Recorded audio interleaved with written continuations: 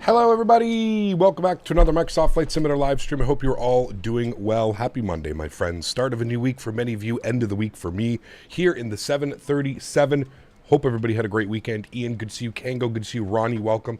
RJ, good to see you. JR, welcome. Mark, good to see you. Azil, good to see you, man. Fly Daddy-O, good to see you. Tamil, Flight Simmer, good to see you. Samir, good to see you. Greg Elwell, welcome. Jeff, good to see you. College Dude, welcome back. Gary P, good to see you. Leonard, good to see you. John Zander, welcome back. Yuckfu, good to see you. Chris Clark, welcome. Balders, good to see you. Skyworkers in the house, good to see you. My friend Ark is here, good to see you. Ken LeMay is here, welcome back. Troa is here, welcome. Tenured Amoba, got you, good to see you, man. Sean Cassis, welcome back. Jay Foot, good to see you. Mohawk, good to see you. Tony Baldo's in the house, good to see you, my friend. Kept Quiet, good to see you.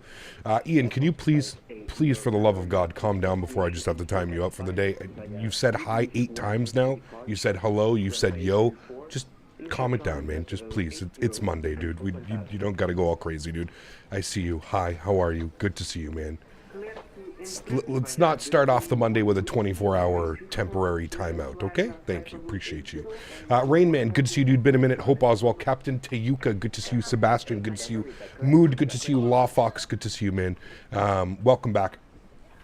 Did I miss anybody? I think I got everybody. Might have missed a few. Mofo, what's up, my man? Good to see you, dude. Jugglestum, good to see you as well. Welcome back, man. Kango, good to see you, dude. Welcome aboard. Hope everybody's doing well. Transavia France ops today, friends, off the bat. And then I think we're doing regular Transavia. So the first one's going to be Transavia France, which our call sign is going to be France Soleil. And then after that, we're going to be jumping in the regular Transavia. Now, we're staying in the same livery. We're just going to pretend that it was an aircraft change. And we're going to switch over to the Netherlands version of Transavia for our flight into Eindhoven. Some beautiful free scenery as well. So if you are interested in picking that up, you can put exclamation point scenery in chat. You can also check the link in the description down below. But EH is a great freeware project available on FlightSim.to for download, so make sure that you've got that one. Yavuz, good to see you, man. Welcome back. Rob Reed, good to see you, dude. Captain Howdy, good to see you. Mark, good to see you, man. If you were to recommend a 737, would it be the 700 or the 800? Well, the 800 is the most popular variant, so I would probably be a little bit more inclined to suggest the 800 to you. I feel like that's the appropriate answer. Evening Cap from the UK. Good to see you, Chris. Welcome. Got myself a big glass of dirty dishwater and a bowl of stink bug gummies. Ugh, dude. Thankfully, those are put away for the week. I don't have to deal with that again today. Those are put away for the week. Cap, is it able to download on Xbox? What is able to download? Are you able to fly this airplane on Xbox? Yes. I don't know about the scenery. Not quite sure if the scenery is available. Wonderful. Friends, let's not waste any time. Trav, good to see you, man. Hope all is well. Been a minute since I've seen you here in chat. Good to see you, my man. Let's go and get this bad boy programmed, ready to rock and roll. We've got about an hour and 10 minutes, I think it is, the first leg. Yes, an hour and 11 minutes is what we're scheduled for. You can see the aircraft has already began the boarding process. So let's go ahead and jump inside the aircraft and get this bad boy programmed, ready to rock and roll. Is this an updated FTSim? No, I finally got it to work though. So I am using FTSim sounds for this flight, guys. If it is something that you guys enjoy, smash down the thumbs up. Let me know in chat. Maybe I can start installing the FTSim sound packs on all of the PMDG aircraft. One thing that I noticed last night, just doing like some random tests and stuff, is that there's much more bass. The engine sounds, I don't even know if they're like much better, but there's definitely a lot more added bass and like more of a growl to the engines, if you will. So yeah, first time flying with the FTSim sound pack for the 737, so we'll see. I've had a lot of people have recommended it. So RJ, 10 months, huge no floaties to you, dude. Thank you very much for your support. Appreciate you, my man. 10 months as a business class member. Appreciate all the support. Thank you very much. Here's to 10 more months, dude. Fellows, I'll be working and listening. We'll be back for departure and arrival. Sound good, Tony? Boarding in South Africa. Captain, hope you're well. Nick, good to see you, man. Welcome back. A person, good to see you. Hey, Cap, welcome to my home airport. How's the scenery? This scenery is fantastic, dude. Jetstream design, Paris Orly. Absolutely fantastic. Love it. Cool. Let's jump inside the aircraft. Let's get this bad boy programmed, ready to rock and roll. First thing is first, let's go to the overhead. Make sure that our sounds are turned up here as well. Get our battery switched to the on position. We'll get our ground power turned on as well. Erin, what's up, man? You're flying with me? Nice. Very cool, dude. Flying with a 737 sound pack. Nice. Got you. Thank you, man. Appreciate it. Joan, good to see you, my friend. Huge no floaties to you. Joan, before you donate any more money, we're not doing the candies today. We're going to save that for like once a week. We're going to kind of do the what the hell is it even called? The Bean Boozled. Once a week we're going to do Bean Boozled. So the next Bean Boozled stream is going to be next Saturday when we do our long haul from JFK to LAX. Instead of doing cross the pond, we're going to do our own little long haul. So thank you for the support, Joan. I appreciate you. Maybe we can add that to next week's Bean Boozled. We already got one bean that we need to do. So thank you, Joan, just for the clarification. I really do appreciate you, man. Thank you, thank you, thank you. Every time I read Orly, I envision that damn owl meme. Wait, hold on. Send me the owl meme. I don't know what meme you're speaking of. Good to see you as well, AJ. Hope you're doing well, man. Where the hell were you all weekend? We had some great Ryanair ops and some hell of a good time watching me suffer. Eat some disgusting jelly beans. Adirs, over to the IRS position. Good. Let's continue our flows down here. Forward fuel pump will come on. Ground power selected and batteries selected. Everything looks good up top over there. It's our emergency exits. Let's get chime only to the auto position. We'll get our window heat turned on here as well. Beautiful probe heats and hydraulic pumps are going to stay off for now. Packs are off. Isolation valve is open. APU bleed is off. Engine bleeds are on. Good. We're going up to 36,000 feet today. We are definitely going to encounter some weather en route, so hopefully it's a nice smooth flight. 36,000 feet today, landing into Prague. Airport elevation in Prague is 1234, so we'll set that correctly here. 1234, we're going to set 1250. Beautiful. Everything looks good there. We'll get our logo lights on. Great. Let's come down here, go to our electronic flight bag. We're going to request data from SimBrief. Beautiful. You can see France Soleil 76 Hotel Tango is the call sign today. We're going from Paris Orly over to Prague. It's been a while since we've been to Prague as well. So. And high CPT smile. Thank you very much, Joan. I appreciate you, my friend. Thank you, dude. Kenko just leaked the PMDG 777 in his community folder. Man, must be nice, dude. I wish, this is the only thing, Litos, that kind of sucks about streaming on YouTube, is I swear YouTube gets no love from, like, any of the content creators. And I know, Kenko, Chewy, London Controller, all of these guys have been using P3D, FSX for years and years and years. But it always feels like it's just the Twitch guys that get early access to, like, the PMDG 777 and all these other planes. You know what I mean? It's never, ever the YouTube guys. You never see, like, any of the YouTube content creators getting early access to any of, like, the Phoenix or PMDG or any of those airplanes. One shitty thing that I've noticed, I don't know if it's just, like, the Twitch culture, if they just look out for other Twitch users and, like, that's kind of, like, how it is. But one thing I have noticed through doing this for many years is that it just seems that YouTube is like this forgotten platform. It's like people and developers forget that, like, there's this huge flight sim following on YouTube. It's kind of weird. I always felt like that. Kenko doesn't actually have it. He was trolling. Oh, well, there you go. British AvGeek always gets early access. For example, he's streaming the Aerosoft Oslo tomorrow. True. And again, I feel maybe I should have reworded that, Litos. European streamers always seem to get it. North American viewers seem to get the long end of the stick. We never seem to get access to it. I don't know what it is. I should have reworded that. You are correct that there are some YouTubers, 737NG driver, mind you, he works with PMDG. He's part of their beta testing, whatever you want to call it. But yeah, it's just one thing that I've always noticed. I know that Flight Sim is predominantly European development. There's not a lot of, like, Flight Sim North American development groups. A lot more European guys, a lot of British, a lot of, I want to say Russian, because there is a ton of Russian developers, Ukrainian developers. It kind of always seems to be that side of the pond that gets early access to all of that stuff as well. You know what I mean? So YouTube is literally the biggest website in the world. Hey man, listen, I'm agreeing with you. I'm just giving you my observation. It just seems that it in my opinion, again, this is just my opinion, but it always seems that it's like the European guys that get everything first. They're the ones that get to showcase everything. They're the ones that get early access before public release and stuff like that. Kind of just seems that way. You probably forgot to sign your name in your early access request for the 777. That's why. Maybe, dude. Who knows? C2A, thank you for the support, my friend. Appreciate you, dude. Twitch culture has declined so much in the past 1 to 2 years. YouTube needs more love. I agree, man. 100%, dude. I honestly think, like I've always said, I see Twitch in the next, like, 5 to 10 years just becoming like another boob site, another cam site. It's going to become, that's just, it's inevitable. I feel that that's the downfall of Twitch. They're just not going to be able, everybody's going to end up leaving for different platforms, and the only money and revenue that they're going to be able to make is off these titty streamers. I mean, that's where I feel. I know that it kind of already is going that way, but I truly feel like the next, like, 5-10 years, it's really going to just, you're going to start to see, like, all the big guys pushed out, major sponsors, and people will start looking elsewhere just because it's it's a little bit weird. Become another one. It already is. I mean, it is to an extent. It is to an extent. Diet OnlyFans. Fuck, that's perfect. Diet OnlyFans. I actually love that. We're gonna use that from now on. That's exactly what it is. It's shit, dude. That's a top tier. That's a top tier comment right there. Diet OnlyFans. I love that. That's so good. It really is. It really is.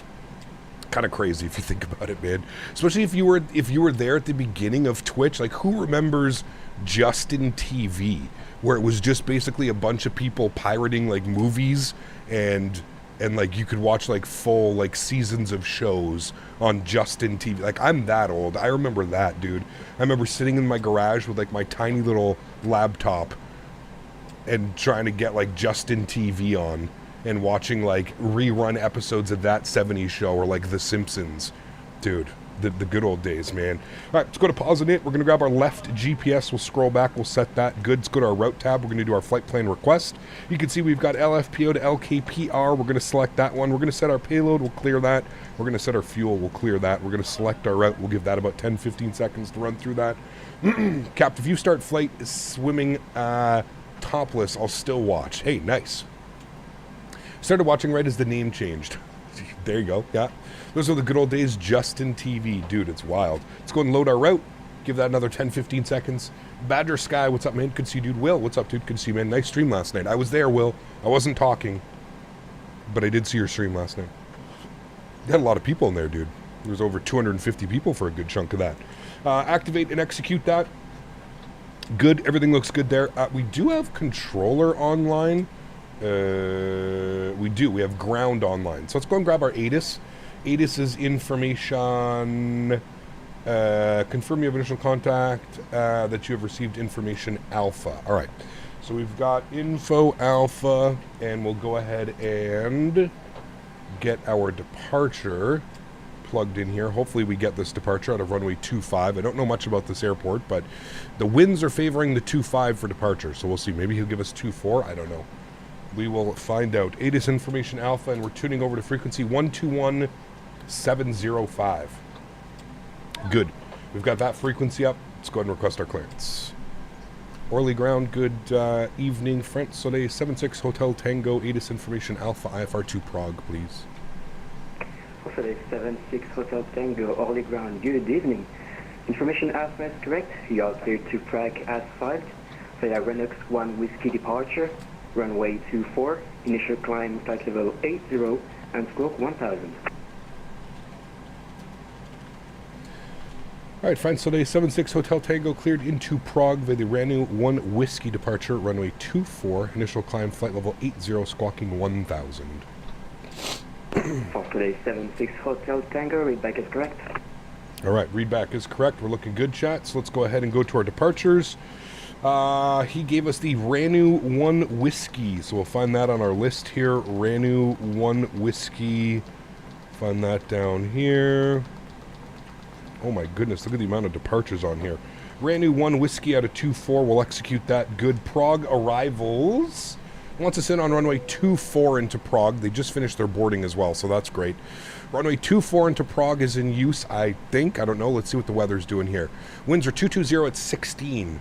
So yes, runway 24 would be the most ideal runway. I can see here that it looks like we're going to be on the Lomki 8 Sierra departure. 8 Sierra takes us out this way and then downwind for runway 22. Good, cool. So the Lomk 8 Sierra arrival is what we're looking for. Lomk 8 Sierra. We're going to plan for the ILS runway 24. Give me a second, and we'll go ahead and check that out. We got GMC gifting 5 members to the channel. Huge no floaties to you, my man. Thank you very much for your support. That is incredibly kind. Appreciate you, man. Thank you, thank you, thank you. Half the streamers have their link tree, their OnlyFans links in the bio. Yeah, I'm sure it's completely natural that every woman games in their panties. Hey, man, listen, dude. Listen, I completely agree. Pardon me. I completely agree with you that I think Twitch has just become, especially over the last couple of years, it's just become almost laughable to an extent. But at the same point, there's still a lot of great content creators on the network. Where's Irasu? Yeah, we want it via Irasu. There's still a bunch of great content creators on the network, and I still think that, for certain, like I was just saying, for certain genres of gaming, I still think it's beneficial to be on Twitch, and I still think that Twitch gets much more, what's the word that I'm looking for? It gets much more, in the community, there's a lot more people that are more inclined to, I guess, developers to incline to support Twitch streamers than YouTube streamers and stuff like that. So it's a little bit weird. Yeah. LimeWire, BearShare, those were the days, dude. LimeWire, man. Yes, absolutely. Thank you again, GMC. I appreciate you guys. If you did get a gifted membership, please make sure you say thank you in chat. Incredibly kind. Appreciate you, my friend. Cool. That's all set. That's all done. I'm happy with that. We're scrolling through just to make sure we don't have any discontinuities. We don't. Good. Let's go to our NITREF. We're going to do our perf NIT request. We'll let the aircraft figure out all of that fun stuff.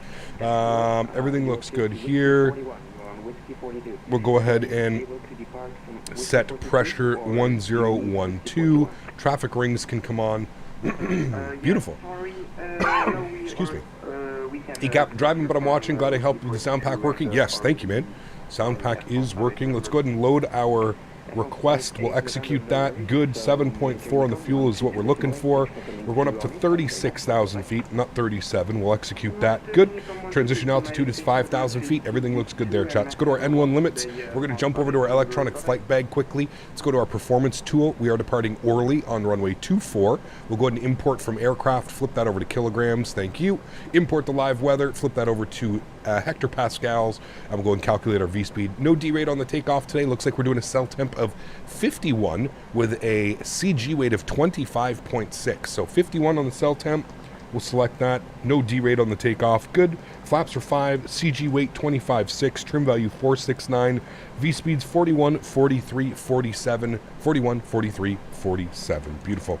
Everything looks good there, chat. I'm happy with that. Let's go to the overhead. Let's spool up the APU.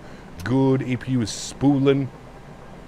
Let's, everything else is set. We're looking great. We're going to be ready for push and start here momentarily, so we'll get ready to go.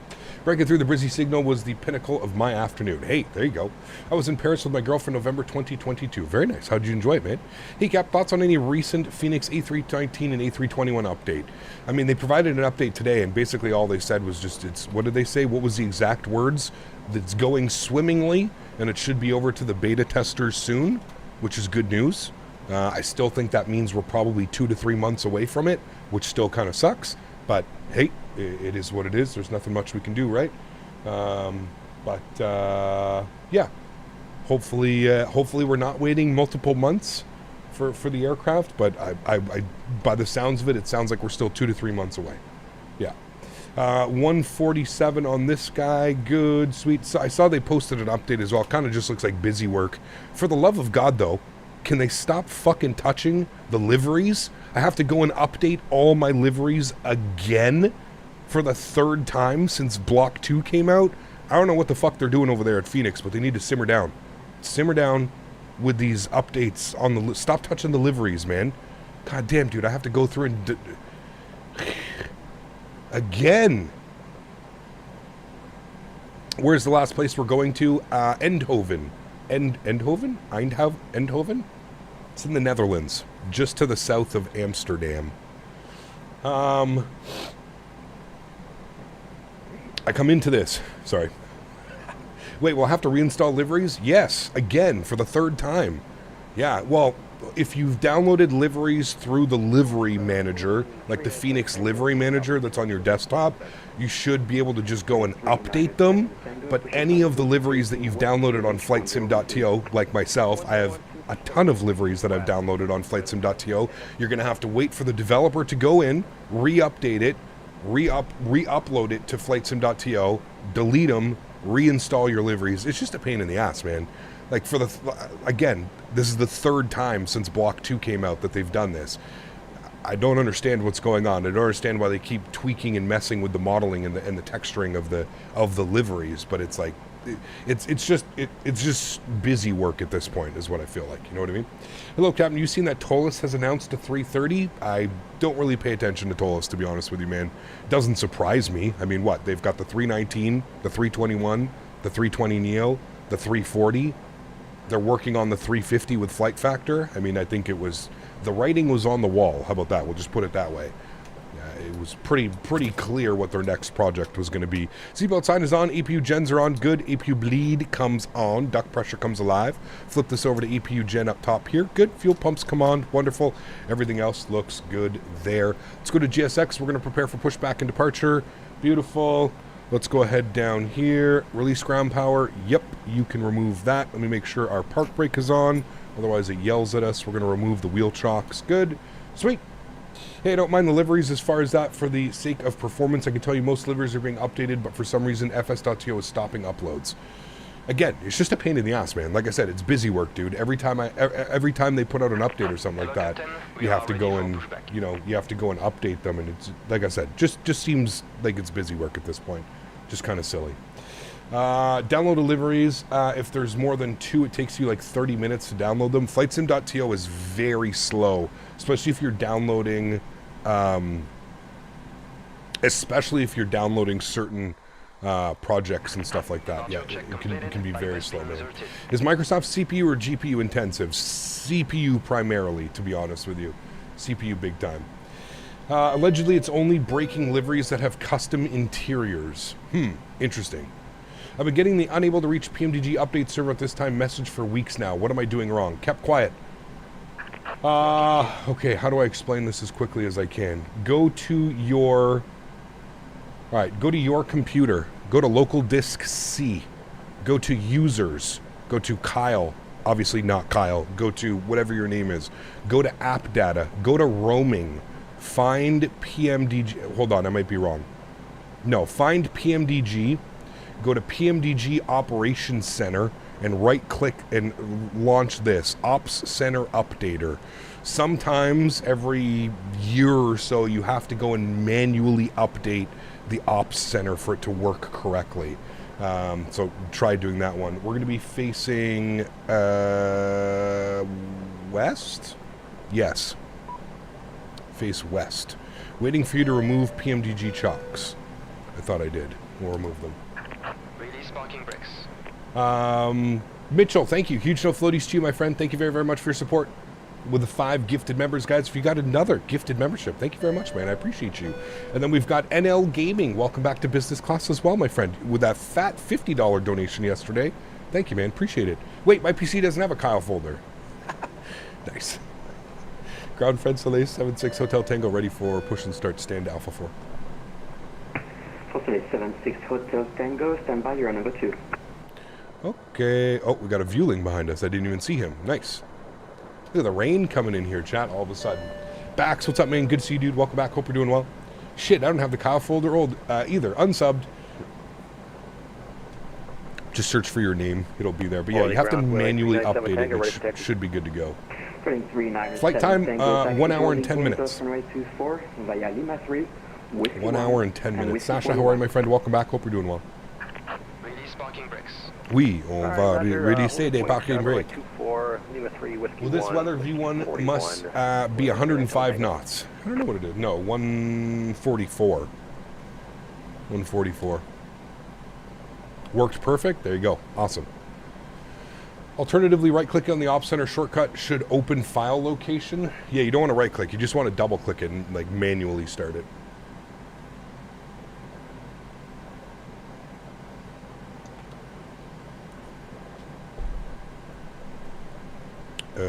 1,000 on a reporting so he can see us. Good. Ken, my man, coming up 16 months.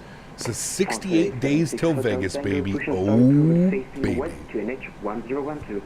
Push start approved, facing west 1012. France Soleil 76 Hotel Tango. What a mouthful this call sign is. France Soleil. Alright, commencing push. You guys ready for this? Engine start. We've got FTSim sounds. Should be good. Upstairs, APU bleed is on, packs are off, we'll get hydro pumps on. That's good, that's good, that's good, that's good. Engine number 2 over to ground. Start valve open. N2 percentage on the rise. Let's listen. Ooh. Ooh. Very bassy. Very much bass. 25%. We'll introduce fuel number 2. Yaw dampers go on after engine start. Why do you guys always yell at me about yaw dampers? Yaw dampers go on after engine start, guys. Otherwise, you get a fault. Captain, how much do you think the Tolos 330 will cost? Yeah, 90 or 100 bucks, like usual. Yeah. Explain robbery. Off block time. Fuck. Yes, I totally started that. What are you talking about?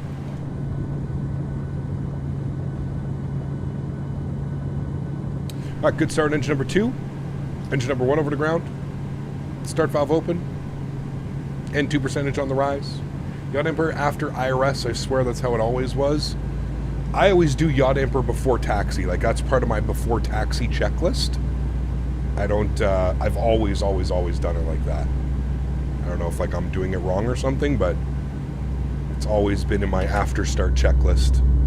You get generators Generators, probe heat, yaw damper. That's like, I've always done that on my 737s.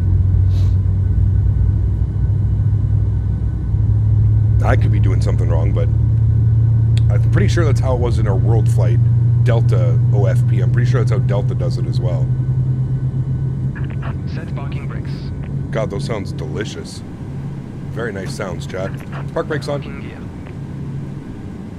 Starter cutoff. Now. Starter cutoff. Good. Probe heats. Yaw dampers. Engine gens. APU bleed goes off. Packs. Auto. ISO. Auto. APU off. Start switches continuous. Flip this to Gen 1. Seatbelts are on. That's all good. That's all good. Packs are good. Wonderful. 36,000 is set. Pressurization panel. Everything looks good up top there. Do a recall. Checked. Good. Flaps. 5 degrees.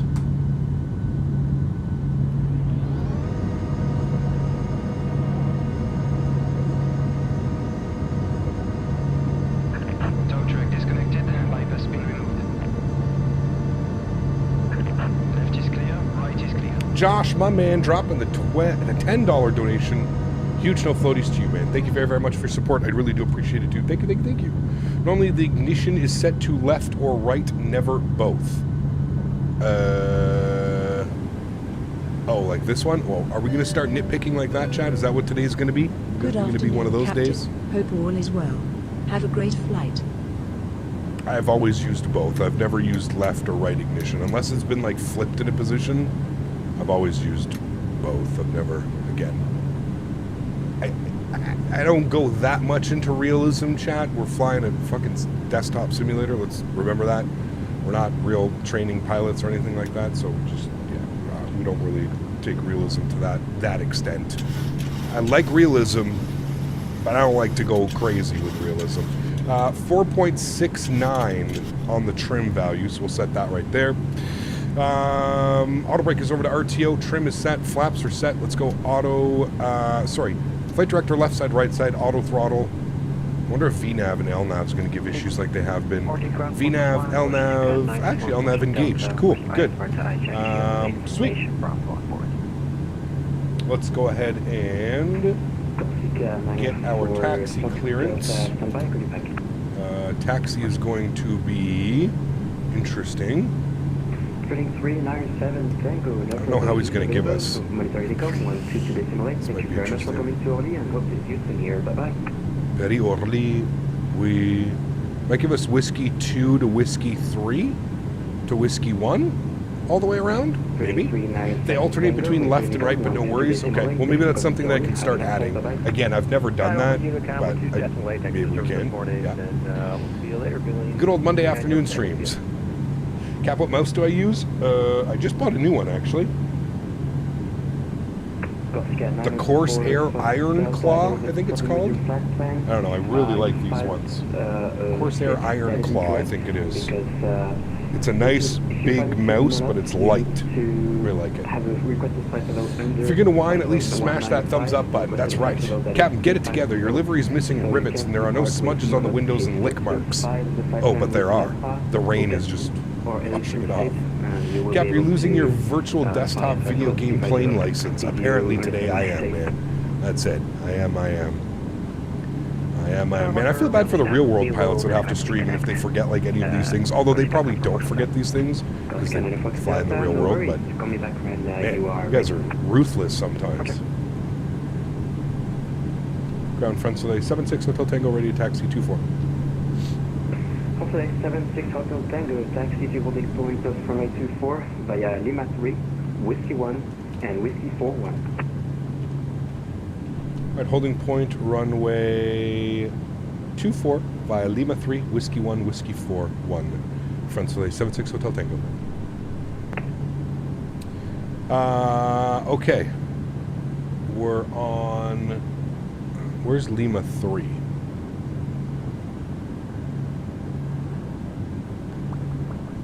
Chat? I see Lima 4. I see Whiskey 3. I see Whiskey 1. Because we're going Whiskey 1 to Lima 4, 3 to Whiskey 1, 4, 1. Yes. Okay, we're just going to go down here and then we're going to make a right on Whiskey 1, I guess is what we're going to do. Cool, park brake's coming off. Let's go. V1 forgets things but laughs it off, so don't get so down about it. I don't get down about it. Come on, dude. First week here in the streams, man, come on. I don't get down about things, dude. We laugh at things over here on this channel. We're usually always having a great time and laughing. I always just find it funny that, like, some people, man, these engine sounds are fantastic. I just, you know, maybe I shouldn't laugh because some people actually use this as like a training possibility or something like that, you know what I mean? But, yeah. Dude, if you think I care what people in chat are saying, maybe you need to hang out here a little bit longer. we're here for the shits and giggles. We're here for the fun of it, man. I actually really like these sounds. I'm gonna be honest with you. Lima 3 is the next left. Sure. We'll go out this way. I will trust you. Taxi lights already on. Why is my...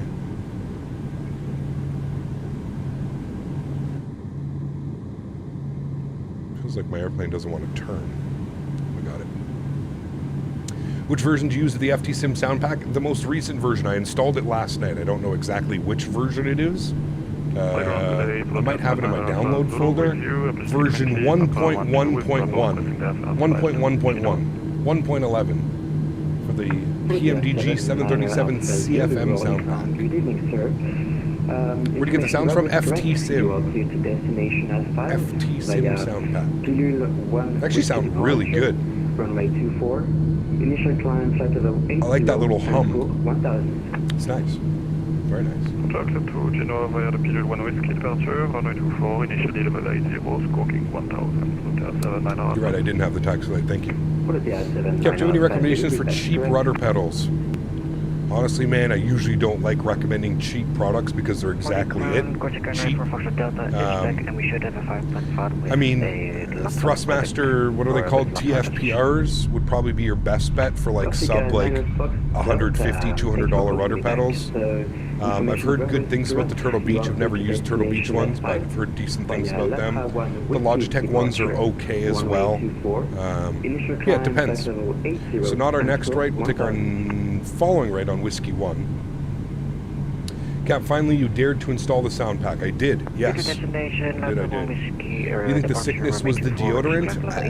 I don't know, Davis. We're going to wait and see, man. If I don't get sick again this week or it doesn't flare up, I mean, what the hell else could it be?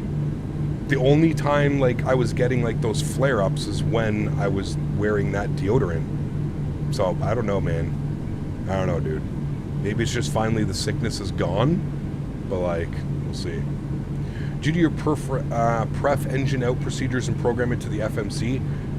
Yes. Doing a flight from Heathrow to Madrid. Nice. Very cool, dude. Very, very cool.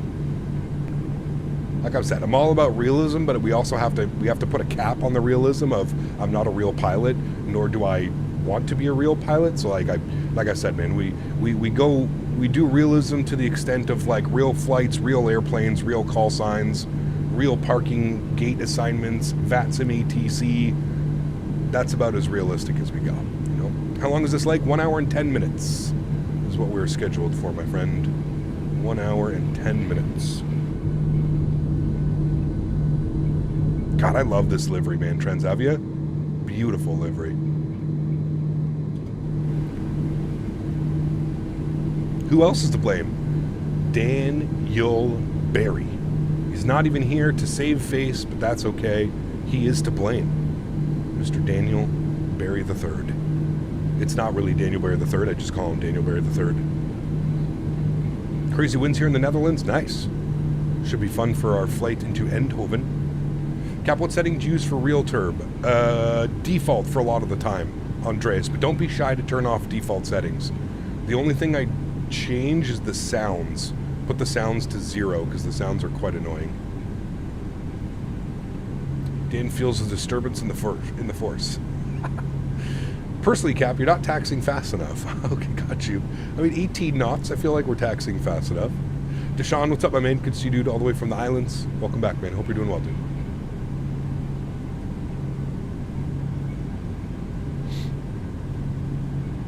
We'll be back in the Phoenix next week.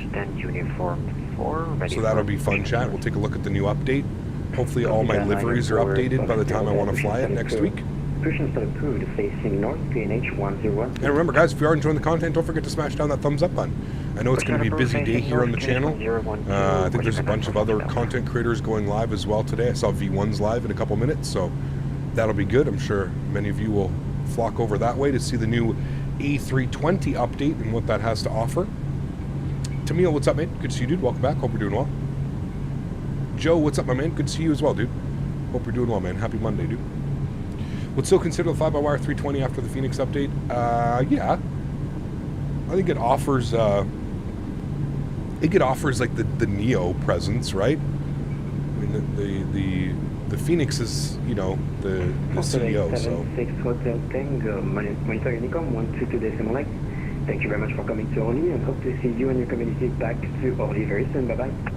Over to Unicom 122.8. Thanks for jumping on and giving us ATC. We'll definitely be back, man. Love this airport. See you soon.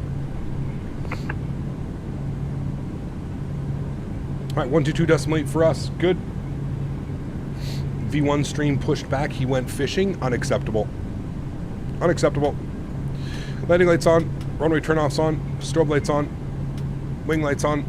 Let's go, chats. My airplane's like not turning. It's weird. Orly traffic, friends today. 76 Hotel Tango departing runway 24. Paris Orly. What's with the Phoenix update? I don't know. We can go over and chat.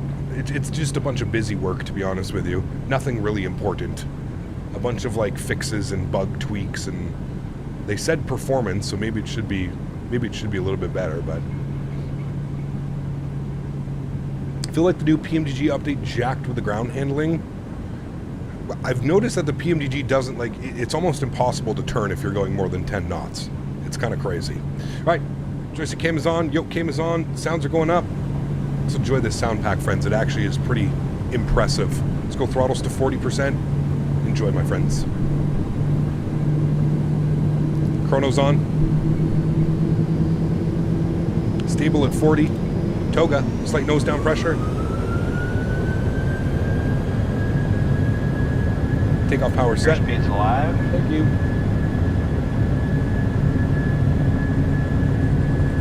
80 knots. Neutral.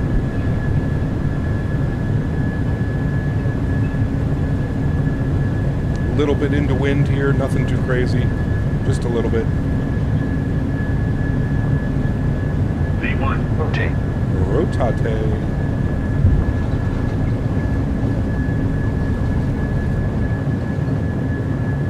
Positive rate of climb. Gear up.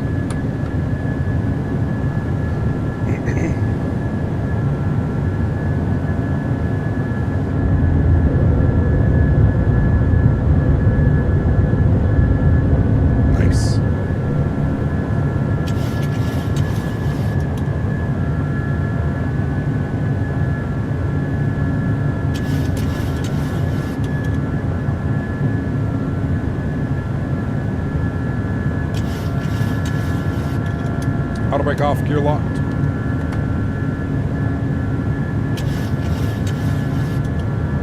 Bring that nose down. Gain some speed.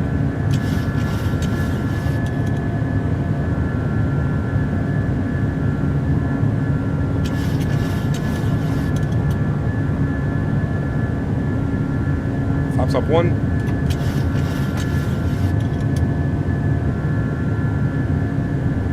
Got our cruise altitude bugged up 36,000 feet.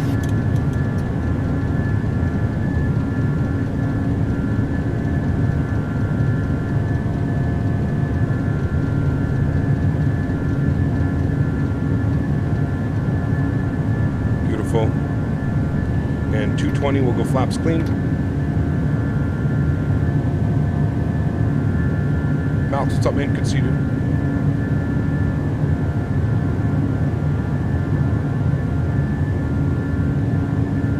Talking about my terrible geography, Camille. Don't worry.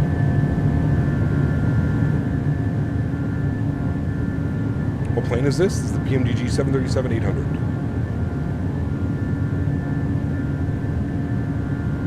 All right, follow our flight director's chat. Get a little bit of back trim in there. Feels real nice. Standard barrel through 5,000 feet.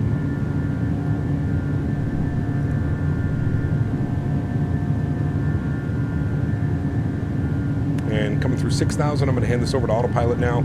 Beautiful. Bring you up into the flight deck. Your account got hacked, and I'm back. Good to see you back. Those buzz saws, chat. Beauty. The orthophotogrametry, or orthogrammetry, whatever you want to call it, is real nice in Paris, France. Sometimes use the right mouse button to look around and all the controls freeze. Apparently it's a known bug. Maybe that's why you can't turn. Could be, but I'm not. Usually I'm using my head tracker. I'm usually not. Usually like when I'm looking left or right, it's with my head tracker. So any chances we're getting a 717? I'd like to think TFDI does one eventually. Their 717 was hugely popular in FSX and P3D, so I'd love to see one. Yeah. If only we had a good CDG. I'm surprised nobody's made one yet. Because, yeah, the handcrafted CDG is abysmal. Abysmal. Well, my turn-offs and taxi lights can come off. Wing lights can come off as well. Wait till 10,000 to get the landing lights off. We're about to hit 10,000 feet anyway, so. Why does no one use FS Realistic? I use it. I'm one of the people that tells everybody that they should be using it. Landing lights are off. Engine ignition switches are off as well. Everything else looks good to me. Friends, we are pressurizing. Packs are on. Everything else looks good up there. Sweet. Has anyone had their PMDG freeze when using the ground equipment? The FMC mine keeps freezing today, but it wasn't before. No, I can't say I've had that issue. Now, albeit Miles, I don't really use the PMDG ground systems. I usually use GSX when I'm doing that, but yeah.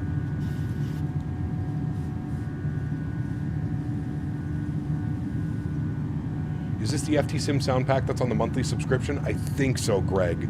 Honestly, dude, Greg, you can pay like $3 a month. That's what I do. $3 US a month for FTSim sounds.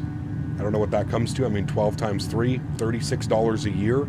And I get unlimited access to all the sound packs that I want. I feel like that's a real good bargain right there in itself.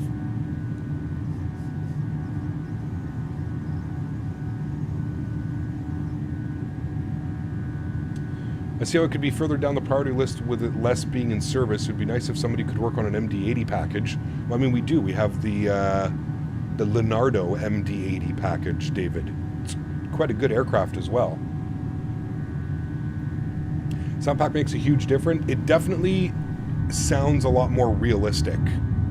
As far as like the buzz saw from the CFM engines, to me it definitely sounds a little bit more realistic.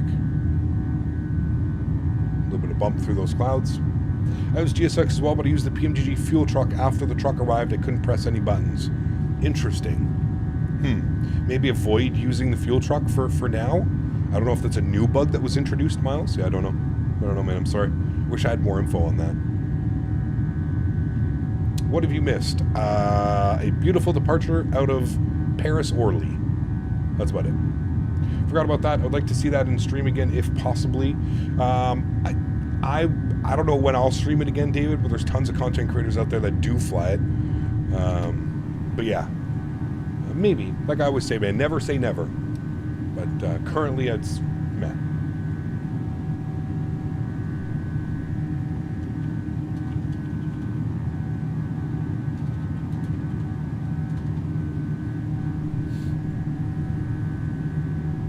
How to get the wing view on the outside of the PMDG 737-800. Deshaun, do you know XP72? He makes a great tutorial on how to get wing views without having stuck, like you can move the camera inside and outside. Check out XP72. He's got a great video up, man, of how to do that, wing views, set custom wing views and stuff.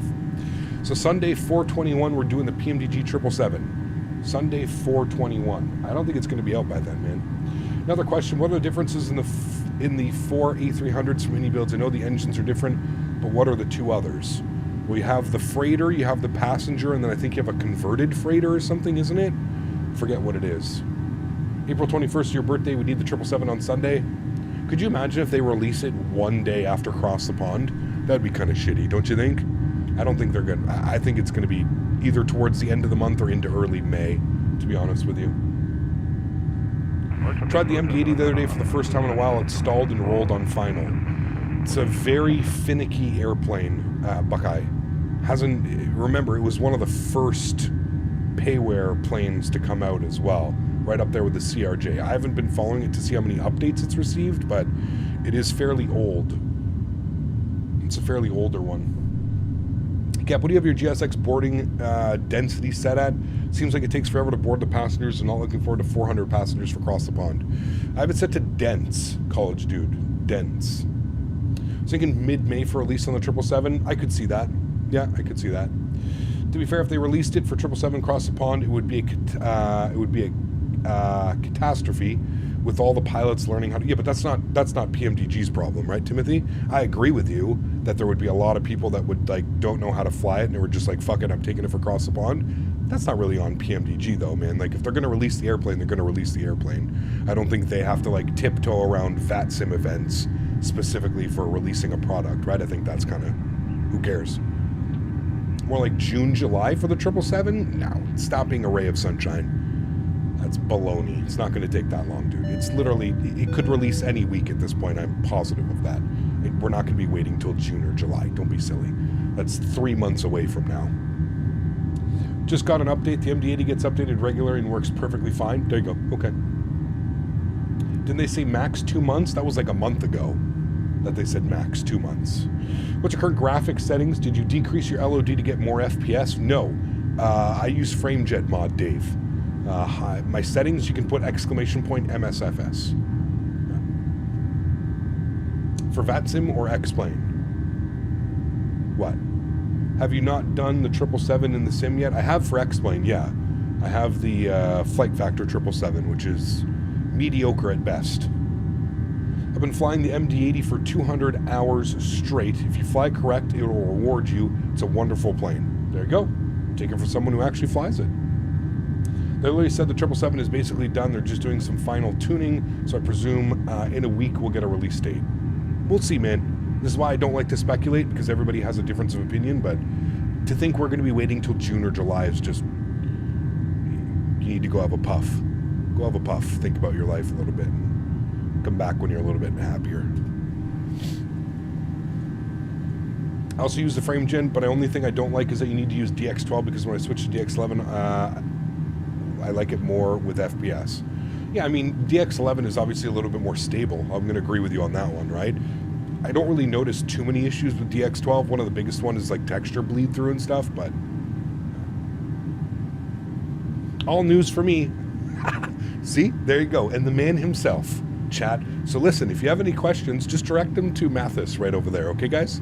Now, this is exactly why I hate speculating on release dates, and just, it's going to happen when it's going to happen, man. I promise you it's not going to be June or July. That's the, you know, that I can assure you. According to FS Elite articles, 315 anywhere from 2 weeks to 2 months. And that was where? On March 15th. So that was a month ago. So there you go. I think it's going to be soon, guys. I really think it's going to be soon. With the release of the FedEx 777, then we know some short real-world ops out of Memphis. You could do Memphis to Indianapolis, Phoenix, Newark, IH, or Oakland within our mainland. That could be awesome. Yeah, I agree for sure. Yeah. Tolis just announced a 330. Yep. I mean, that's not really surprising, to be honest with you, Shaq. Is that a surprise to you? Somebody mentioned it this morning as well, and I was like, well, that's not really a surprise. If you think about it, they've done the 319, the 321, the 320 Neo, the 340. They've now partnered with Flight Factor on the 350. It doesn't leave very many Airbuses, are there? So it's an interesting, considering there's a default 330 for free that I've heard has become decent. I don't know, but yeah. Inside PMDG, the beta testers have to be happy to start the 2-week release planning, and we still have some things they need to test. There you go. For the man himself, guys. So again, like I said, I personally think sometime in May, I think that's the correct... I would say if I was a betting man, if I was a guessing man, it would be sometime in May. That would be my guess of when the aircraft is going to be released. That's it. I don't think there's much, you know, fighting about it and getting upset about it. Just patience is key, man. Welcome to FTSim. If you've never been in FTSim before, welcome to FTSim. Patience is key. Old man can never get excited for something in X-Plane. Yeah, X-Plane doesn't excite me. Does that make me a bad person? I mean, I don't know, dude. According to you, it does. But yeah, X-Plane doesn't get me excited anymore. You are correct. Nailed that one on the head. Yep. Big fan cap, me Veminic. Thank you very much, my friend. Appreciate you being here, dude. Thank you, thank you, thank you. There was a conspiracy that it would be the 21st of April, as in one of the teaser pics, the Air Act date in the FMC was dated April 21st to May 16th. Interesting. Maybe. Who knows? Like I said, I don't really buy into like those conspiracies and stuff like that. You know what I mean? I really don't. But I think that's just more of like a coincidence than anything. You know what I mean? Like I said, if I was a betting man, I would say somewhere towards the end of this month into early mid-May. If I had to put money on it, that would be when I would be getting. That's when I would be betting. Obviously, you know that they're hard at work. I'm sure there's progress being made every day, 24 hours, 48 hours. I think PMDG understands the importance of this aircraft releasing in a timely manner. They're not stupid. These guys have been at this for a very long time. So, like I said, man, patience is key. Patience is key. Don't forget the Xbox users, the 777 will be a major positive impact, of course, yeah. Now, it's usually going to come a couple weeks to maybe a month or two after PC release, Joe. Just remember that. It's not going to be at the same time as the PC release. I don't think, at least. It might be, but I don't think so. So, yeah. Once Chewie and A330 driver and etc. start streaming it, it will be a week or two from that. Correct. I hope I get to be part of that. Mathis. Press list. Mathis. Hopefully I can be part of the pre-release streams. I would love to do that. I'd love to showcase that. I'd probably be one of the only ones on YouTube who would be doing that. I guess A330 driver is also on YouTube. So, but yes, hopefully PMDG reaches out and they offer a pre-release version. They don't just give it to all the European streamers. They actually remember that there are some North American streamers out there that also would like to showcase their products. So yeah. Cap, were you ever a real pilot? No. I don't hold any licenses. Can't wait to hop on the 777 to Microsoft and flying it in P3D since it released. Nice. Very cool. Very, very, very cool. Looking forward to the IndyBuilds 350. Yes, I think that's going to be a while. So, but yeah, the IndyBuilds 350 is a promising project as well. I think for me right now, the things that I'm most looking forward to, obviously the PMDG 777. I'm really looking forward to the Synaptic A220. I really hope we get an update from them soon. The project's been going crazy. I think it was, 6 months ago? They partnered, maybe 4 months ago, they partnered with AnyBuild. Synaptic did. They're now making it, it's going to be a payware version of the aircraft. So that got me really excited. When it moves from freeware to payware, I feel like there's more incentive to, for people. So, yeah. Please tell me we're back in North America next week. I can't do more of the Domi 3 Oscar 14 Sierra Delta Papa departures. We are in North America next week. Yes, man. We are, man. Yeah. Why can't they just give the release to everyone at the same time? How about that? It's not like the 777 for Microsoft needs any press or hype. I mean, I still feel there's still a little bit of a beta process going on with it as well. To be fair, I think that's kind of why you see the content creators and you see, so I feel like that's part of like the final beta testing. I feel like that's what happens, and I feel like that's why you see people like Chewie, London Controller, and some of these other guys. I think that's why you see that.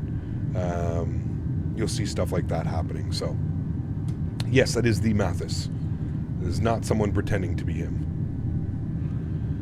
How you doing, Captain? I'm doing well, Dylan. How are you, man? Happy Monday to you, dude. Been flying the 738 lately to get back into the PMDG field. Can't wait for the 777. Yes. How do you know it's the real Mathis? Because I can right-click on his name and go to his channel. It doesn't allow it. It doesn't, for like an average viewer, you can't do that. But like I can click on his name and I can go channel activity and I can go to channel. And if I click on go to channel, it takes me to his actual channel where you see you guys. I don't think it gives you access to that. I think only mods or channel owners get to do that. Not the best Monday, but I'm hanging in there. Hang in there, man. It'll get better. It'll get better. How is the sound pack? I really like it, to be honest with you, man. I really like it. I think it adds a little bit of extra. I find it like similar to like the default PMDG sounds, but I feel it adds a little bit more bass. Yeah.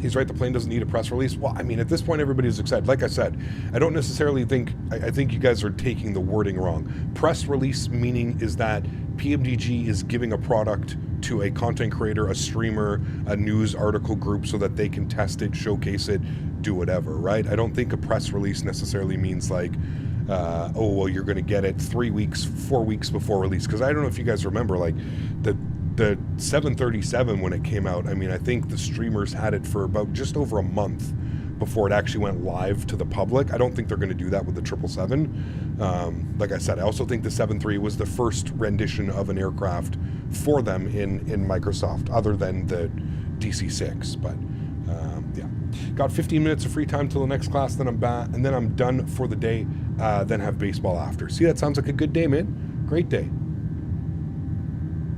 Can't go wrong with more bass, correct? Yeah, got that one. P30 and Microsoft are my favorite sims. There you go. Nice. Who are they giving it to? I do not know, man. That's an internal list at PMDG. I have no clue who they plan on releasing the aircraft to, who's going to get it early, who's going to not get it. I have no clue, man. I'd like to think our channel makes the cut and we actually do get to showcase it for you guys. Settle down, chat. I know it's Monday and all, but I know exactly when the 777 is going to release. About 5 minutes before I buy it. Kappa. Signed, C2A. Correct. Correct. It will be releasing 5 minutes prior to me purchasing it. Correct. Yeah, there you go. Cap, have you ever heard of Just Flight Classic project for the 747-100-200 and the original A300? It was planned for P3D and was close, but they decided to move it to Microsoft. I didn't know about the Classic 7.4s, but I knew that they were making the original A300. Just rewatched yesterday's stream since I missed it. Hey. I was crying laughing, dude, LOL. Huge love, floaties to Zach. Thank you for the support, my man. I appreciate you dropping the $10 dono. Thank you very much, Zach. I appreciate you, man. I hope you're having a great Monday, buddy. Thank you, dude. Did you make the official cut? I did. Yes. Well, I don't know. I'm on PMDG's press list now. Like I said, whether that means I get early access to it, I get to start streaming it for you guys before public release, I have no clue what that means. I don't know. We'll have to wait and see, man. But it has been acknowledged that I'm on the official PMDG press list. So, yeah, I don't know. That means different things at different, means completely different things at different development groups. So we'll just wait and see, right? Wait and see. Cap, are you gonna know how to fly it when it comes out? Well, I mean, I have flown the Flight Factor 777 quite a bit. I've got a few hundred hours flying that bad boy, but yeah, FTSim dropped that bar base. FTSim dropped the ba base. There you go. Do not expect streams long before release. It will all be close together. There you go. Awesome. Great news, Mathis. Great news, my friend. What could it mean aside from early access? It means that I get a copy provided to me, on release day, instead of me going and purchasing a copy of the aircraft. I get comped a copy of the aircraft, knowing that with PMDG, knowing that I'll probably sell more copies that way. And I don't know, dude. I really, like I said, I don't know. I don't know what it entails. I'm sure I'm going to find out when the release happens. Who knows, man? Who knows? Maybe all it means is I get privy or I get access to it or something like that. Who knows, man? Yeah. JJ, my man, thanks for that 3 bones, dude. Appreciate you as always. Huge no floaties, JJ. Thank you, man. Thank you. Must be nice. Yeah, Ray, again, start up your YouTube channel, man. Get there, buddy. Didn't happen overnight, my friend. Yeah. Stop acting like a tool before you get timed out as well. To fly the 777, you basically just click everything on the overhead and you're good. Everything to auto. It's very automated, the 777. It's quite nice. Kind of like the 787. I think if you can fly like the 7.6, the 787, it'll be, yeah, you'd probably be pretty good. I don't know why our Mach speed is so low. Let's go to cruise. We're going to go Mach 7.9 and execute that. There we go. Hey, Cap, thinking of buying a CyberPower pre-built PC. Any thoughts about the company and if they are reliable? They're not bad, Nick. I've had a couple people, users in my Discord and friends over the years. Like any pre-built, just do your research, man. And really at the end of the day, just make sure you're getting some type of warranty on the pre-built, right? That's the biggest thing that I could say. Just make sure you're getting some type of warranty. Make sure that you're covered. If something goes wrong, bad CPU, GPU, you know what I mean? Something like that. What's up, Ben? How are you, mate? Good to see you, dude. Pilots with a 787 license are allowed to fly the 777 without further training. Is that true? Interesting. So you can be type rated on the 787 and the 777. I didn't know that. Very interesting.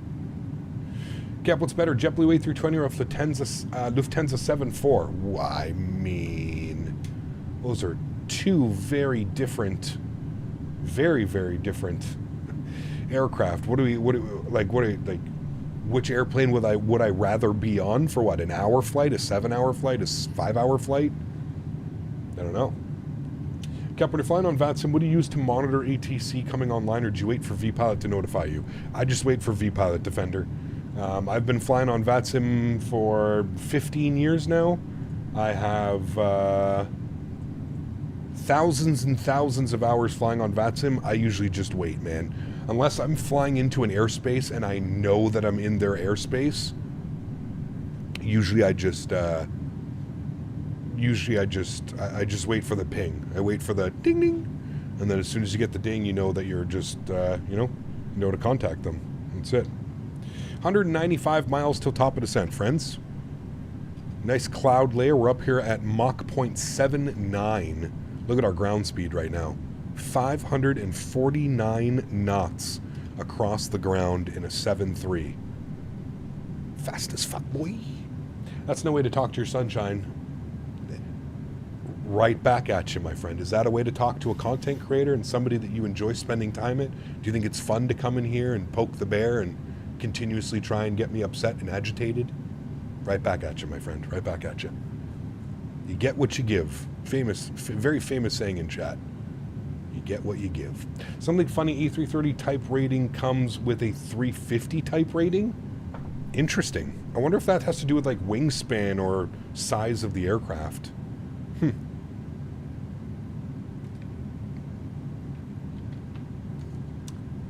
What do you think about Active Sky coming to Microsoft? We had a great conversation yesterday, JJ, about it. I think it's good, but I'm also a little bit concerned. I just don't know if there's I just don't know if there's really a place for it anymore. I feel like it was needed in like P3D and FSX and X-Plane because the default weather was just not good. The default weather within Microsoft is fantastic. Yeah, it's missing some type of like cloud formations and stuff like that, but all of those are being addressed for Microsoft 2024. So I just don't know. I'm kind of torn right now. It's more, the way that I'm looking at it is this a quick way for them to make money on people that are still using Microsoft 2020 because it may offer different cloud formations that 2024 is not going to offer? To me, I just don't. I think there's too much uncertainty with the weather engine in Microsoft 2024 to buy in. Active Sky is expensive, man. It's like $40-50, you know what I mean? It's not like a $5, $10, $15 addition to your sim. It's an expensive program. So is it going to be worthwhile for you to spend $50 on something that you may only use for the next 4 to 6 months? Do you know what I mean? Like that's really the deciding factor for me. I know that they've said they plan to support Microsoft 2024, but does Microsoft 2024 even need weather? In my opinion, you don't really need a weather add-on for this simulator. Yeah, it's kind of cool that you can go back and grab historical weather, but I don't know too many people that are like, hey, I'm going to go fly on January 21st, 2021 because I remember it was a snowstorm that day. I feel like that's a very small percentage of users would use it for that. I don't know. I'm not going to tell you how to spend your money, but for me, that's like what I'm kind of on the fence with it because I just don't feel that it's needed. And if it is needed, what is it offering over default weather that is making it worth $30, $40, $50? Do you know what I mean? We'll see. What'll be the main changes from 2020 to 2024? I don't know. You'd have to go look on the Microsoft website and see like all the main features and things that are going to be done, Leo. For me, the biggest thing that's changing is the rewrite of the system code. So they're moving away from, right now, Microsoft 2020 is very like single core performance. You have to have a really good single core CPU in order for the simulator to really respond and run well. So multi-core support, proper DX12, native DX12 support, those are the things that I'm most looking forward to in Microsoft for the new version 2024. Obviously visual updates, weather updates, cloud updates, all that's going to be good as well. But I think the main thing for me is probably the performance and moving away from single core, multi-core, and all that other stuff, you know? Once I went to the flight deck of the 77, they said their flows look similar to the 777. Captain said because they can fly both. Interesting. Very interesting. I didn't know. Has there been any updates on 2024? No, not since they originally announced it, no. All that Active Sky seems to be doing is modify the current Microsoft custom weather feature, not to directly inject itself. Yeah, see, for me, like I said, man, for me it seems a little bit too late. For me, it's kind of just like, why now all of a sudden? Like, I mean, if we're being honest, Microsoft 2020, like the lifespan of this specific simulator is towards the end, right? It's been out for 3.5 years, almost 4 years now. This simulator's been out. It just seems kind of late to the party. It seems like it's kind of like a last ditch attempt at like taking in as much money as they can kind of before like something, I don't know. It just seems weird, the whole process of it. I know Active Sky and Hi-Fi, and they're a pretty renowned company in the flight sim industry. I know that they've been around for a while, and I have purchased their products. I have Active Sky for X-Plane. I think it's fantastic, but to me it's just kind of confusing and a little bit puzzling of why now they're deciding to release this. I don't know. I personally would be waiting until 2024 came out. Like I said, I'm perfectly fine with default weather in this simulator. I don't think there's anything wrong with it. Is it maybe 10, 15 minutes behind? Sure, absolutely. But I just don't think that there's anything that Active Sky can bring that is going to be groundbreaking and worth the $30, $40, $50 price tag. That's just my opinion. I could be wrong. They could come out with, you know, who knows? Maybe they come out and they have fully functioning weather radar on all your airplanes and other things like that, right? Who knows? Maybe then it could be beneficial and worth it. I have a hard time thinking that it's taken this long to release a product that now all of a sudden they're coming out with this groundbreaking weather program that nobody else has been able to do. I don't know. It sounds a little fishy. That's it. Ale, thank you very much. 18 months is on to 18. Enjoy the sunny Monday. Thanks so much, Ale. I'm going out to the farm tonight. Going to have a barbecue. Looking forward to it, man. Huge no floaties to you. Thank you very much for 18 months, dude. Appreciate you, man. We got Sunny celebrating 55 months. It's 5 more months till 60. Oh, baby. Huge no floaties to you, man. Thank you very much for your support. Truly do appreciate you, man. Thank you. I'll also wait for reviews. I mean, I think it's just natural at that. With the weather system being locked down, no chance it's worth it. Well, again, Will, when we were talking about it yesterday, somebody said that Asobo opened up the weather API and that it's open now and anybody can go and access the weather API.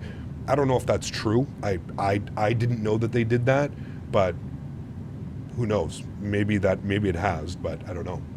Hey, Gab, I just bought the 600 because I can't quite get the 800. Do you think the 600 is good, and should I get the 800 next? 600 is perfectly fine. The reason you don't see me flying it, Jake, is there's really nobody flying it anymore. The 600 is very older. It's one of the first ones, but yeah. I like Active Sky for historical. Like I said, you may be the 1% Shaq that's going to go back and fly on a certain date because you remember there was a snowstorm or something. Sure, I can understand an appeal. I just don't think that that's not, in my opinion, worth a $50 price tag or a $40 price tag, right? Just because you can go back and pull I don't know, man. Just go on windy.com and go and find a snowstorm or a rainstorm and go fly in that part of the world that has that. You know what I mean? Like, I don't know. I feel like there's just ways around that. I feel like it's too expensive. Making liver and onions tonight? No. Jalapeno cheddar burgers. Ooh. There's a butcher that I stop at on the way out to the farm, and they make him out of ground chuck. They make them in-house with smoked cheddar and chunks of jalapeno, dude. Special. Special. If it was true, wouldn't have a weather radar right now.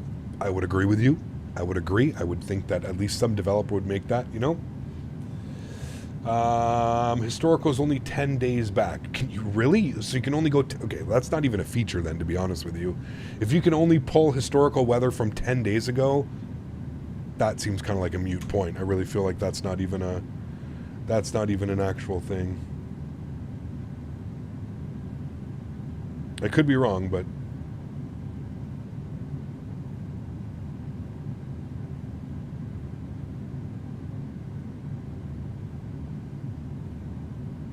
Captain's favorite food is liver and onions. I don't think they can open up their API due to contractual license they have with MetaBlue. Yeah, I don't know. Like I said, I was kind of surprised yesterday when somebody told me that it had been, the API had been updated and it was open. I did not know that that was the case. I had absolutely no clue. I figured that would have been like big news, like we would have heard that, you know what I mean? Like that's not, I feel like that's something that just doesn't happen and nobody knows about that. I feel like them opening up the API, everybody probably would have known about that, so yeah.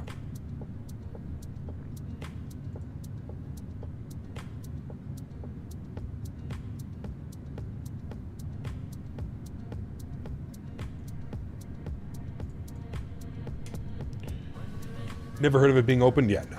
Trying to sell historical weather X and only being 10 bags back is like a car company listing locking glove box as a car feature.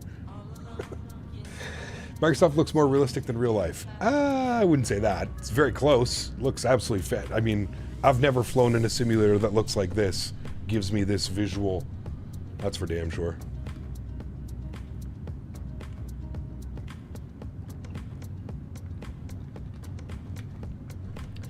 Active Sky brought weather as well as the effects of real turb with improvement flight dynamics. It would be worth it. Maybe. Like I said, we'll have to wait and see, man. We'll have to wait and see what they have planned. But to me, it just, you know, off the top of my head, this just screams like a little bit of a... it just seems like they know their opportunity and their window's closing. It seems like it's kind of one of those projects, and I really hope it's not, because like I said, Hi-Fi and Active Sky, like they've been in the community for quite a while. I hope that this isn't like a last-ditch effort to kind of just take advantage of Microsoft 2020 before 2024 comes out, because I mean, like go and watch some of the videos and some of the stuff that Microsoft 2024 has talked about as far as like weather. You know what I mean? Like you're gonna have like tornadoes, hurricanes, anvil clouds, you know, towering cumulus clouds and stuff like that. All of these things are planned for 2024. So again, I reiterate, I'm just not sure what reason behind, why would we need a third-party weather program if all of these things are coming native and default to the simulator? I don't know. 2024 is a legit free upgrade though for Active Sky and Microsoft. Again, Sharper Travel, I understand. I'm just, hear me out, man. If the base default simulator has all of these things already, what is the point of paying to have a third-party sim? What's the point of having third-party weather if all of this is included in the simulator? Do you know what I mean? Like I said, dude, in previous P3D, FSX, X-Plane, we need those weather programs to actually make the weather somewhat respectable. I don't think you need that in these simulators, man. The weather is almost perfect. How do you find the perfect real turb setting? Just by practicing and using it, man. Why do you play X-Plane less? I prefer Microsoft Flight Simulator, man. This is my simulator of choice now. That's it.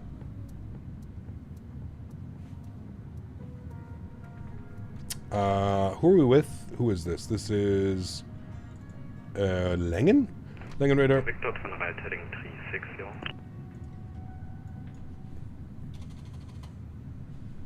The German controller, IRL, mic clicks, the sounds are amazing. I love German ATC, man. They do such a good job.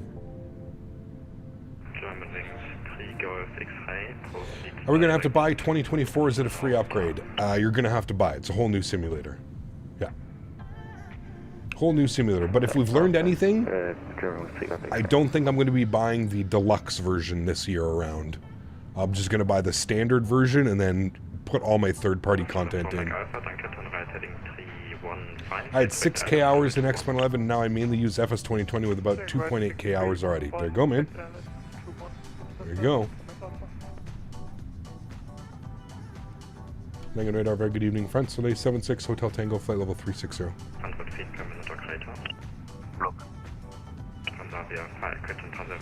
Hello, Cap. How are you, brother? Come visit soon, man. Finally got my S2 rating. There you go, you son. Congratulations, man. Warren, what's up, man? Good to see you, dude. Can we have your actual real turb settings now after the update? Hey CPT, it's been a while.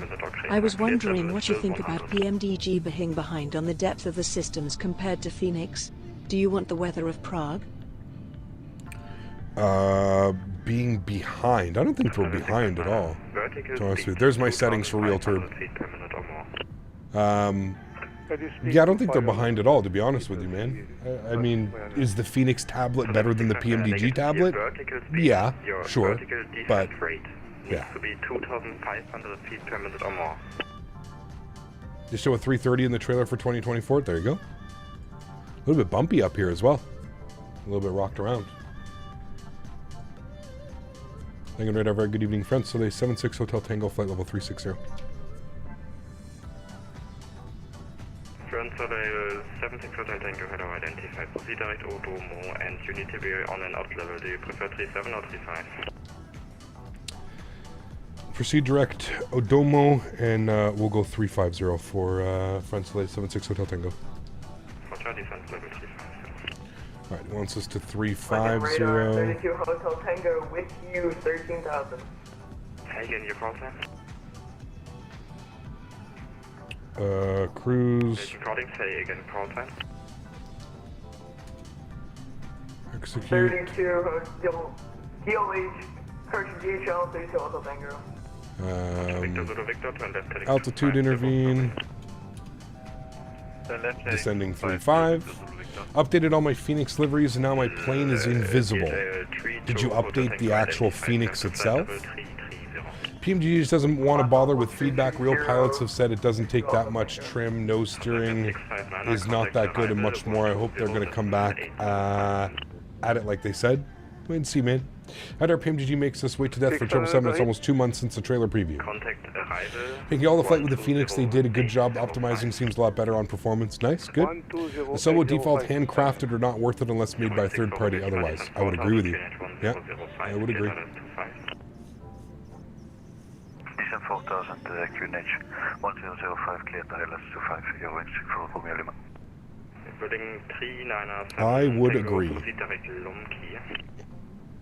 Still remember how amazing it was to see custom-made airports? It's got the deluxe. The wind is from direction 210 degrees with a speed of 10 kilotons. The wind direction varies between 140 degrees and 220 degrees. Visibility is 10 kilometers or more. There are few clouds at an altitude of 4,600 feet. No ceiling has been observed. The temperature and the wind chill are 15 degrees Celsius. Max, thank you very much for that updated weather report for Prague. Huge no floaties to you. Thank you for the donation, my friend. Appreciate you. Incredibly kind. Thank you, man. People don't understand PMDG push multiple products. Phoenix devs take their time with overall aircraft. Don't think it's about money as much as PMDG. Again, man, I think it's absolutely silly that like people want to like fight about which developer is better. Like, who cares, man? They're both great airplanes. Some have better features than one another. Boggles my mind, man. I swear, dude, flight sim is like one of the only hobbies and one of the only things. Maybe it's just because it's such a small niche market that people act this way and behave this way, but I've never met a group of people that want to compare everything to one another more than flight sim enthusiasts. This has to be better than this, and if it's not better than this, these guys are pieces of shit. I'll never understand it. I think they're both great products. I think they're both very different products at the same time as well. Like I said, I think PMDG does great things. I think Phoenix does great things. I'm happy with both products. I don't I don't need to hate on anybody, man. I don't know.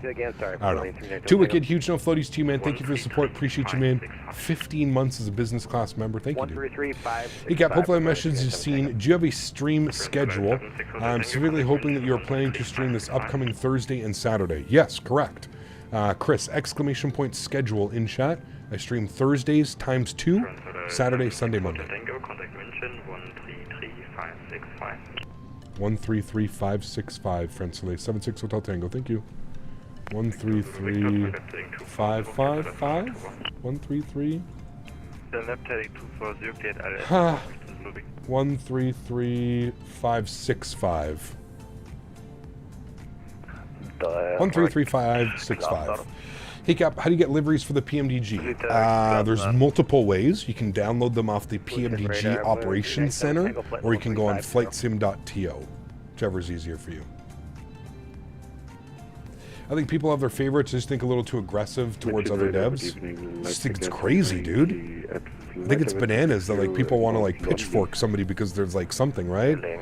Like, people were literally killing PMDG for a tablet. PMDG releases a tablet, everybody's upset. Not good enough. Could have done better. Should have done better. Fuck you. It's like, bro, come on, man. You got your tablet. It's functional. Are there certain features that should be added to it? Absolutely. Will they eventually get to it? Of course. Of course. Simmer down. Calm down. Fuck. Everybody needs to just smoke some weed, man. Everybody needs to chill out. Go eat some edibles or something. Go for a walk. Touch grass. Something. Anything. It's crazy. Also, any managers from Indie Builds have them for free? Yep. I guess. Yeah. Well, yeah, you never pay for unless you're on Xbox, never pay for liveries, ever. If you're on PC, do not pay for a livery. None of that. 0606, identified descent flight level. Eat some pizza. Sure. Yeah. Do whatever, dude. Go take a walk. If a third-party company pushing out a tablet that isn't up to your standards upsets you, by goodness, I fucking wish I could live in your life, man. Wow. That's the priorities, and that's what concerns you in life, is those things. I'm watching your live streams for 2 years. You're my favorite live streamer. Thank you. Kupsila. Appreciate it, man. Thanks for the kind words. Is there any way to get the 737-800 FMC on your tablet like the Phoenix 320? Good question, Deshaun. I'm not quite sure. Chat might be able to answer that better. Not quite sure. Hey, Cap, just got the TPR pendulars. Do you use the stock settings, or did you change your settings? Cameron, I've changed them a little bit. Just change them just based on reactivity. Change the reactivity slider. What's your radar? It irritates me so much that Xbox simmers have to pay for PMDG liveries when PC simmers get them for free. So that has nothing to do with PMDG. That has something to do with Xbox and the way that they're done. You can't put a free product up on Xbox. There needs to be a price associated to it. I don't know why, but yeah. Guess who's going to be the owner of a brand new alternator? Could be worse. Alternators aren't that bad. What's that cost? Trying to think. Last time I did an alternator, $600-700. Not the worst. Just no more new PC components for a little bit. Fueling 397 Tango, descent flight level 250. Descent flight level 250, Wheeling 397 Tango. Winch Radar, very good evening. Friends Soleil 76 Hotel Tango 350, ready for descent. Soleil 76 Hotel Tango, identified descent flight level 250 to reach Odomo. Descend 250 to reach Adumu for Friends Soleil 76 Hotel Tango. Alright, 250 at Adumu. Is that the... yeah, we got that in there as well. Cool. Descent. What are we doing? /118 decimal 375, Wheeling 397 Tango. Alright, and we should be descending here momentarily. Cap, do you think you will ever get a home cockpit? No, I fly too many different airplanes. I'm constantly changing between Airbus, Boeing, Embraer, CRJ. No, I fly too many, man. Harry, exclamation point senior, or check the link in the description, man. I think the problem with people have is with Rob hyped it up so much to make us expect that it was the best tablet of all time. But even then, I don't think they did that at all, man. Like, did it take longer than it should have to make the project? Sure, absolutely. But like, again, like, I don't know, man. I don't think they like hyped it up like crazy. I think that yeah, they provided probably far too many progress updates.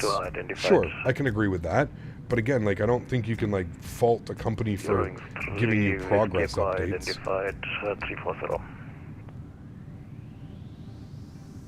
I don't know why, but the aircraft is not descending.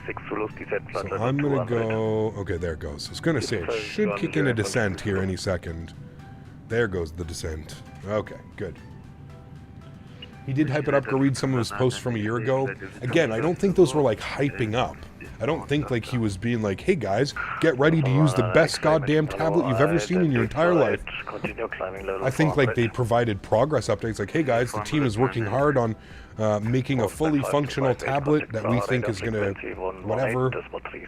I don't know, man. I guess it depends on how you're reading it as well, Will. If you're reading it with a hype-up mentality in your brain, sure, absolutely. But I don't think, I personally don't think from reading the post that it was like a hype-up. I don't know. That's just me. Like I said, to me, the product is perfectly fine. Yes, I wish that I didn't have to go down here and like mess with these PMDG panels. I still think that the fuel, the payload, the doors, all of that should be on this tablet, and I'm sure they will be. That's really my only complaint about the tablet. Other than that, I like the size of it. I like the performance of it. I think it's great. If everything works the way that it should. Again, I would just love to have these types of things. Fuel, payload, doors, ground services. I'd love to have access to all of that on here. That's it. SkyTrail 0606, contact Praha radar frequency 118.375. Contact Praha radar 118.375. SkyTrail 0606. Praha radar is on? Dude, ATC is bumping today. Rhino November Whiskey München. LKAA. Rhino November. Praha radar. I think that's who we're going to be with. 18375. I'll get that plugged in. 18375. I'll hand over you to Bremen. Contact Bremen now. They said that the next major EFB update will have those options on it. Great. Yeah, that's awesome. Agree with the tablet implementing fuel weight and changes. That's really the only thing that I think they could have done at release for it. I think if they had offered all of this, if they had offered fuel, payload, doors, ground services, ground maintenance, if they'd offered all of that on the tablet from release day one, I don't think anybody would have been complaining. I think that was the major complaint, is that people still have to go to the FMC to, like, you know, there's still an FS Actions and a PMDG menu in the FMS when it should definitely be on the tablet. That's it. GSX integration, yep, as well, very similar to what Phoenix did. That would be great as well. But again, I don't think that's like, oh, I'm not going to use this project, or oh, you know, fuck PMDG with my pitchfork. No, I don't think that warrants it at all. Let's see what the weather's doing here in Prague. Winds are 210 at 10, so we're definitely still planning runway 24 for arrival, which should be nice. So let's go ahead and get some frequencies plugged in. So 109.1 on this guy. 109.1, flip that into active. 109.1. Flip that over there. Good. Front course 240. 240 on the front course. 240 on the front course. Good. And last but not least, friends, minimums on the ILS 1358 are our barrow minimums. 1358. To be fair, hyped it that weren't PMDG. To be fair, people hyped it that weren't PMDG. I can agree with that as well. Hey, Kev, do you have any idea when the game freezes every flight mid-flight? No, doesn't sound good though. Really hope they add the throttle calibration on the PMDG EFB for those of you using the TCA. Yeah, that would be good. That would be good. 1358 was minimum. 1358, chat, good. Alright, we're at 250. Holding. should give us descent further. Especially being for free, you can't beat the fly-by-wire EFB. Correct, yeah. I still think to this day the best EFB is the... 76 Hotel Tango, contact Prague, radar frequency 118.375. 118.375, France Soleil 76 Hotel Tango. Have a great evening. Praha radar, very good evening, France Soleil 76 Hotel Tango, flight level 250. France 76 Hotel Tango, Praha, hello, identified, descent flight level 170, cleared Lomki 8 Sierra arrival information, Kilo Karen. Descend 170, cleared Lumpke 8 Sierra arrival, Hotel France 76 Hotel Tango. Okay, altitude intervene. Get this bad boy going down to 17. Why is this guy weird? Okay, and what did he give me? The 8 Sierra arrival? Good, that's what we have in. Lumpke 8 Sierra, that's what we already have planned. So that's good, we're down to 17,000 feet, chat. Keep that descent going. We are descending, yes. We are through 25,000 feet. Level 223, runway 24, cleared for takeoff, winds 210 degrees, 10 knots. Zebo 737 has decent EFB, correct? Yep, it does. I still think, again, the Phoenix EFB is by far the best EFB I've ever used in any simulator. The ease of use, the look of it, the way that it performs, it's by far the best product out there. By far. There are some great EFBs, but yeah. What prompted you to try the FTSim sound pack for the PMDG? Just for fun. Correct. Had a couple people this week reach out to me through DM and just tell me that, like, hey man, I know you like the default sounds and the default sounds are good, but you should try out the FTSim sound pack because it is just, it adds that much depth to the sim. So I figured we'd try it. The reason why it wasn't working previously is because my Python script was out of date. So. 6 Mike Echo contact München 133.565, bye-bye. 133.565, Lufthansa Echo, ciao. Is FTSim free? Some of the sound packs are free. Proceed direct Papa Romeo 512. Papa Romeo 512, Sven Soleil 76 Hotel, Tango. Papa Romeo 512 for us, chat. Pardon me. Proceeding direct. Flight level 70. Flight level 70. Do you plan to keep it installed, the sound pack? I do, yeah. The good news though, New York City flight is booked. Got the extra legroom seats as well. Hope we get the visual 3-1 into LaGuardia. That'd be sweet. Or you want the RNAV X-Ray. That's the one you want. Yeti. RNAV X-Ray. They got rid of the expressway visual, just called the RNAV X-Ray now. But yes, that's what you want. I know what you want.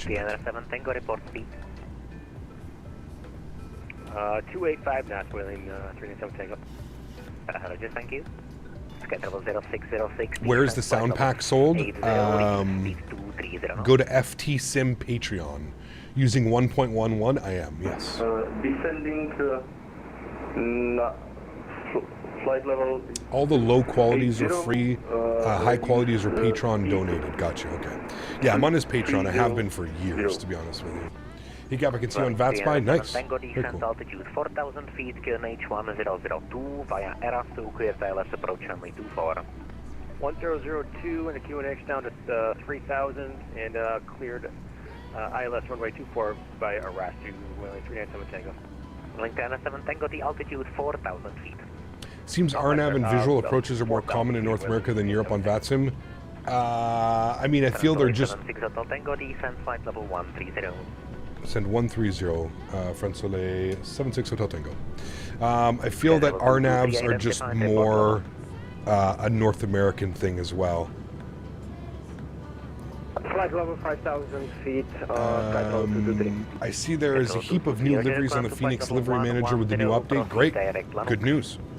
Because I mean, all the liveries have to be updated or reinstalled again, so. Flight level 110, proceed direct Lanux, sky travel 223. Radar, good day, Austrian 1 Alpha at flight level 250 with you. With you. Nice. It's our first with you today, chat. Radar, Fina 1476, flight level 270, climbing cross level 300. Not gonna lie, I took a nice nap during the flight, ready for landing. Nice. Nice nap.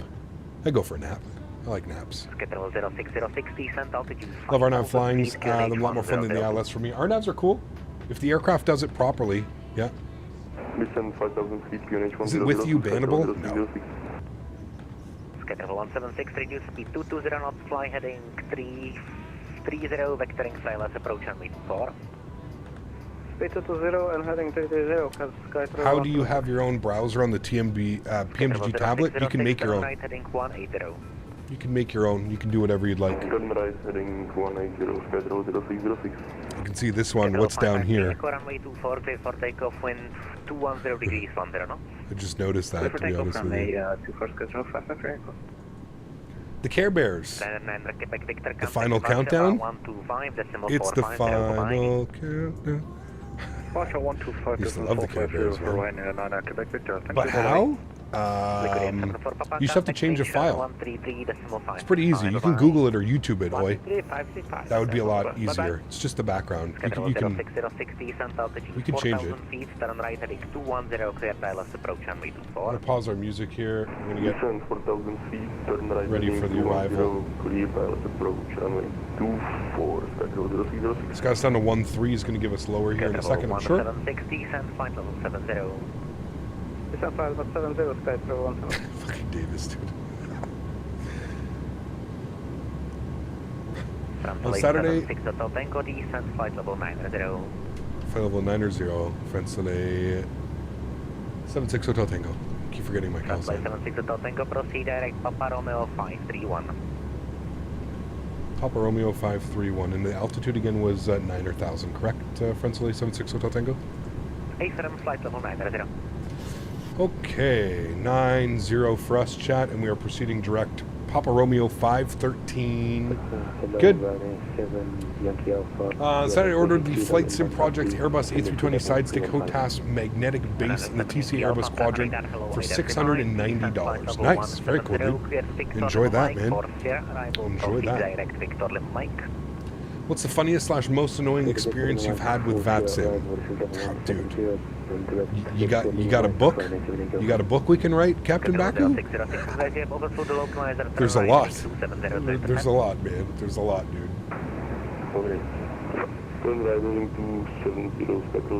It's got to be Oscar Mike. I mean, that's definitely one of them, but that was just more funny, to be honest with you.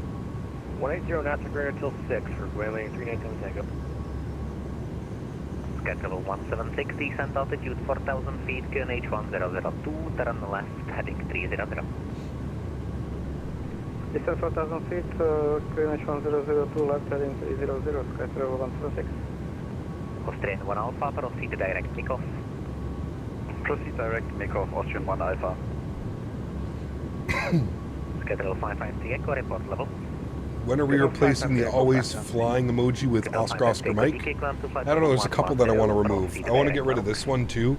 I want to get a replacement for that one. Nobody really uses that one. I'd like to get a replacement for that one, and then maybe sub out the always gifted and damn it Schmitty's. I mean, Schmitty's not even in the fucking streams anymore. So it's I feel like maybe we need to recycle those ones. Maybe it's hard to get rid of those two though. Those guys, you know, have been around for so long, but they're not in chat anymore. It makes it kind of difficult. There's other ones that we could use, you know what I mean? Maybe we just need to recycle, you know what I mean? What happened to Schmitty? Schmitty's still around, man, but he's just he's a full-blown train sim enthusiast now, dude. He's all about trains. It's not so much flight sim anymore with Schmitty. You can always add them back. Yeah, correct. There's two Davises, is there? Uh-oh. I thought he was being weird. 76 Hotel Tango, descent flight level 70, continue present heading, vectoring silence approach runway 24. We'll descend flight level 70, continue heading vectors for the approach runway 24, Francele 76 Hotel Tango. YouTube won't allow you to add more. It's all based on how many members you have, Sean. I think we're at our max. I think we have 30 something of them now.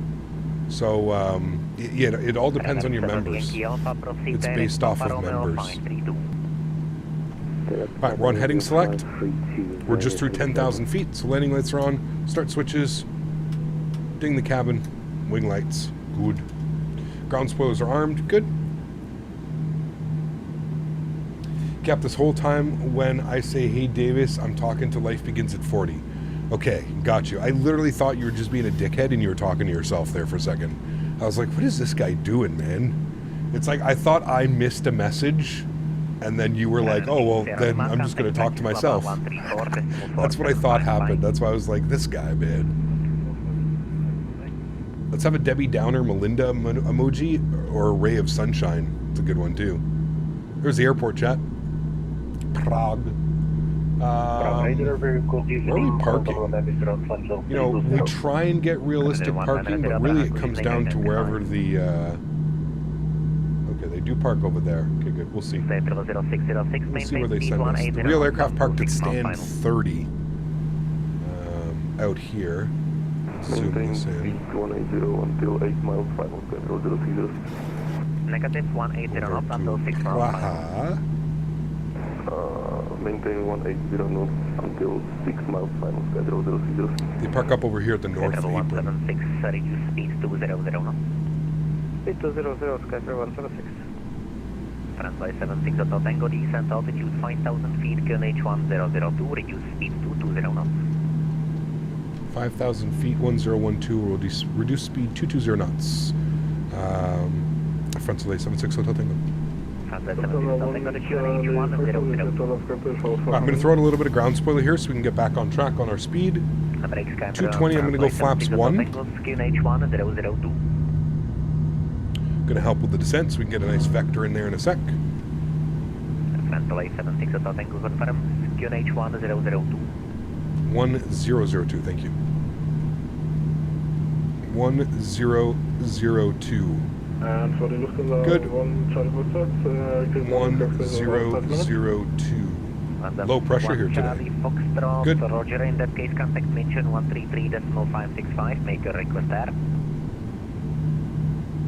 I've done it so many times. I probably said that 4 or 5 months ago. Jesus. Now, I've only really ever noticed it now. Look at the Horizon Discord. CPDLC is out. Cool. Just in time for Cross the Pond, I guess. Hopefully it works well for Cross the Pond. Schedule 176, reduce speed 180 knots, maintain until 6 miles final. 180 to 6, schedule 176. Very cool, JJ.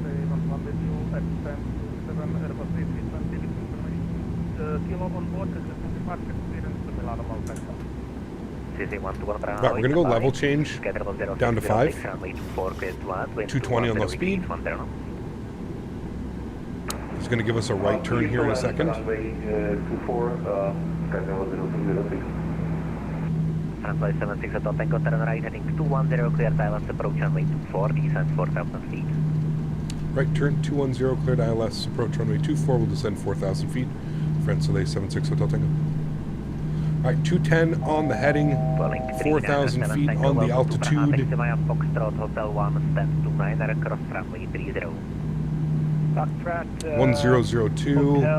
1002.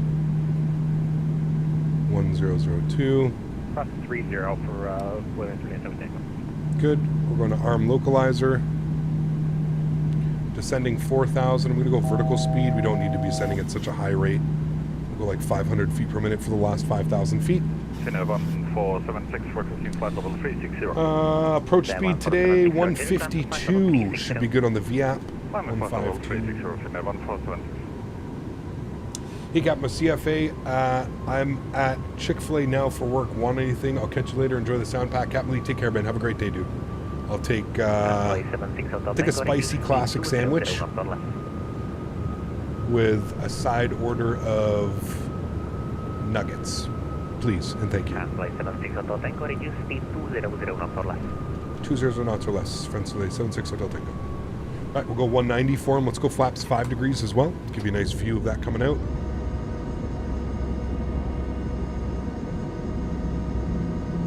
Get a large lemonade. Would be nice.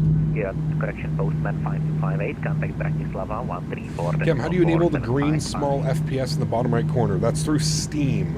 It only works if you have your simulator installed in Steam, through Steam. All right, localizer has been captured. Good. We'll flip it over to approach mode now. Correction, Sky Travel 176, runway 24, clear to land, wind 210 degrees, 10 knots. Clear to land, runway 24, Sky Travel 176. Sky travel in front of us. Nice. Lemonade Chick-fil-A slaps so much. I don't know if I've ever had the lemonade there, to be honest with you.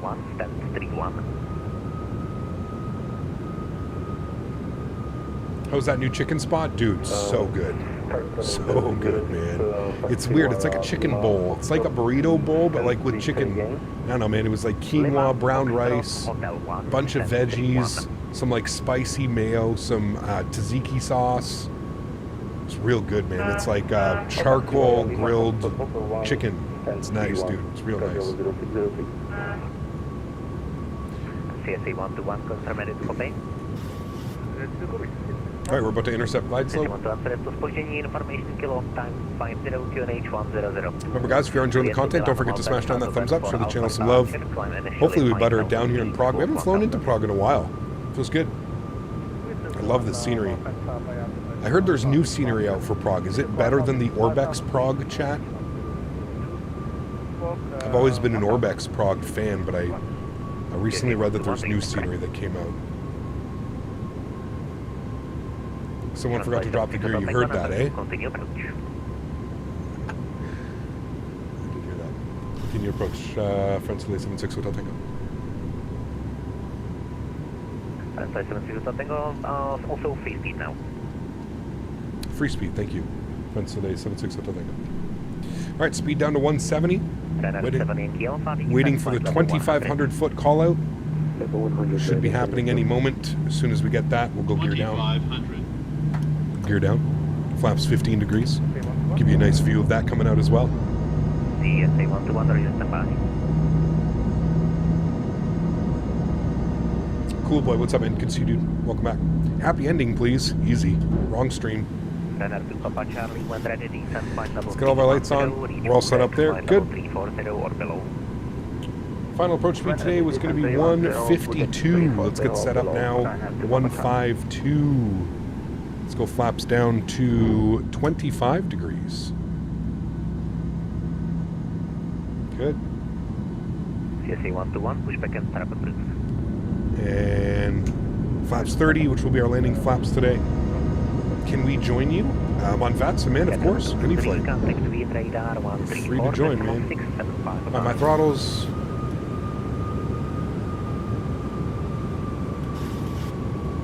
All right, chat, I'm going to take control of the aircraft. Beautiful views right now. Let's enjoy this one, shall we? My airplane. Enjoy the arrival, friends. I'll catch you down on the ground. Landing checklist, gear down, 3 green, flaps are 30 and indicated ground spoilers armed with the green light, cabin crews advised, auto brake is set. We're just waiting for our landing clearance. We are vacating to the left, chat. 24 clear to land, friends, so they, E4, Hotel Tango, thank you. Is that even my call sign? 76 Hotel Tango, not 84. Hotel 129 across runway 30, Sky Travel 176. That wind, a little bit gusty. 136, Sky Travel 0606, děkujeme za DPC, na plánce 3.1, mějte se Childerz. Tak je stretch message.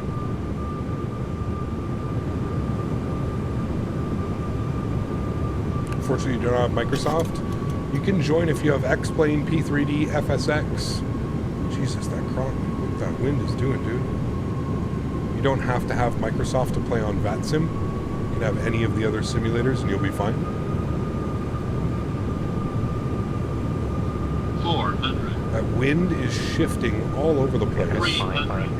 And it's causing all kinds of problems right now, chat.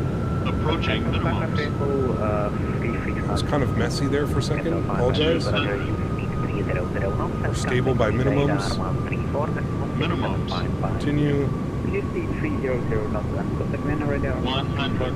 615 EPR 50. 40. 30. 20. Takeoff, flight level 170 or below. 10. Oh boy, correction. When ready, descend. Goes down gently, reversers are out. I don't know what happened to landing rate monitor. Down. Jesus, dude. That wind was all over the place. 70 knots, reverser stowed, manual braking, ladies and gentlemen. Welcome down to Prague. Jeez. It was definitely smooth at the end. I don't know what happened to landing rate monitor, but definitely smooth landing. I'll get you a landing rate over here, but holy macaroni, dude. That wind was insane. And look at the runway. It's runway is like a fucking roller coaster. We are vacating onto Delta. We didn't quite make Sierra. Over onto Delta. Nice flight though. Stop the clock. Hour 13 minutes. Bring the sounds down here just a little bit. Get our notes ready.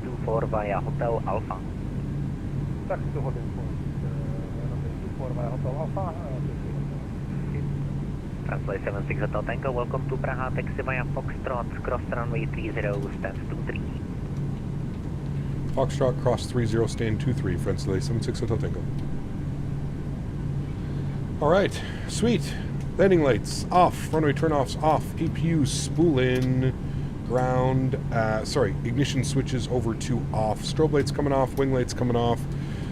Stopped our flight time 1 hour and 13 minutes. We're 2 minutes late. Go ahead and clean up our flaps and spoilers. And he wants us Foxtrot, stand 2-3. Foxtrot, stand 2-3. So we're going out to this guy. Good. And we're going to pick stand 2-3. Runner 7 Yankee Alpha, descent flight level 70. Not those ones. Level 70, stand 2-3 north parking. Nope. Stand 2-3. There it is. No. Good. 176 EK Mod, continue next in. 2 minutes late, that's it. I'm calling customer service and getting my money back. Landed in Prague late August. The runway felt terrible in real life as well, so I guess that's correct. Interesting. Because, yeah, that runway is all over the place, man. Major dip out. Landing rate for those that actually care. 111. 111. 111 for the landing rate. Take it how you leave it. It wasn't a very nice approach, if I'm being honest with you. Those winds were kind of just all over the place, dude. We went 4 red at one point on that approach, which is not very normal. I was really struggling with the winds there. They were kind of doing this on approach, but it's okay.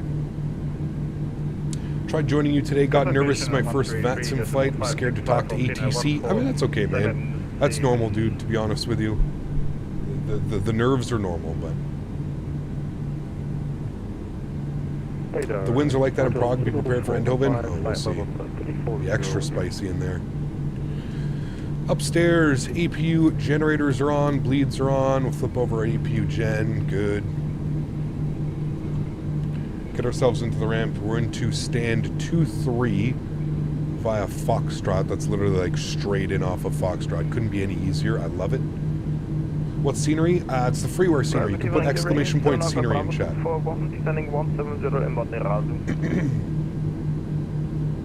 42 knot crosswind landing in Eindhoven. Uh-oh.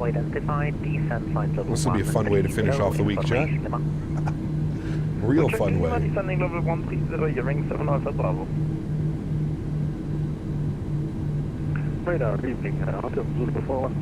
These sounds are quite good, if I'm being honest with you. They're quite accurate to what it's like being on the real airplane. Winds are what do you mean? Winds are 240 at 13 knots. That's literally blowing right down the runway. Fuck you guys on, man. It's going to be nice and easy. I like it. Winds stay the same, please. Stay exactly like that. Taxi lights coming off. Here's our stand right here, 2-3. As given by the controller.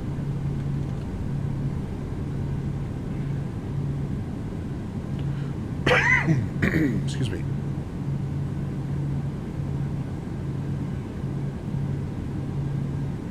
Hey, Cap, do you actually have a favorite airport? No, not really, man. There's so many awesome airports all around the world, dude. How much was the sound pack? You have to be a Patreon. So I'm at the bottom, the lowest level of Patreon, and I believe that it is $3 a month. $3 a month? Yeah, I think something like that. It's not expensive at all, dude. And I mean, that gives you access to, like, sound packs for literally everything, dude. FTSim, the guy has a sound pack for everything. It's insane. It's absolutely insane. Alrighty, there we go. Zeros at the board. Park brakes on. Upstairs, bleeds are on. Gens are on. Good. Engine number 2 is off. Engine number 1 is off. Anti-collision light is off. Seatbelt signs are off. Ladies and gentlemen. Sounds real good. Let's request deboarding. Beautiful.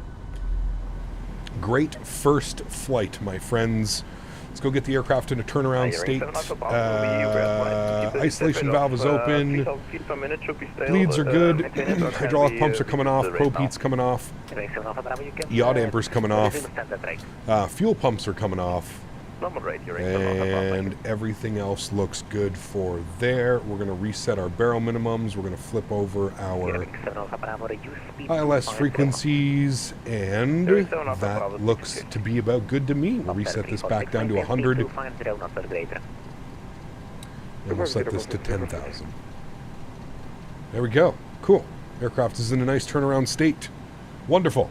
Let's get some tunes going. How many terabytes does your sim setup take? The simulator itself with like all the airplanes is like 1 terabyte, just shy of 1 terabyte, like 800 gigs. And then I have another about terabyte and a half. So you're going between 2 and 3 terabytes. I think would be a safe number. 2-3 terabytes. Probably about 2.5. Little over 2. All right, there we go, friends. Let's go ahead and prep for our next flight, shall we? Yes, we shall. Going from Prague to Eindhoven.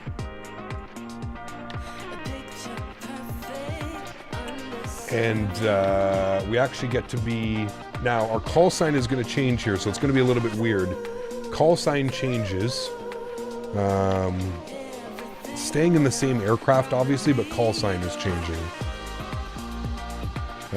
LKPR to EH. Good. We're going on the 737-800. Jeez, that was loud, sorry. 737-800 for us. Economy. 169 passengers.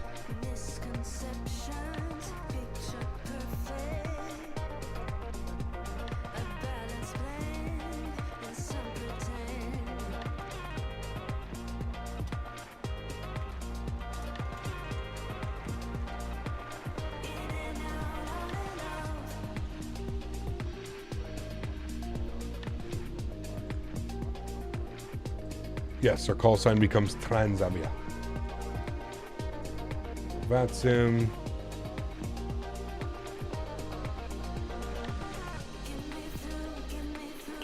Flight plan has been filed. That's done, that's done. Good. Disconnect, reconnect. TRA.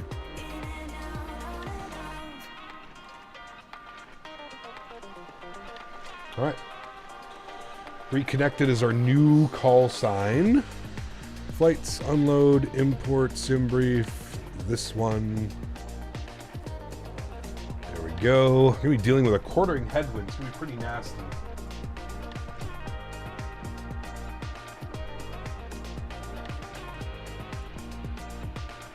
Actually going to fly right over top of some weather as well, so that'll be fun. Transylvania. Dang, I was AFK and I just missed the landing. How was it? It was okay, Harry. Kind of crazy, to be honest with you. The winds were all over the place.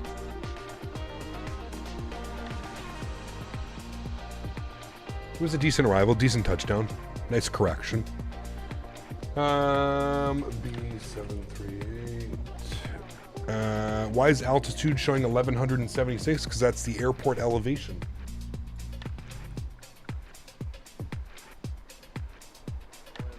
Not all airports are at sea level, right, Mark?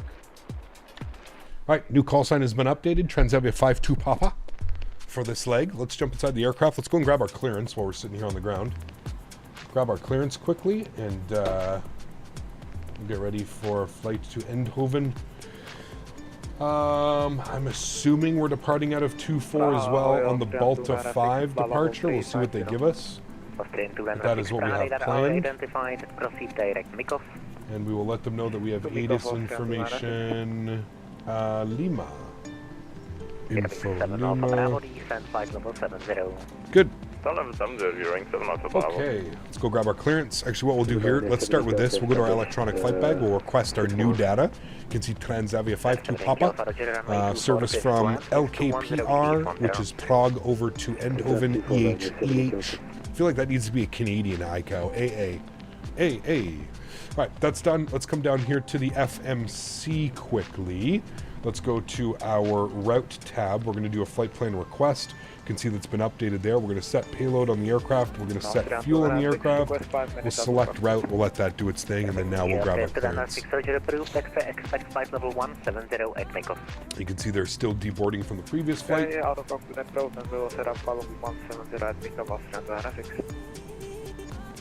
Running low on storage and would like to move some of my add-ons to another external drive.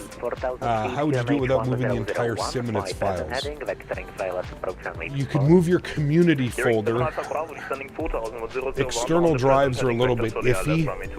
If you're using a USB-C external drive connection, you should be good. If you're just using like a regular USB 2.0, even a USB 3.0, I would probably have a little bit of problems with. Yeah, external drives are a little bit iffy, man. It's just because an external drive is so much slower than an internal drive that you can actually create like some stutters for yourself, because the simulator is trying to call for scenery on an external drive and then write that into the sim. Can cause problems. Yeah.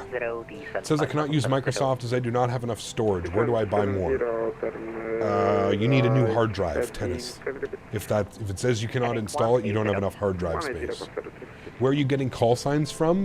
Flight Radar 24. Flight Radar 24, the best website in the world to get real world flights. You just put in where you want to fly. So let's say LKPR. We'll put that in right here. You pull Prague. You want to go to Eindhoven, EH.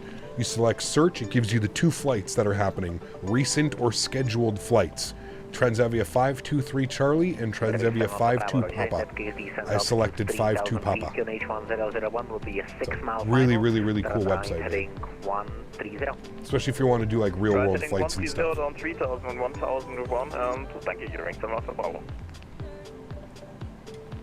Radar, hello again. Transavia 52 Papa, ATIS information Lima, IFR to Eindhoven, please.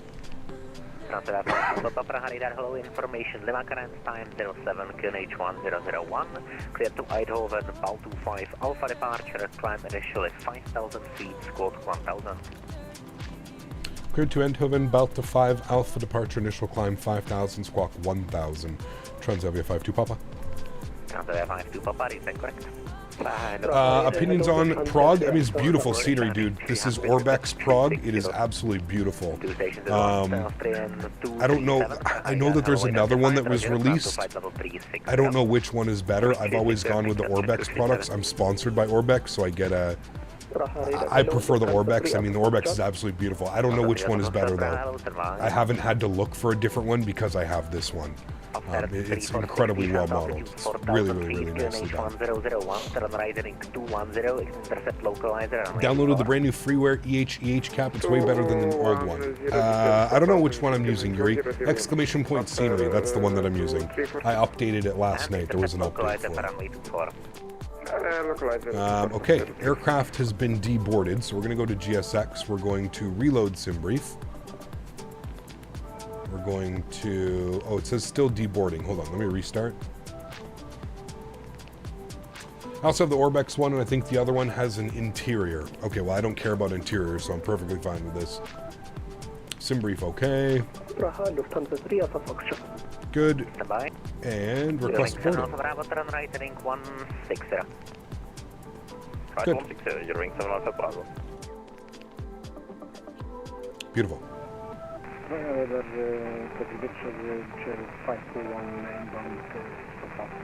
Cap, sorry I'm late, just got out of school. How have you been? I've been doing well, Zachary. Good to see you, mate. Good to see you, my friend. What are you guys doing, GSX? Wing 7 Alpha Bravo, turn right heading 210, clear ILS approach runway 24. Hearing 7 Alpha Bravo, right 210, clear let's load our route. Give that again another about 10-15 seconds. 7 Yankee Alpha, welcome to Prague, taxi via Foxtrot Golf, stand 56, cut off runway 30. Foxtrot Golf, stand 56, cross 30, runway 7, Yankee Alpha. Passenger 346, success, overflew the localizer, turn right heading 270, clear ILS approach runway 24. Okay. Activate and execute our flight. Good. Let's go to our departure page. You know that we were cleared on the Balt 5 Alpha departure. Balt 5 Alpha, good, out of runway 24. We'll execute that. Wonderful. Arrivals right now as it stands, we're going to plan for the crew's already on board, so we don't need that. We're going to plan for the Route 3 Echo arrival. Route 3 Echo. And we're going to take the... I don't know actually which one we're going to take. Here's the arrival. Okay, interesting. And then we go for the approach. We're obviously going to take the ILS.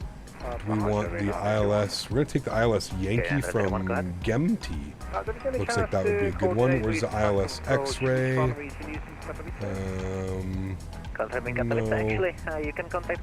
ILS Yankee 2-1 from Gemty would be the best. So the ILS Yankee 2-1, we'll take it via Gemty. We'll go and execute that. Good. Where is Rotex? Now I just need to look at this. Should be Gemty. Where's Domeg? That's 2 stations at once, Passenger 218, Prague radar, hello identified. Delta Alpha Golf Papa Yankee, Prague, hello identified. Domeg is from there, so I'm going to take it after Domeg.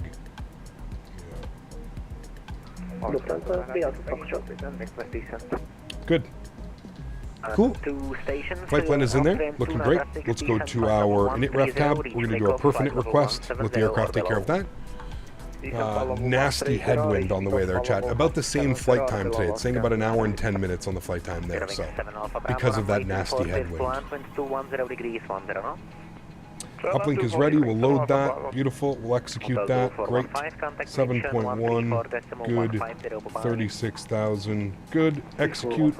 Let's go to our N1 limits. We'll go and grab some performance calculator numbers off here. Good. We are departing on runway 24. Import from aircraft. Import live weather. Calculate. Good. Flaps 5, 9202 on the N1. Looking for 49 degrees on the cell temp. Good. Takeoff. Flaps for 5 degrees. CG weight was 25.6. Trim value 4.7. V speed 42, 44, 47. 44, 44, 47. So 144, 144, 147. Good. We're pretty much good to go here, chat. We'll leave this. We'll start bugging this number up here. We're going 147 on this guy. Good. And then initial climb was 5,000. So we'll bug up 5,000 feet. Good. Cool. And we'll watch the boarding process. Pretty much everything else is done. Passengers are reboarding now. Is V1 still streaming? He streams all the time, man. Yeah. There's usually there's a couple of us streaming all at the same time. He doesn't really have a set schedule. That's the thing with V1 is he's obviously busy with real life and stuff. So he streams when he can, but there always seems to be, you know, at least 2, 3, 4 of us streaming all at the same time.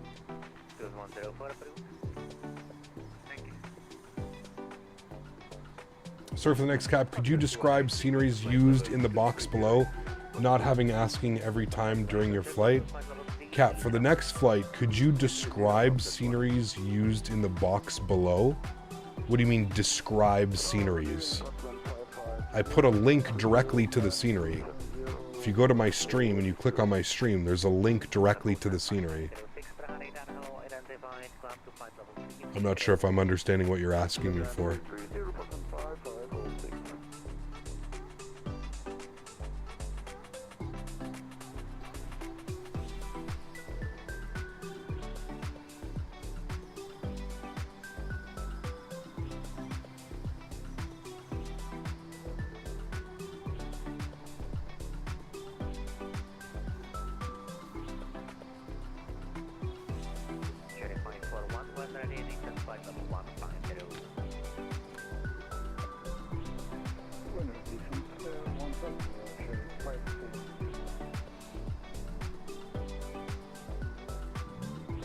Vaj, good to see you, man. 9 months. Thank you very much, dude. Appreciate you. Incredibly kind. Says 9 months has passed already. Hope you're well, Cap. Good to see you, Vaj. Thanks for support, man. Appreciate you, dude.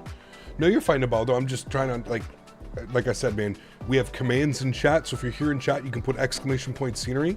You can also, like I said, man, there's always a link down below to everything that I'm using. I don't, I always provide links with everything that I've got going on. So I don't understand how the heck V1 streams so much. Doesn't he have a job and a family? I mean, I love it, but that's a man who truly loves aviation to do both IRL and sim flying. Damn right, dude. I mean, real life aviation captain, so you know that he's on the road probably half the month, if not more. And then streaming. Yeah, I think he's got like 2 or 3 kids as well. Dog, wife, house, couple other properties. I think they have like a farm too, he was mentioning, or something. They have a bunch of like chickens and animals and stuff. That is one busy man, dude. One busy man.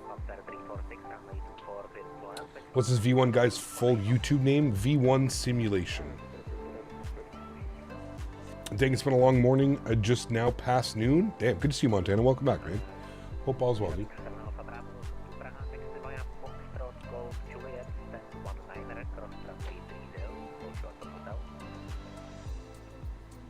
Hearing 7 Alpha Bravo via Foxtrot Golf Juliet, descent 109 and confirm water runway 12. Runway 12, hold short of hotel. Crossing 1 to approved short hotel, hearing 7 Alpha Bravo.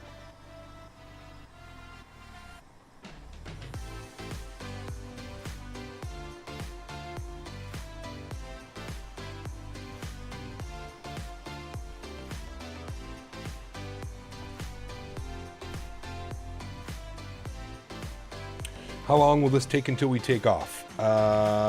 We will be, should be pushing back in about 10 minutes. We should be on our way. Yeah.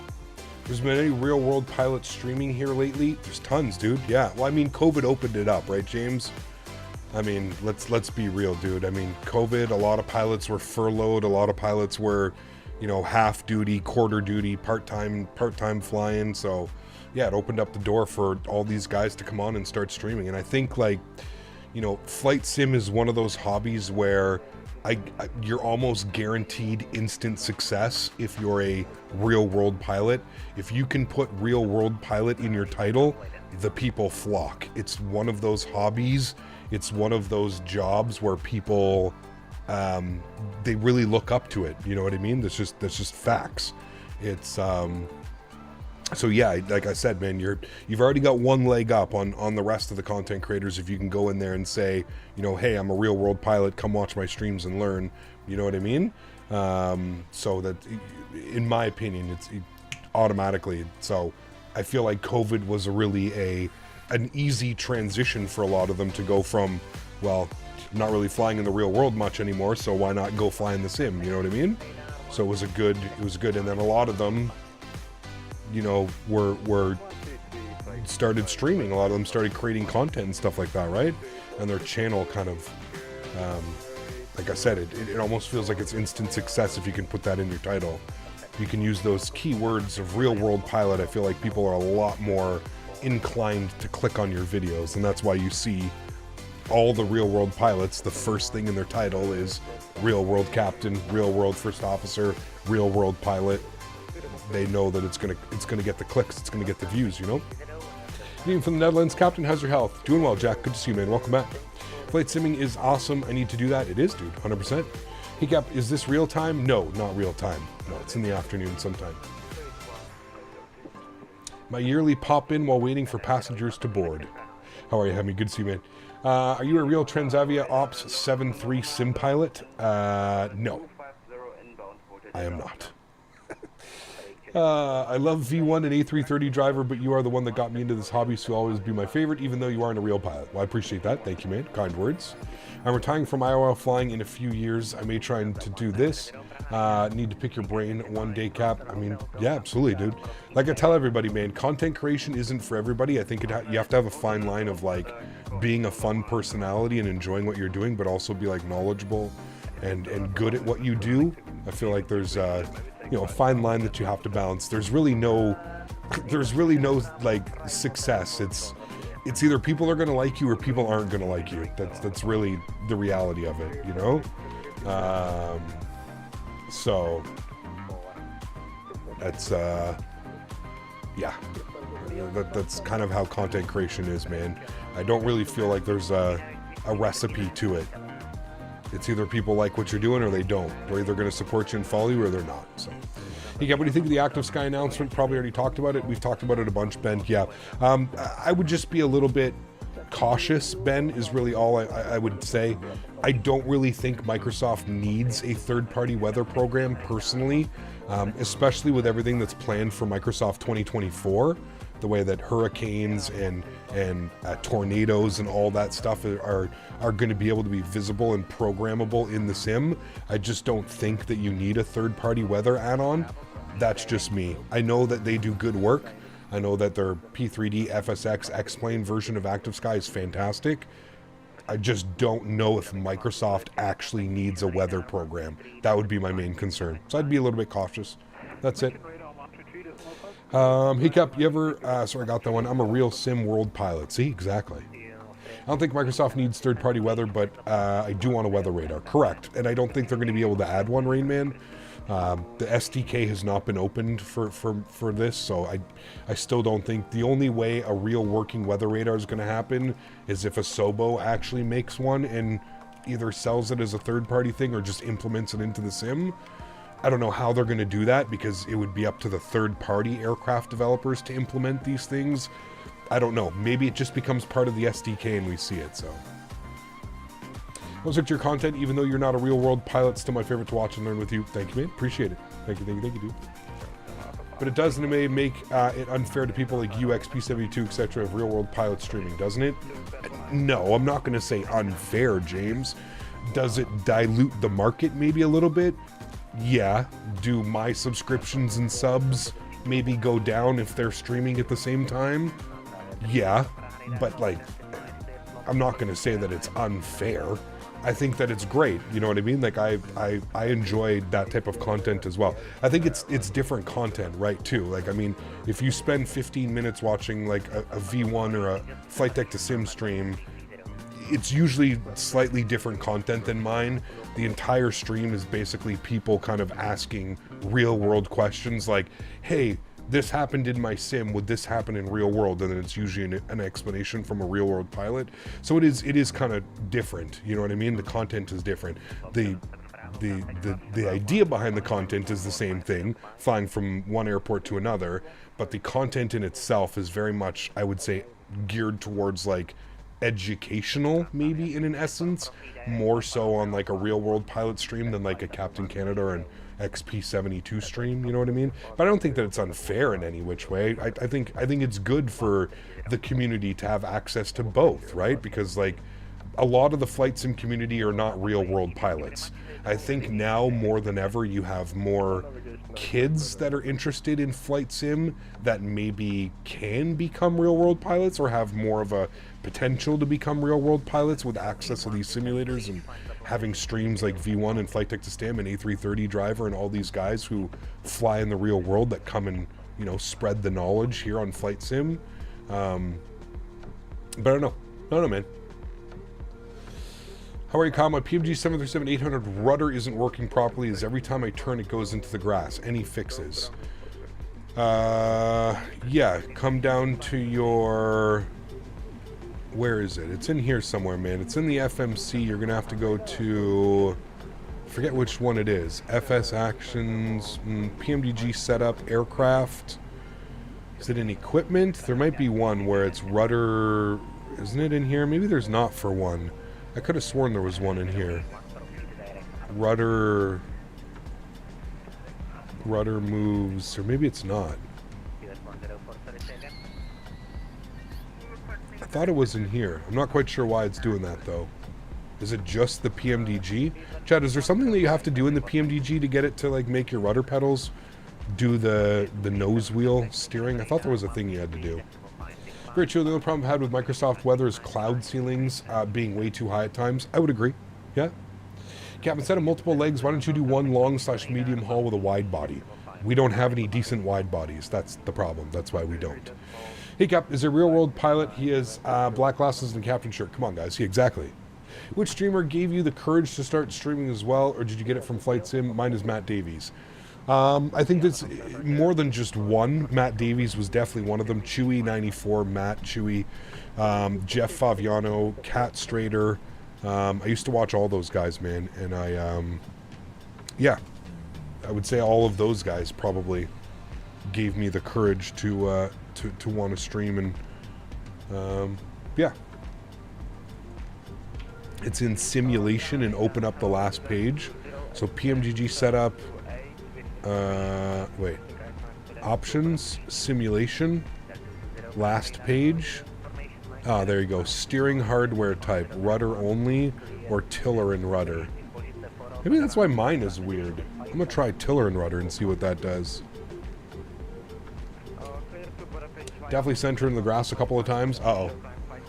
Notice the PMDG definitely likes to understeer compared to others like the Phoenix, so you got to make up for it with careful, slow on taxi. Yes.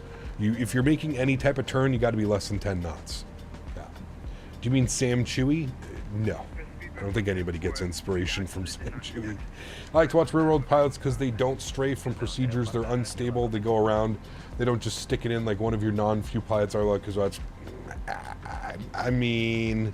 I don't know about that one, Ricardo. Listen, to each their own, dude. I'm not here to disagree with you, but I've watched many times where V1 or Flight Deck to Sim or any of these other guys have been completely unstable on approach. It's more the simulator, man. I don't think it has anything to do with those guys. It's usually more the simulator is being a little bit weird, but I've seen plenty of V1 approaches with 4 red or 4 white, or same as Flight Deck to Sim. I've seen many things, man. Tons and tons of unstable approaches. I don't know which content creators you're watching, but most of the time in the flight sim, listen, I'm all for realism. I'm all for like going around. Like if I float a landing, I'm going around. If I bounce, I'm going around. But if I go from like, you know, if I go down to 4 red or 4 white, I'm not calling off my approach. Sorry, man. I'll you know, I'll descend a little bit quicker, or you know, maybe add a little bit of power to bring myself back onto the glide slope or approach pattern. But like I'm not going around if like that's the case, which I'm sure in the real world, if you went 4 red on approach, you're probably going around, you know what I mean? But yeah, I don't, like I said, man, I don't know what streamers you're watching. I don't know, like, yeah, you know, talking about the Pappies, they're unstable. Well, they are. They're just the Pappies in every. I don't know if I've ever flown a simulator where I've fully believed the Pappies. But yeah, like I said, man, I'm all for realism. I'm all for, if I'm bouncing, I'm going around. If I'm floating out of the touchdown zone, 99% of the time I'm going around. So yeah.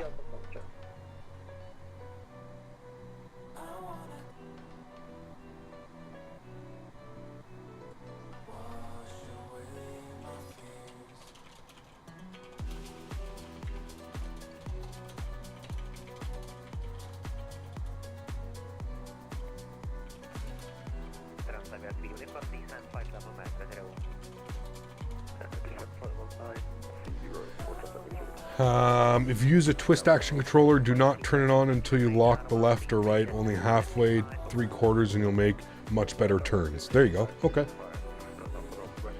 Better believe the mammies always than the Pappies. Yeah, I mean, they usually stay on glide slope or just visually, you know what I mean? At this point, I have a pretty good visual depth. I can usually tell if I'm too high or if I'm too low, but just like you say, floaty landing and stuff, like more than that 1 dot deviation from localizer or glide slope under the Pappies, unreliable. Yeah, I would agree. I would agree with you with that one, man, for sure. Yep. Are we ready for push and start? Boarding complete. Hey, let's go, chat. Prepare for pushback and departure. Let's go. Let's get our anti-collision light on. We're going up to 36,000 feet. Pressure is... sorry, landing elevation 74 feet. Wow. All right, so we'll bug up 100 feet. Good. Those guys are ready. He's ready. Gonna pause our music. Music's about to end anyways, so let's go get our fuel pumps on. Let's get our seatbelt signs on. Hydro pumps are coming on. Good. Bleed system's on. Good. I'm gonna get the packs to the off position now. Good. APU gen's on. Fuel pumps. Good. Start switch. Good. Cool. Looking good. All right. Music is ending. Beautiful. We're going to request our push and start. Good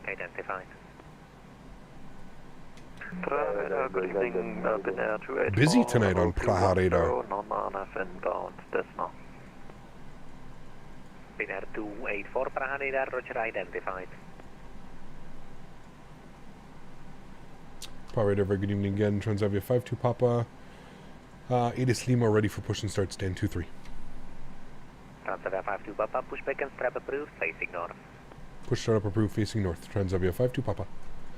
Okay, push and start is approved, my amigos. Indonesia 08 Prague radar, good evening, identified. Good. Transavia 3 uniform descent altitude 4,000 feet, QNH 1001. Ooh, I ordered a new, I ordered a new uninterrupted power supply, UPS. One was on sale. Usually $400 on sale for $207, chat. Wow. Right? Unreal. Just shy of 50% off. Tail to the right. Good. Let's remove chocks. Good. What is that? A uninterrupted power supply. So if your power goes out, like I live in a new development. They're building new stuff around me all the time. My power goes out and shuts off for anyways, it basically uninterrupted power supply. It's a big battery that sits on the ground beside you, and it gives you 10, 15, 20, 30 minutes of internet and PC runtime, so you can shut down everything gracefully so that it doesn't crash your computer. Also, it's more important, it's more of a surge protector as well. That's the big thing, is it offers a constant power supply. So if there's any surges and, like I said, power flickers or do anything crazy, it's a must-have. If you live somewhere, if you build a computer, spend thousands of dollars on your computer, minimum you need to get a little. You can get super small ones now, man. You can get ones that give you 1 minute of computer time or something, you know. Let's introduce fuel number 2. 147 minutes? Damn, dude. I mean, digital, I didn't go too crazy, man. So I have my original one. The reason why I got this one is because I want to separate the computers. So right now, I have a 1500 watt. If the power goes out, I've got about 5 minutes. If I'm streaming, 5 to 7 minutes to turn everything off or hope that the power comes back on. So my goal is, with ordering the new one, I can take the old one, put it on the stream PC. That should give the stream PC 20, 30 minutes. And same as the new one, if I put the new one in, I ordered a 1500 watt, I should get about the same time, 15, 20 minutes from both PCs now. Because right now I've got them both running off one 1500 watt, and that's not enough. Like I said, it's 5 to 7 minutes max. Engine number 1, ground. So if the power goes out, you can continue to stream. Yes, with, like I said, Will, with the hopes that the power comes back on. It doesn't buy me an hour to go land my airplane. It buys me probably 15, 20 minutes. Yeah. Introduce field number 1. It's a 1500 running just network and low power devices. If primary server stays, it's down for 31 minutes. Gotcha. Cool. Yeah, that makes sense. That's about what I would be getting.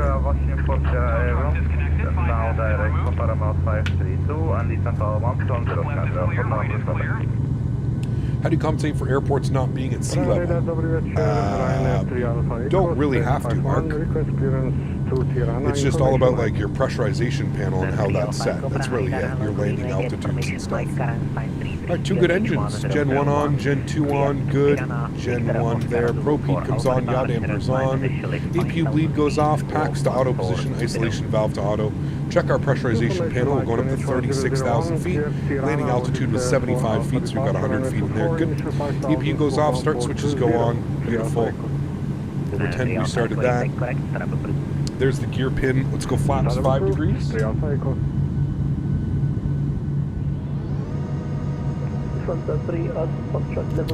So if you're on final and your power goes out, you could land the plane, then close the stream. Correct, Sasha. That's exactly it. Yeah. Hey, Gap, don't know if this is a bug or not, but when I open up the left window of the Phoenix, the EFB becomes pink and unresponsive. I think you have to remove the EFB first. If you click like under the EFB, there's a click spot to remove it. Your gaming rig is on the same device. I got 12 minutes. Yep. That's pretty normal. Like I said, it's not to buy you like, oh, I've got an hour, I better go land my airplane. You know what I mean? It's really to be like, okay, I gotta go. Let me cancel my flight and shut everything down. You know what I mean? LNAV, VNAV 147. Flaps are set to 5 degrees. We need a trim value of 4.7. Bug that up right about there. Should be good. 4.7. Auto brakes over to max RTO, and we'll go and get our taxi clearance out to runway 24. Get your stuff in a safe state. Exactly. Prague Transavia 52 Papa, ready to taxi runway 24. Transavia 52 Papa, taxi loading point runway 24 via Hotel Alpha. Holding point 24 via Hotel and Alpha. Transavia 52 Papa. All right, Hotel and Alpha, so we're just following this right along here. Perfect. Park brakes off. To reach flight level 130 Let's get our taxi going here, chat.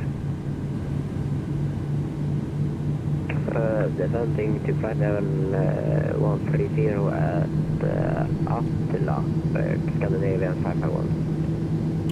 And don't make the mistake many people make and ensure that you also plug your monitor into it. Okay, this is not... okay, whatever I just did, I need to undo because that broke it. Return, PMDG setup, options, simulation, rudder open. Thank you.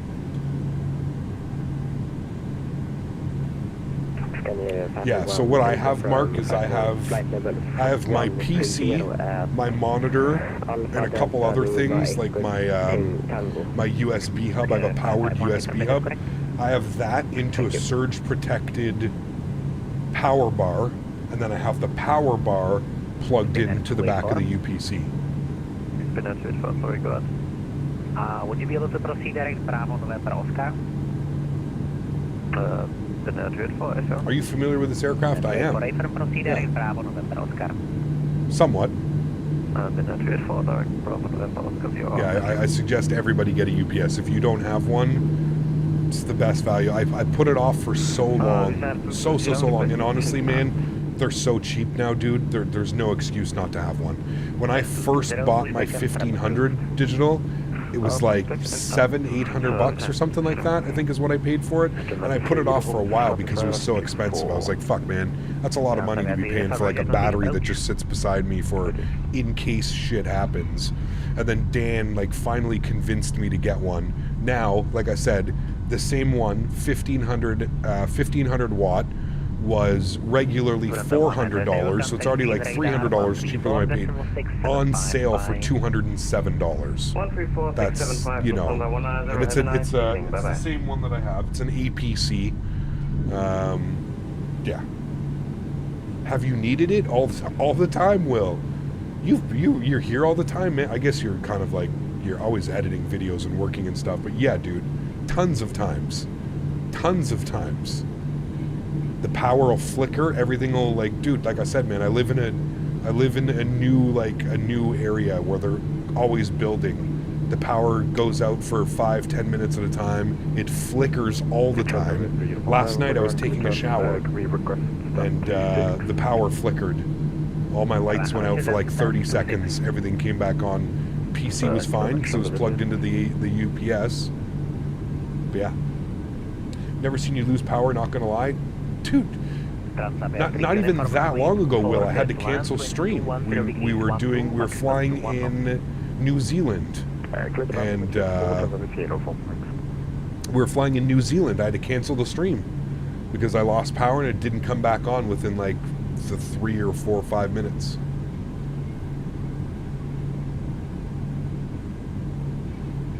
Beautiful scenery, it is. Yep. It is, man. I'd love to compare the two, but like I said, man, for me, this Orbeck scenery is great job for Prague. I don't know if the other one's any better, but This one is fantastic.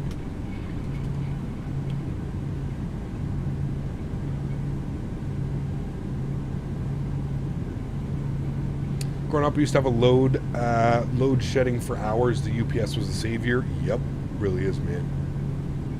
This is Prague, yeah, LKPR. Prague. Very nicely done.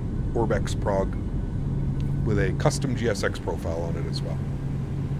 So we're out on Alpha, and we're going to take Alpha here. Alpha, Echo request taxi.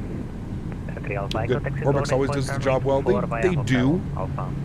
I'd like to see them kind of get back to releasing some more major airports, though, man. Sorry, stop at holding point Alpha, you said?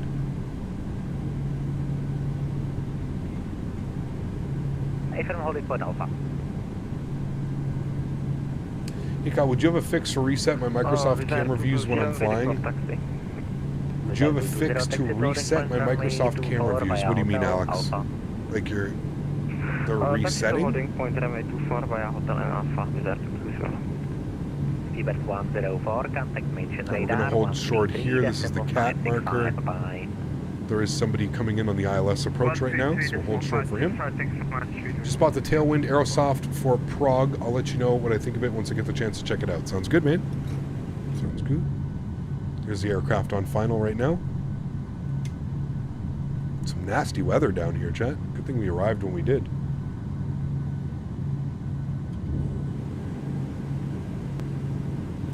Have you seen the Aerosoft new Oslo? I gotta be completely honest with you, man.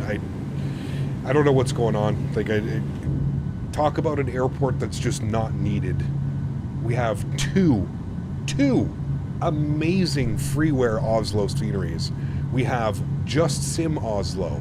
We have Orbex Oslo. Crazy, man.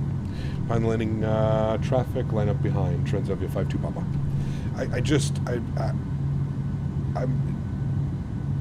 If I've never been uninterested in airports, it's when somebody goes and releases another airport where we already have 3, 4, 5 of those airports. Like I could get excited behind like maybe it being like a new airport, something that hasn't been done, but like I don't know, man. It's hard for me to get excited, like I said, when there's already 4 other renditions of that airport that I can choose from. That's a little one. That's a 700. Nice. I don't get excited about those things, to be honest with you, man. Touchdown. Ooh, real nice. Oh, a little bit floaty. Oh, a little bit floaty. He's down. Same for me with Airbus A320s. I mean, Airbus in general, so yeah, I agree. Landing lights, strobe lights, swing lights. Get them ready. I just really wish Aerosoft would focus on releasing like Frankfurt and all these other sceneries. I know that they've been working on it for a while, but I just don't understand how you release some, like I said, man, 4 other examples of the scenery and you're releasing a scenery. I don't know what Aerosoft is doing, to be honest with you, man. Aerosoft just, they seem to have lost the plot, if I'm being 100% honest with you, man. It seems like they're just kind of blindly trying to figure their way, navigate their way through the flight sim community. Everything seems to be in shambles.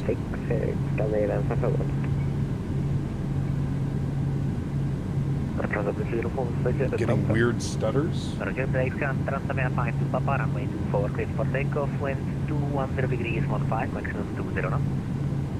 Can we take off runway 24, Transavia 52 Papa? Hi friends, sounds are up. Yo, cabs on. Enjoy the departure, my amigos. Throttles to about 40%. That was 126 by Foxtrot Hotel 1 and 130, Transavia 0, thank you very much. Runner 3 Alpha Echo behind departing, Transavia Boeing 737, line up runway 4 and 5 behind. Chrono's on. Toga. Sight nose down pressure. Takeoff power set. Airspeed alive. Thank you.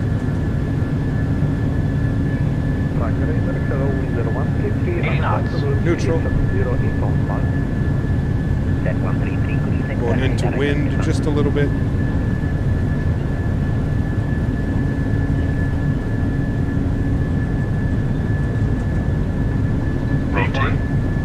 Rotate.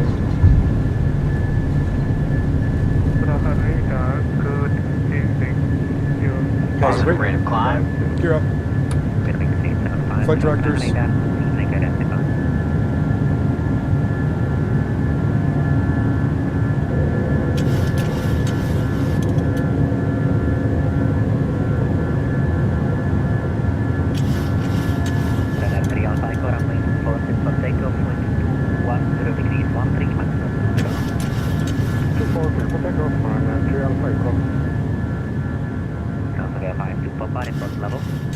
Passing 3,000. Transavia 52 Papa. Transavia 52 Papa, thank you. Climb to flight level 280, proceed direct Varik. Climb flight level 280, proceed direct Varik for Transavia 52 Papa. Alright, direct to Varik, execute. Flaps up position 1. Flight level 280, bugged up. Flight level 330, Wizard 133.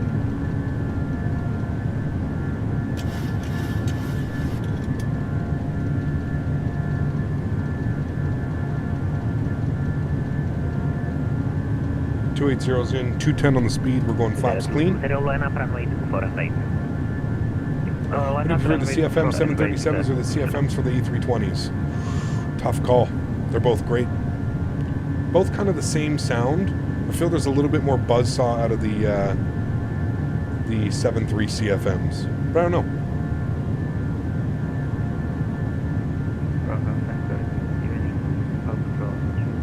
know. 5,000 feet, standard. Standard. There's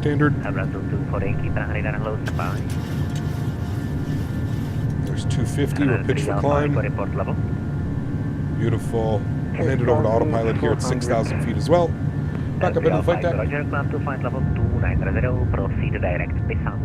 Get some beautiful views of us climbing out of Prague. Hey, just a little tip, when you're lining up on the runway, taxi straight from holding point, not on the yellow line. That's for vacating. Of course, doesn't matter if you're lightweight. Yes, we were very lightweight, and we were very. And if you actually look at like the arrival, like lining up, it was weird. There was like weird lights here. Usually, I do go for the piano keys, and then from the piano keys, I'll line up. This one was a little bit weird coming in. There was like weird lights here, doing something weird. So I didn't want to go that way, so we just went like this. Also, absolutely massive runway here for a 737. I'm not concerned about the extra 20 feet that it's going to get me to go up here like this. But yes, I am very well aware. Most of the time, I don't know if you don't watch the streams very often, but 99% of the time we go straight here and then we make the correct turn at the piano keys. 10,000 feet. Landing lights are coming off. Runway lights are off. Taxi lights off. Wing light is off here as well. Start switches go off as well. Beautiful. We'll release the cabin. Flight attendants can start the in-flight services.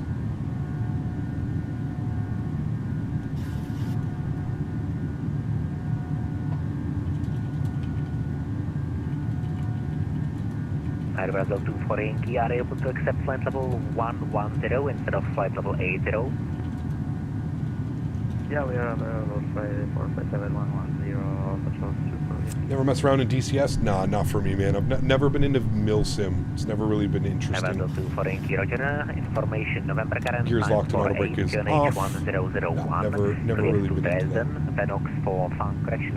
Just a flight from Tampa, have a 4080 with a 14,700K and was very choppy on approach, but it was still saying I was getting 60 FPS. Very odd. I wonder if frame gen was acting up or something. Did you see the Phoenix update regarding the 319 and 321? We may have them by the end of May. I don't think that's what it said. It just said that Didn't they say the project is moving along swimmingly and it should be over to the beta testers soon? Isn't that what they said? I didn't see any release date. I'm from the Czech Republic. That runway is so long for any narrow body aircraft. Yes, it's crazy. How long is it actually? 12,000 feet, chat. I mean, that's absolutely massive. Both runways are actually pretty big. 10,600, we've got 12,100. Pretty crazy. That is quite a big runway. I think we even rotated like just after Charlie. Rotated like right here. Pretty cool. Pretty dang cool, man.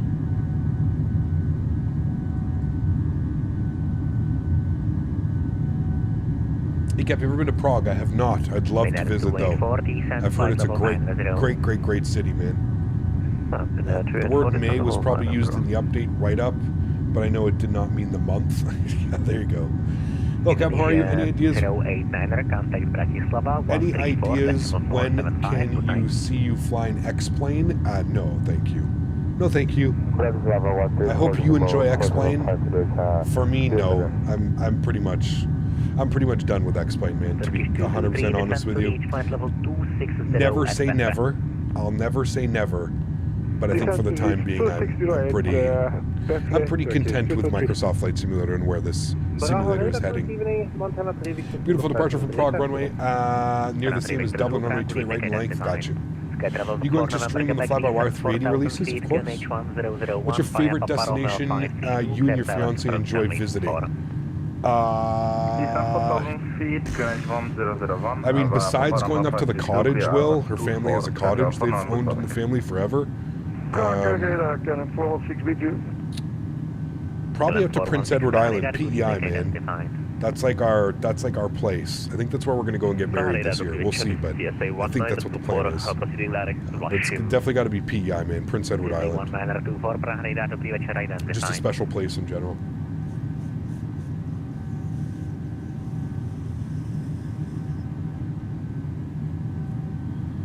Cap, when 2024 releases, will you be doing the same real-world ops or you do other things as well as like fire rescues and heli things?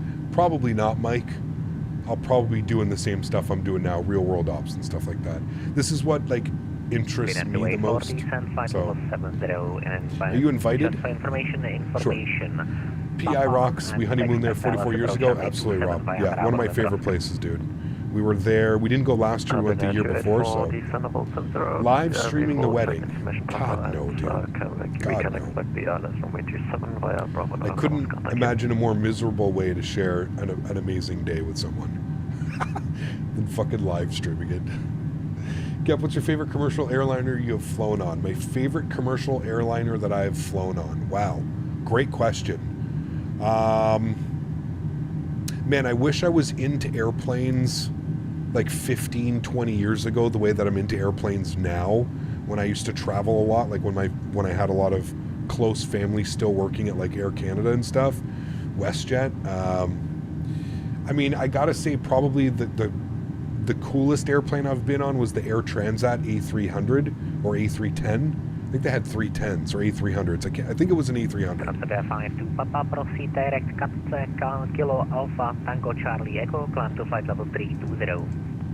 Direct to Katse and 320. Transavia 52 Papa.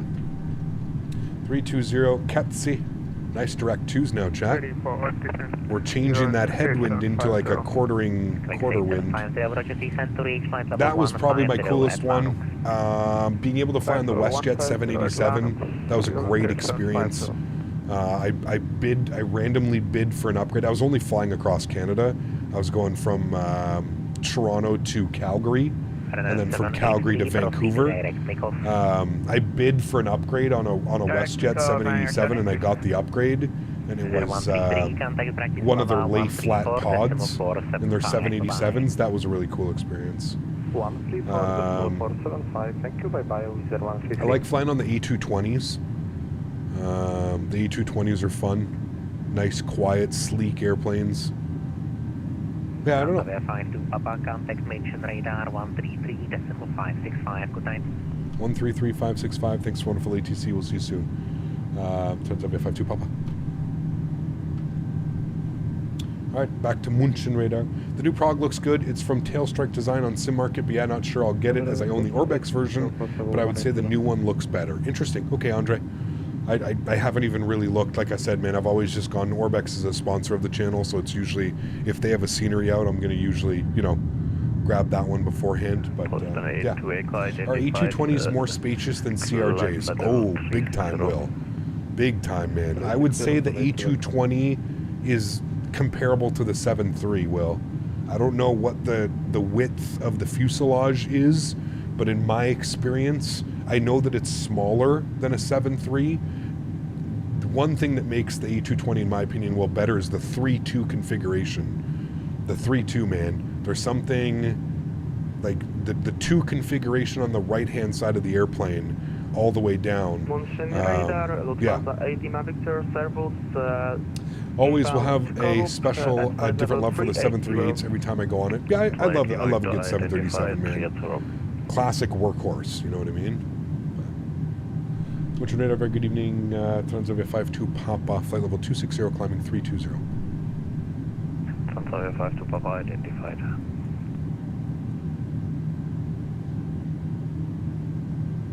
Can't wait for the next Phoenix update. They're adding Sim Update 15 gear physics, also adding some drag. Nice. Very good. Very, very good, Lilo Pilot. Love to see that. Did you and Orbex come to an agreement on the new terms? No, I had a conversation with them, Will. I let them know that it was just, I found it a little, and the way that they explained it to me, and it's exactly the way that I had thought, and it's exactly the way in my brain how I had pictured it. A lot of it is because Orbex has a lot of like smaller content creators that are doing this now, right? I think we can all agree there's a lot of, you know, as opposed to like 2-3 years ago, there's a lot more flight sim content creators now. There's a lot of smaller channels that have a pretty like cult following of 30, 40, 50 viewers every time. It's more so, their program is more so designed around that type of content creator as opposed to somebody that's getting 2, 3, 4, 500 viewers a stream, right? It's exactly the way that I'd figured it. And we had a good conversation, and I explained to them kind of like how I was feeling, and they explained back like this, you know, how they were deciding to come up with these parameters. And they also mentioned that, like, you know, at any point, if I felt like, you know, Facebook posts or Instagram posts or any of that was just like, you know, it didn't warrant that, to just ask for the product and they would send it over. So, I don't know, man, not too concerned. Captain, which leg are you going to fly during the next Cross the Pond event? I'm not doing Cross the Pond this time. We still don't have a third-party long-haul aircraft. I'm not interested in Cross the Pond this time around. Say again? Hey Cap, what flight are you doing for Cross the Pond in a few days? I'm not doing it, Nicholas. Sorry, I just answered that one as well. Going to EH, eh? I'm sure I'm late on that one. It's a good one, dude. Embraer 190 or A220? I'm about to find out, Jenky. I'm going to fly on an Embraer 195 E2 here in the next, what are we, like 2 months away? Yeah, almost 2 months away. 63 days away from me. 63 days and I'll be on an Embraer E2. First class, too. Very fancy. Why go with that hype? Should it be like a tier type system depending on viewers, etc.? I kind of agree with it still, but like I said, man, I guess this was the easiest way for them to like keep track of things and follow things. Hey, man, I ain't calling the shots, dude. I'm just the content creator, right? So, like I said, it's, you know, they reached out to me because they saw that I bought the Boris Audio sound pack. Because in order for me to get the Boris Audio sound pack, I had to do a Discord post, an Instagram post, and a Facebook post. And it was like midnight, and I was like, I'm not fucking going and editing and making all these things in Photoshop, making all these Instagram posts. I'm just fucking buying the scenery. It costs $14, I don't care. And I went and I bought the scenery, and they sent me a message. They were like, hey, you know, like, we noticed that you went and bought the scenery. You know that all you had to do was do this. And I was just like, yeah, that's the problem. I don't want to have to go and do that. I was like, I don't want to fill my Instagram and my Facebook full of fucking ads for people. Like, I want them to be like actual like posts of like things that are going on, and they understood it from my perspective. And how long is my flight? on the Embraer, Sasha, first flight is an hour to Toronto, and the second one is just under 5 hours. Negative, but to Vegas, Toronto to Vegas, just under 5 hours. We would descend in. I think it's 4 hours and 48 minutes. So flight rate 300 would be. I can check for you, Sasha. Roger. No problem. So climb level 300. Would you say the FTSim sounds are better than the PMDG deforts? I would say so, yes. Thank you. I would say they're a little bit more realistic. Both are good. I don't think like one is worse than the other. Yeah. Sasha, departing in 64 days. Flight level 80 And my flight is... Turkish 223.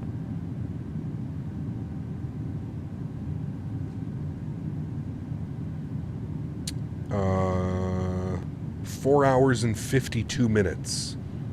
So it'll be interesting. 4 hours and 52 minutes on a on an Embraer E95. Now, I am sitting in business class, so I do have 3 feet of legroom. 3 feet. It's pretty big. It's about that much legroom after sitting down. Should be decent amount of room. Cho, thank you for your support, man. Dropping the $2 donation. Says, you ready for another Leafs first round exit? Can almost bet on it. Almost bet on it, my friend. Huge no floaties too, dude. You gotta wonder, man, if like they're eventually just gonna push through. Who knows, dude? I don't think they have it. I think there's just, you know, I don't know. We'll see, man. Austin's on an absolute tear this year, dude. What is 69 goals? Almost at 70 goals. We haven't had that in years, so. Munchen radar, Transavia 52 Papa, can we climb 360? Transavia to F52 Papa, climb 360. 360, thank you. Alright, 360, which is our cruise. We'll bump that up. We want to get up and above some of that wind, that's why. Thanks so much, Joe. Appreciate you, my friend. Hope you're having a great week so far, man. Thank you, thank you, thank you. Christopher, what's up? Hello, greetings from Estonia. Some kind of event happening in Europe right now. Good to see you, Christopher. Welcome back. I don't know if I missed you before from Estonia, if you're somebody else here from Estonia. I don't know if there's an event today. Is there on Mondays? I don't know. Do you think the 777 will release by the end of April, or is that a stretch? I would say end of April, first week or two of May is when I would put it in. That's when I would say it would probably come out, but I don't know for sure, man. 126, 175, das ist 6 Kollege. Schönen Abend, tschüss.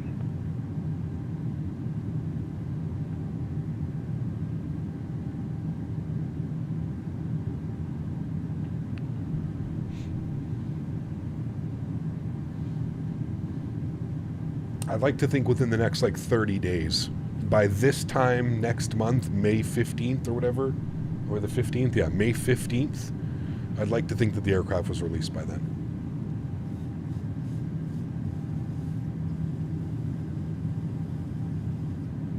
Good if Austin gets 70. It's been a while since we've seen 70 goal score. They have the game, they have a game left, right? They have 2 left. I think they're playing tonight and then Wednesday. And then that's the end of the regular season. Tonight and Wednesday. I know that there's a couple games, like huge games in the Eastern Conference over the next couple of days. I think like Detroit, Washington, New York Islanders, they're all on the cusp. They're all fighting for that last wild card spot. So I think the next couple of days are going to be really important.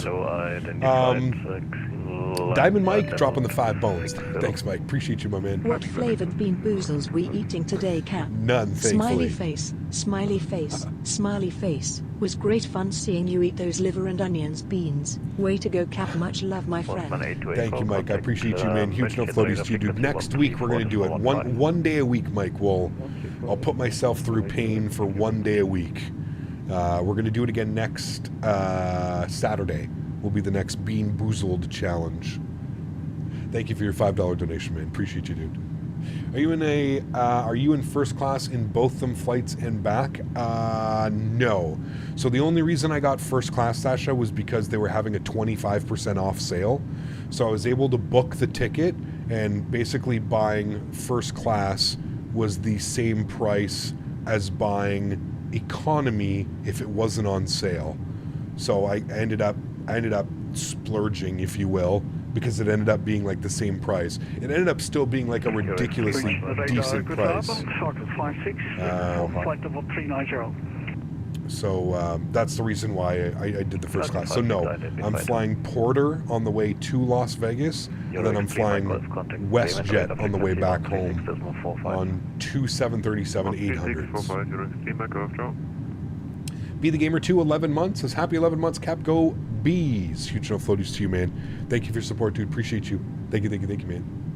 Can't wait to have the 777. I think it'll be the first Payware modern long hauler. Absolutely, Max. Yeah. The first third party, absolutely. Yeah. Hey, Cap, I don't know if I can ask you here, but what vaporizer do you recommend? You can ask, man, of course, dude. Are you talking 510 thread, Michael? Like the one where you can thread on the cartridges? Or are you talking nicotine? Nicotine vaporizer. Which one are you talking about? I was once on a Transavia 738 economy class. Even for economy, I remember I had quite amazing legroom. First time we departed from Schiphol, second time Eindhoven. Very cool.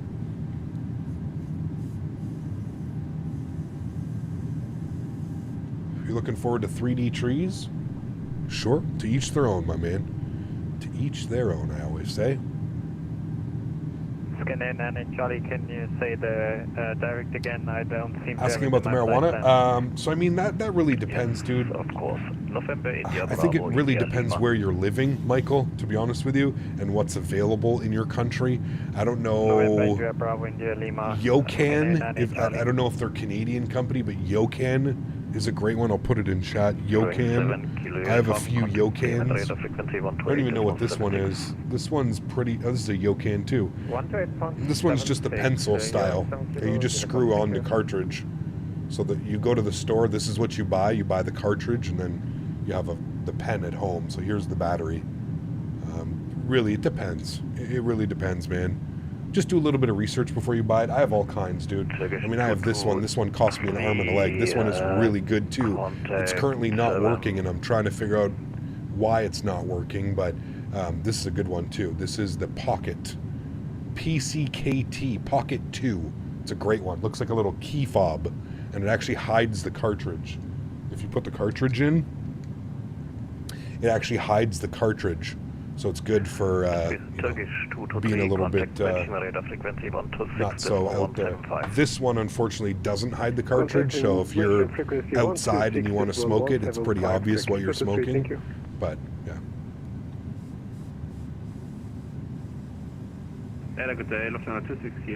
Absolutely, Christopher. We are getting an A220, Christopher.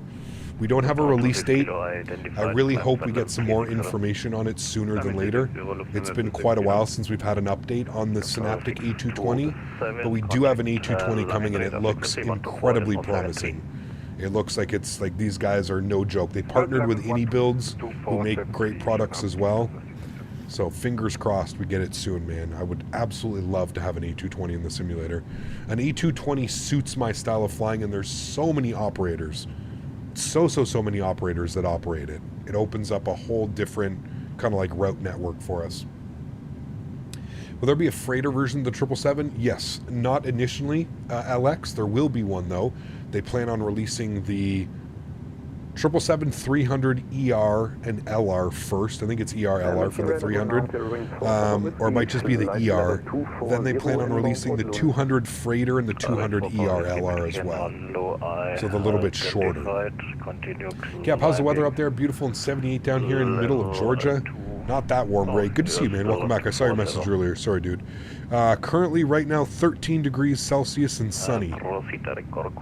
I don't know what's 13C. Hold on, let me find that out.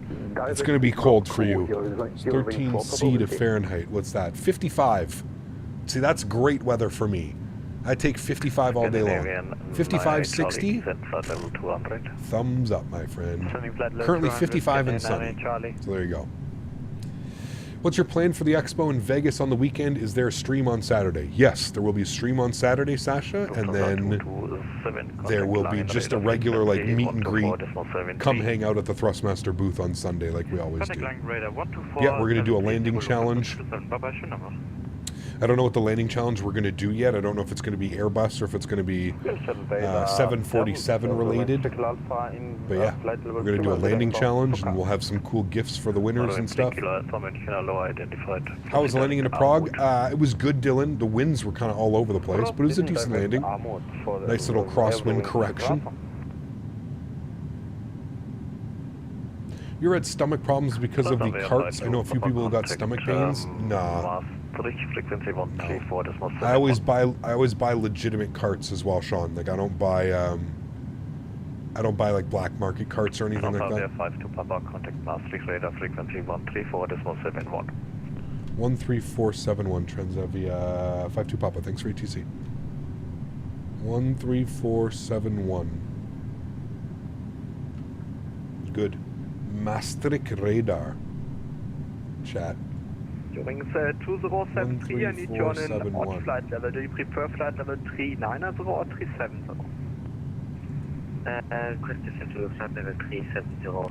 Looks very promising. I also have watched the trailers and videos about the A220. I totally agree. This airplane is perfect for those types of flights that you were doing. Absolutely. Yeah.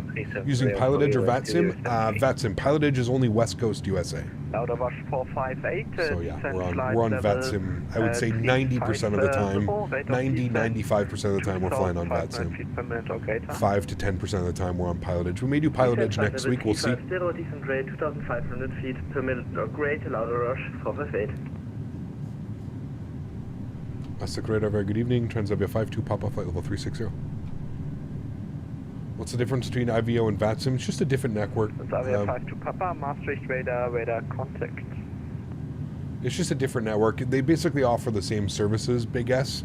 VATSIM is a far greater network as far as like size and controllers. There's a lot more controllers on VATSIM, so that's why VATSIM I think tends to be used a little bit more. 274 flight level 390 inbound Numka. Chad, how many likes are we at? If you haven't done so, don't forget to smash down that thumbs up. Can we hit 300 likes again? Maybe we can hit it before we get to Eindhoven. That would be incredible. Lufthansa 819er, descent flight level 25. I think some of the kids who do landing challenges at the expo are good. Do you agree? Some of them are crazy. Yeah, some of them are really good, Sasha. That's what I'm saying, dude. The younger generation, I think that like Microsoft Flight Simulator has allowed the younger generation to kind of pick up this hobby and get interested in it. FTSim worth it or not? I mean, I think so, personally. If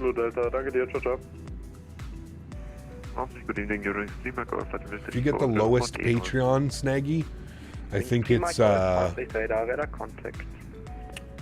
it's like $3 a month or something like that. Trip booked for Vegas. See you there. Oh baby, see you there, man. It's gonna be a great time. Monitor Unicom 122.8. Unicom 122.8. Bye-bye.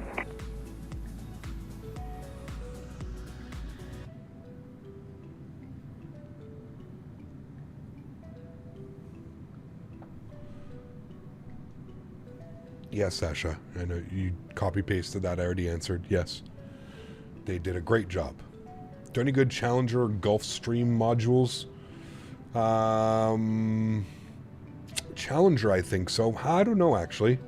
I don't know. I wouldn't be the one to ask, dude. I'm not the most knowledgeable when it comes to that stuff. You planning to visit Planet 13 in Vegas? Maybe, Alan. Honestly, if I'm being completely honest with you, Alan, I may take a little bit of a drive over to the California border and get some in California. California has much better options than Vegas does. That may be the plan. I also have some friends driving from California, so I may just get them to bring it in their, knapsack. Let's grab the weather here. Lauda Rush 458, descent flight level 250, rate of descent. Mark, what's up, my mate? Good to see you, dude. That's fair, thanks. Anyways, Captain, honestly, private jet ops might be entertaining. Could be, for sure. Yeah? Winds are 240 at 13. Few at 1500, scattered at 6, broken at 66. Nice. Yes, headed to Cali to enjoy the nice ocean view, correct.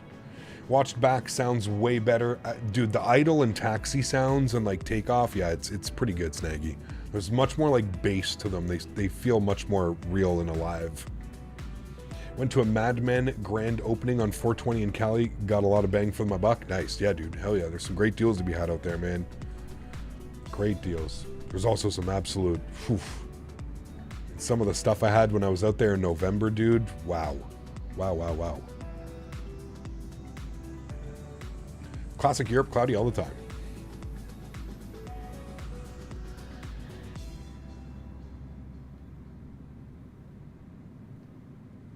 Jealous you can go to FlightSim Expo. I'm from Poland, so for me it's a little bit expensive to go to America. Yeah, that would be very expensive. It does make it difficult. Now, there are some in Europe, Michael, that you can check out. There was one that just happened in Lelystad in the Netherlands, which was, I heard it was a pretty great event. Everything went pretty good. So we are just under 50 miles as well, chat, for our descent. So we're going to go and forecast our descent winds. We just grabbed the weather. The QNH is 1004. I'm going to bug that up into there and execute that. Good. What was your favorite European airport for finals or departures? Oh, I don't know, Alex, man. There's too many, dude. There's too many. There's too many beautiful, beautiful, beautiful approaches. I love flying in Europe, hence why I do a week in Europe, a week in North America. I absolutely love flying over here. There's so many cool airports. There's so many great airports. I don't know if I would be able to just pick one, to be honest with you. I'm one of those people, man. I'm so indecisive. So indecisive when it comes to that stuff. I can never just like pick one airport. Too many, who wants to live in Europe when it rains where it rains all day? I mean, it doesn't. I would argue that their climate is probably close to like a Canadian climate. Did they draw the Q8 pilot trip? I mean, you won initially. I don't know if they did a redraw yet. I don't know. Is the plan to go West Coast next week, Captain? Yes. Thursday's going to be East Coast.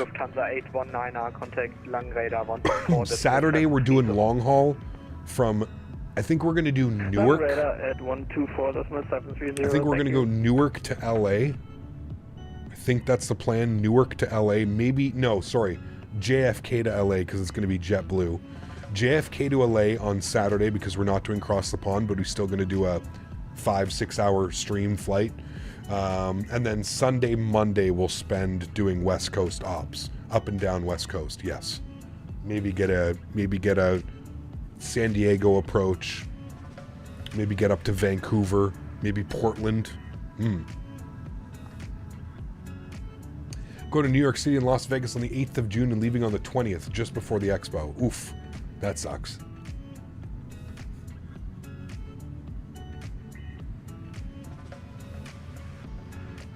Do you have things that change on the stream this year coming? What do you mean, Sasha? Like, am I changing the schedule or anything like that? No. Will you be getting Beyond ATC? Most likely not, Willie. No, unless they want to send a review copy over. I don't, for me, it's probably not worth it.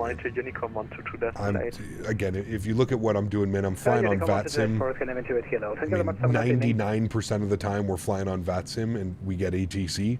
A lot of the places that we go, we get ATC. It's kind of rare that we don't get a day.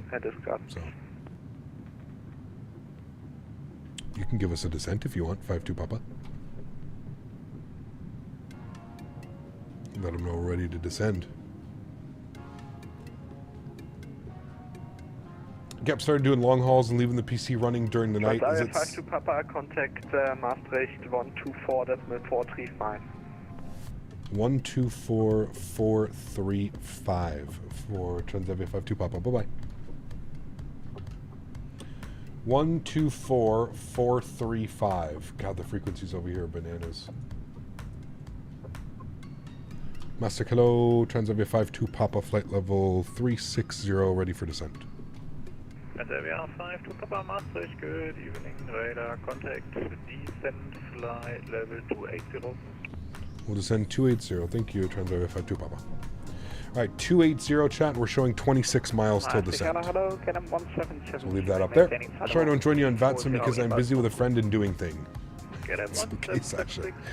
You don't have to explain yourself, Sasha. You know who would need to explain it? Me, if I didn't show up for streams. You're okay. You join when you can join. I promise you. It's all good. All is good.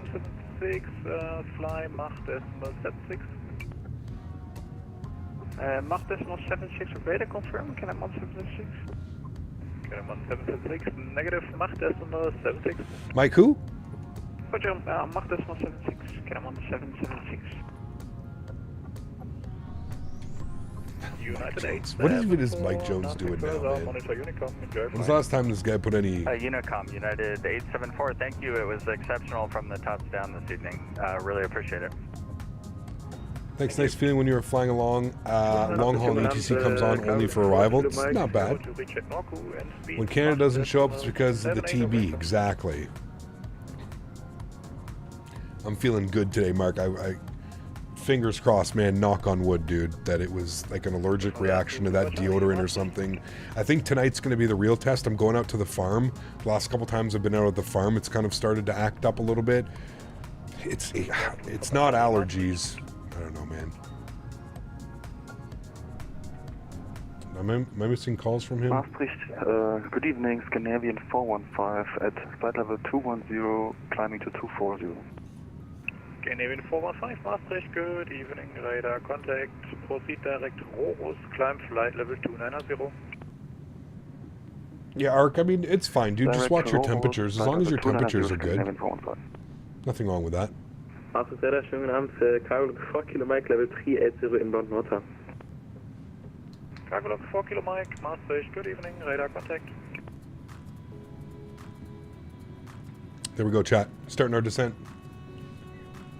Down into Eindhoven. Eindhoven.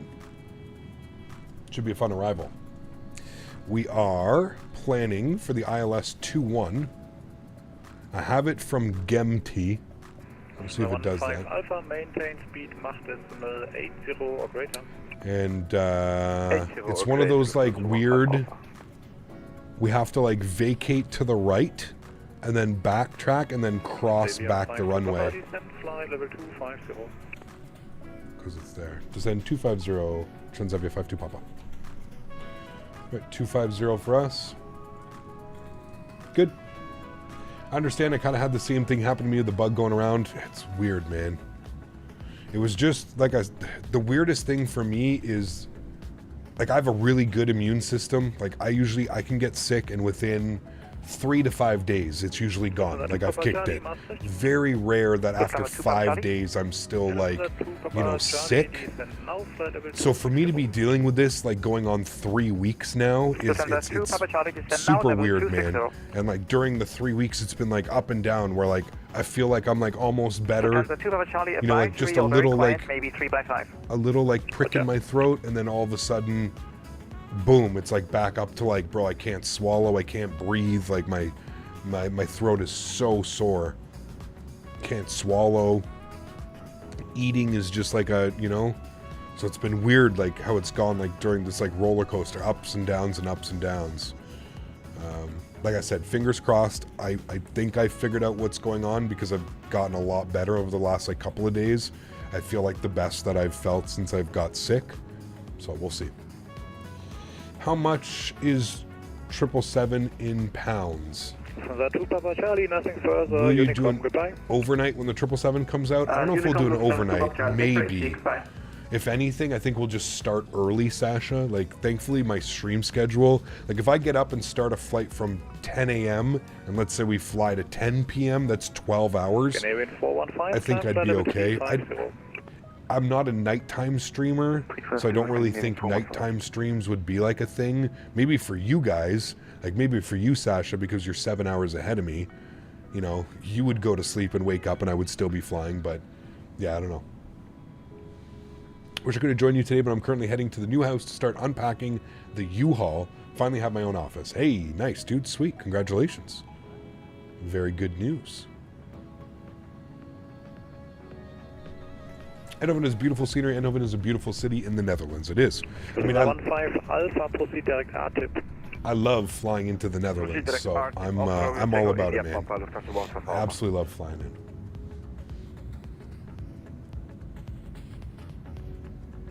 Getting weird tiles today, I've noticed that.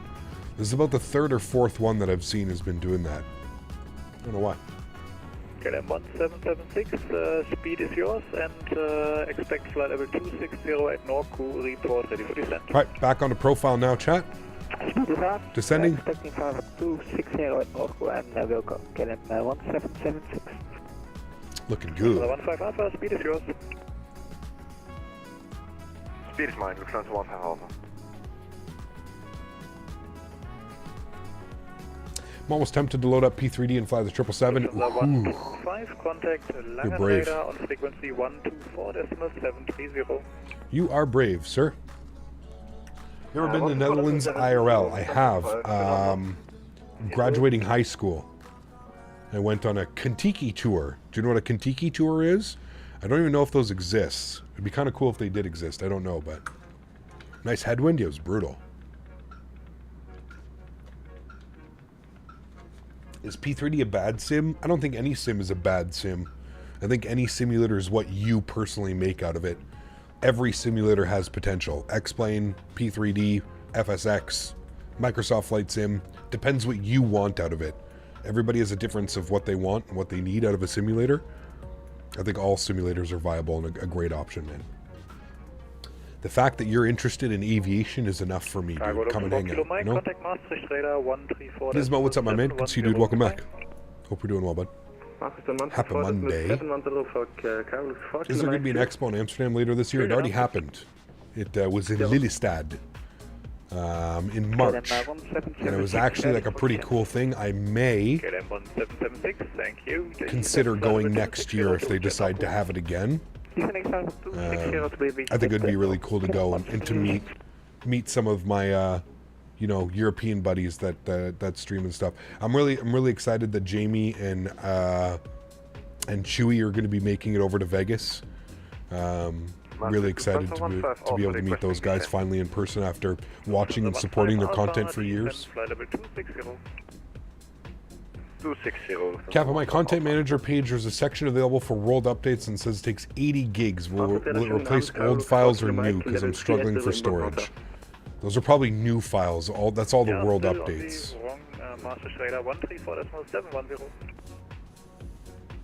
Yeah, 13470, okay, we'll try again. Sorry, Karl, fuck you, Mike. They confirmed that they're going to have it next year too. I may have to go, man. I may have to go. Even if I go for like the weekend, I wonder how much that would cost. Have you ever met V1? I haven't met any of those guys, man. No.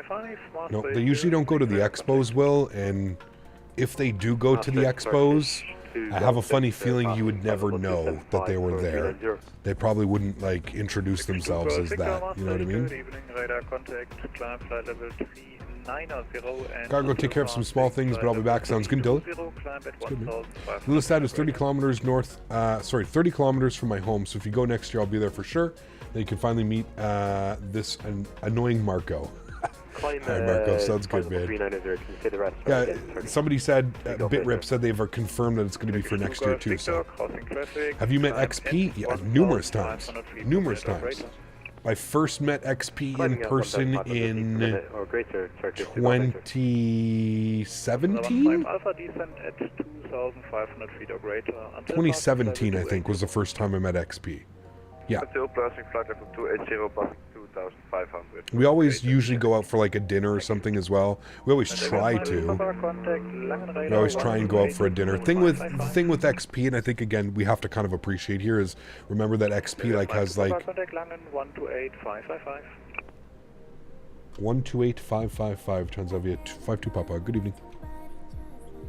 128555. One thing we have to remember is that XP is like he's full-time job. He's got his wife. He's got his kids. These are very much like a holiday for him when he goes on events like this. So, you try and respect that as well. That he likes to do a lot of things with his wife. And I don't know if he's brought his kids to the expos actually yet, but. What frequency is this? 125. We usually like to do at least like one evening where we all get together and we go out for dinner. There's usually like at least one evening where things like that are happening. 128. Wait, was it supposed to be 128? No, this is Dusseldorf direct. 128555? No, okay, I'm laying them. There we go. Possible runway 23 left for San Francisco. Next. I don't know what the fuck the speed's been doing. Recently, I've noticed that the speed just has an absolute mind of its own. I don't know why. Where is my noted expecting ILS to say right? 128, yeah, 128.555. Langen, hello, Transavia 52 Papa, flight level 250. Transavia 52 Papa, land radar, hello, identified. Can we descend, please?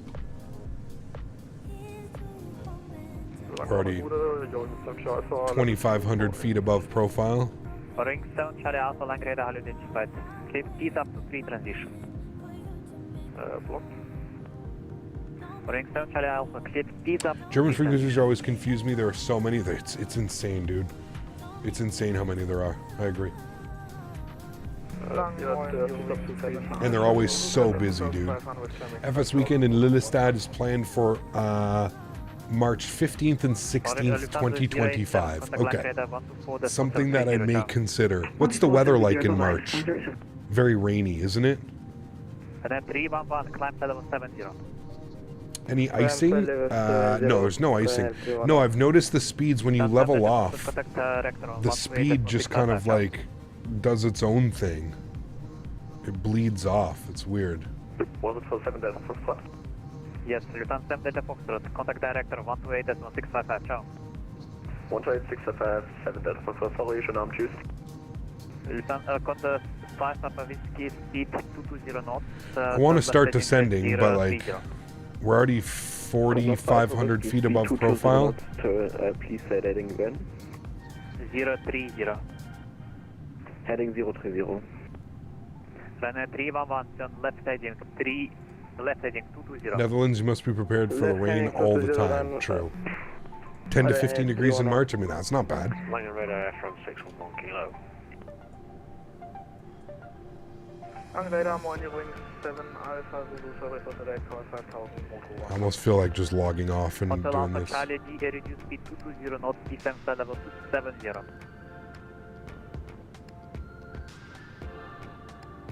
Hotel Alpha Charlie, descent level 70, speed 220 knots.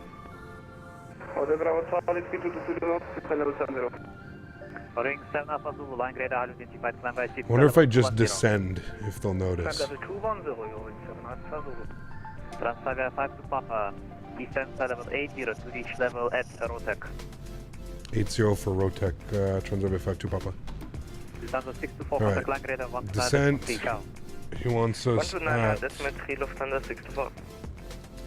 Rotec. 611 kilo, line radar, hello, identified. I knew that was gonna happen. Our plan takes us. We need to be direct Rotec right now. Reference 611 kilo, request arrival. Reference 611 kilo, clear equal All right. to 3 transition. From Rotec, Contact 5 Papa Whiskey, contact director it's to Ihoji. Contact 5 Papa Whiskey, 128.655, ciao.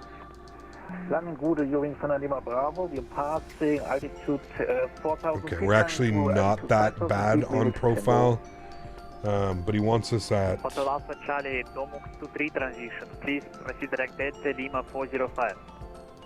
8,000 feet for Rotec. Yeah, we're 7,000 feet above profile. Ground spoilers are coming out. I'm going to go Hotel speed Alpha intervene. Charlie, turn left heading 210. Is cross the pond eastbound or westbound this year? Runway 311, turn right heading 230. Eastbound, westbound. Westbound. I had to think about that for a second. Descent level 70, clear Domux to 3 transition. 70 Domux 236, Lufthansa 72. I'm going to pause the music after this one, guys, because it's going to get pretty intense on this arrival. Can already tell the controller's absolutely swamped, so... Cap, did you watch the Masters yesterday? I did not, no. I was streaming all day, man. Affirmative speed 220, confirm. Should have called 10 miles after top of descent and said you're at top of descent and he'll descend you. Roger, Did you hear how busy he was, Dan? That's kind of why I didn't. He was insanely busy, and when I checked in with him, I said, Transavia 52 Papa, requesting lower, please. That's the first thing I said. He just responded with radar contact. So, not much I could do after that. Obviously, he's too busy, and I don't want to, it's fine. We could probably make up the descent. 6,000 feet above profile, 40 run miles. It looks like we're actually going to hit it. We'll see. But, yeah. Are you flying for Toronto for Cross the Pond? I'm not doing Cross the Pond this year, man. I said last year when we did Cross the Pond that if we didn't have a third-party airplane, I probably wasn't going to do it. Yeah. Oh, yeah, the music. Let me pause the music. There we go. Now we can listen. Listen properly. Put engine sounds up as well.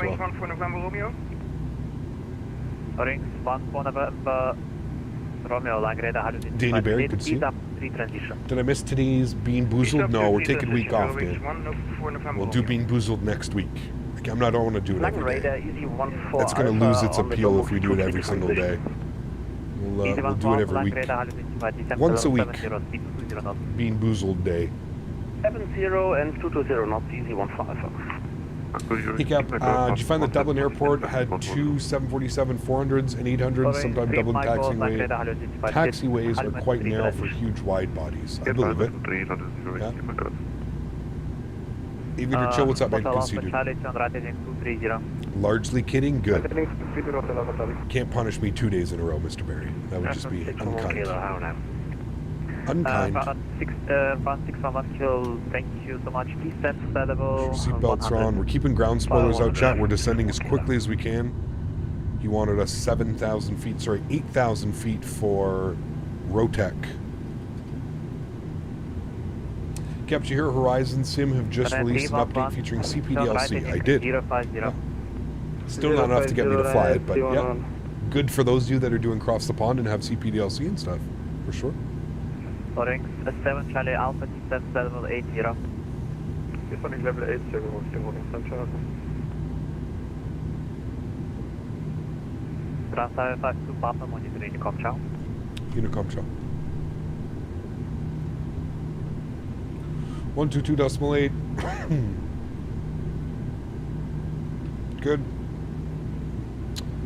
I'm gonna go here like that. Good.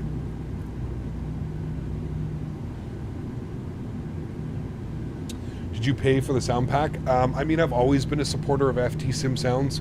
I've been a Patreon for years. $3 a month. I get to go and download all the sounds that I want for a lot of the airplanes. It was a little bit more beneficial in my X-Plane days because I had a few more options. But I'm pretty sure as Microsoft gets more third-party airplanes and stuff, there'll be more sound packs and stuff.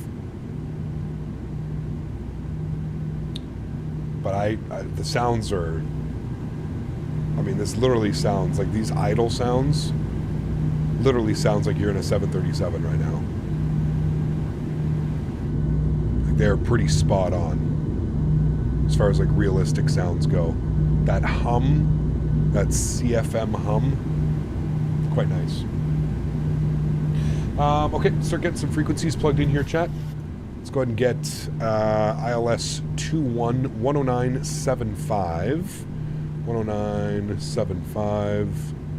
Good. Flip that over. 109.75. Flip that over. Good. Active 109.75. Approach course 213. Bug that up. 213. 213. Good. Minimums today 267. So 267.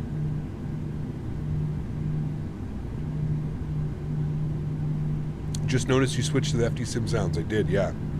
After, do you know how many people, Mark, have been reached out to me over like DMs and were like, Cap, you gotta try it. I know you'll like it. I finally caved the other night. I got another DM. Pardon me. I got another DM and I finally caved. I was like, all right. I'll get the damn sound back. 267 is the number I was looking for. 267. Good. Set. checked. Good. We're kind of on track. Not really, but we're kind of on track. If we look at our charts, GEMT, we need to be at 2,000 for EHO. So I'm going to go 2,000 feet. I'm going to put 4,000 in initially. We'll go from there.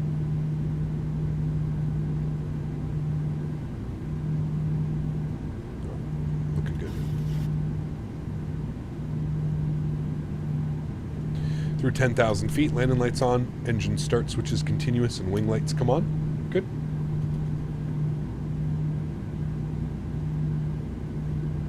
What hardware would you recommend the most for a mouse-free sim experience? Think about an MCP. I mean, yeah, dude, if you can afford it, you're ready to spend the money, Phil. I mean, really, the options are endless. It's how much money you're willing to spend, dude. You can order a $1,000 MCP. I've got an $800 FMC right beside me. If you put exclamation point FMC, this is what I have sitting right beside me right now. I have it built on a little bit of a custom 3D printed stand as well. So depends how much money you're willing to spend, man. You can do a lot. You can do a lot. MCP and FMC, I mean, those are the two things that you're manipulating the most, right? The FMC, hitting buttons, doing things, and the MCP, maybe other than like the overhead switches and panels, that would be badass to have as well. I would absolutely love to have one of those just right above me hitting switches and stuff. But yeah, it all depends, man. Pay to play. That's what I like to call flight sim. It's very much pay to play. How much are you willing to pay to play? It's all available.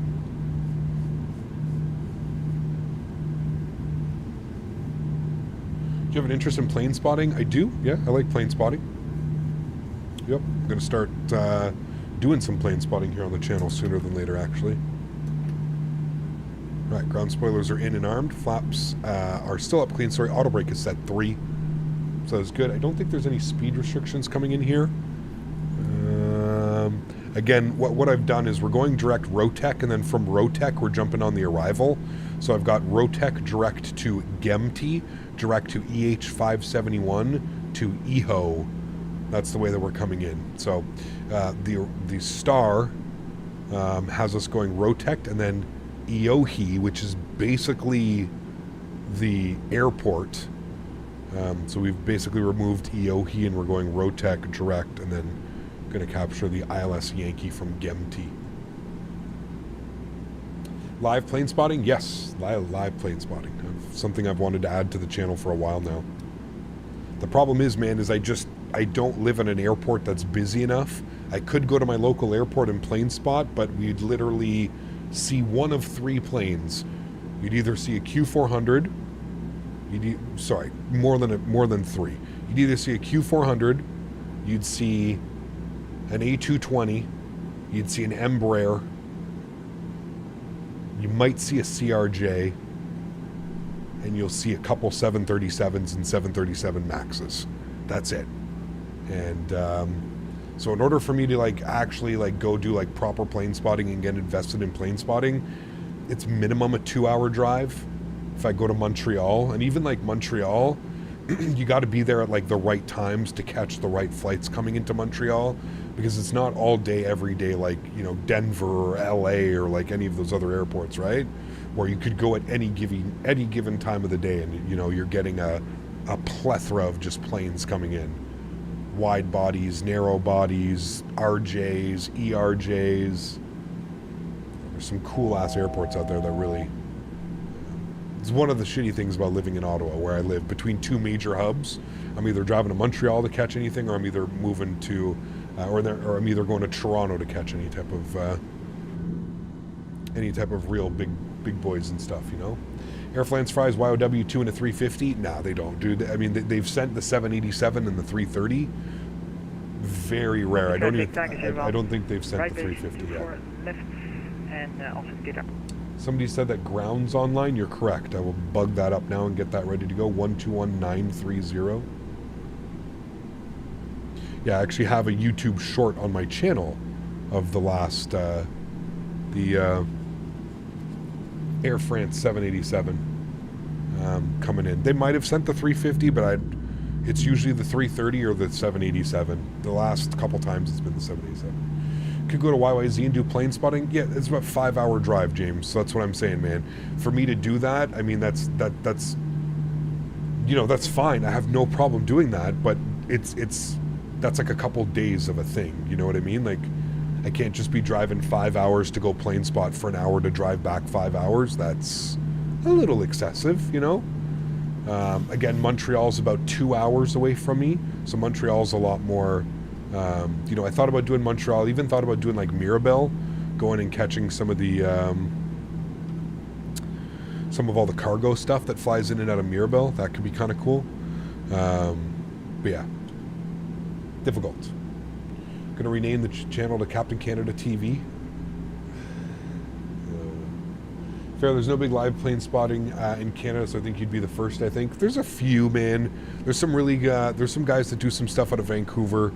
There are some guys that do some stuff out of Toronto as well. Like I said, man, it's a little bit difficult. Unless you're living there, it's... Horizon Sim finally got CPDLC. I know, wow. I can't believe so many people are excited about well, my honest opinion, I'm surprised so many people are excited about CPDLC. I mean, like, it's cool and everything, but, like, I don't know. I don't know. Maybe I haven't used it. Maybe that's why I don't see the appeal to it yet. I'd have to actually, like, use it in an experience for me to be like, okay, yeah, I understand now. All right, let's bring our speed back, chat. It does put us on a pretty short final, so we're going to bring our speed back to 170 knots. Our V approach speed today is going to be at 153 knots. We're going to arm our localizer, which is armed right now. We are descending at 500 feet per minute. Just going to chill that out just a little bit so we can bleed some of the speed off. I'm going to go flaps 5 degrees. CPDLC is only useful. I was going to say maybe that's why, because in North America you don't really get CPDLC all that much. So, yeah, I don't know. Newbie to Microsoft, seems track IR is not necessary as DCS. What do you think? I would agree with that, Kobe. I have a tracking system, a head tracking system. I really only use it when I'm flying like a visual approach or when I'm taxiing around the airport. If I need to, like, you know, kind of like when you're driving, you look where you're going. That's pretty much the only times I ever use it as well. I would agree that in DCS, like, you're not, like, you know what I mean, looking back at the guys trying to, right? So, yeah, I would agree. I would agree very much with that statement. All right, let's go gear down. Flaps 15 degrees. About to intercept glide slope, arm approach. Landing lights are on. Good, cool. We should call a 5-mile final. Eindhoven traffic. Transavia 52, Papa, 5-mile final, runway 21. Eindhoven. All right, we're about to intercept glide. Get the sounds up for you guys. Would you recommend a stream deck for everything not streaming related? Can definitely help, Phil. I don't know. I've never used my stream deck outside of streaming purposes for, like, muting a camera or, you know, skipping a donation or switching a scene. I've never used it for the simulator itself, so I don't know if I'd be the right one to ask. Chat, anybody use a stream deck? Anybody? All right, final approach speed's coming in here, chat. Let's go flaps 25 degrees. Give you a nice view of that. Come out. Flaps 25 degrees. CPDLC is message between you and ETC, not using voice. I believe that's what it is, correct. Yeah, so instead of, like, a controller giving you, like, a, hey, descend, they can send you a CPDLC and, like, say, like, expect descent after XX waypoint. Something, you know? Like, it can be things like that, I think. All right, cool. Chat, a little bit messy right now. Heavy 30-knot crosswind, can I point that out?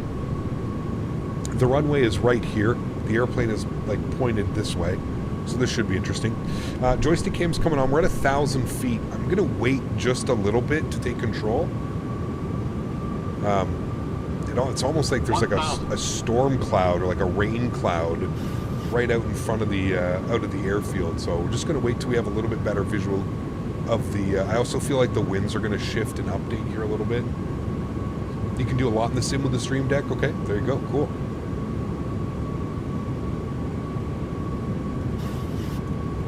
I have zero visual of the runway right now, chat.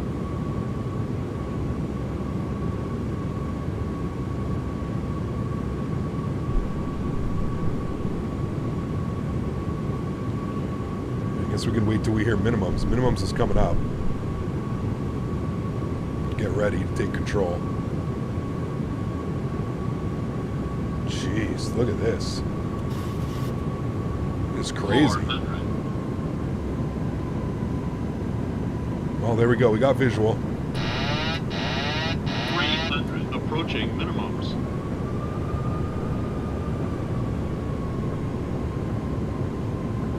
Two minimums. Continue. Transavia 4165, landing up behind, landing and just behind. 100. 50. 40. 30. 20. 10.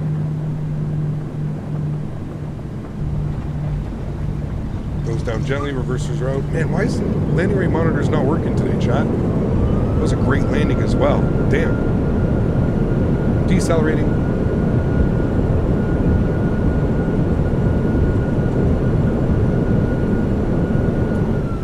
Thrusters are stowed, manual braking.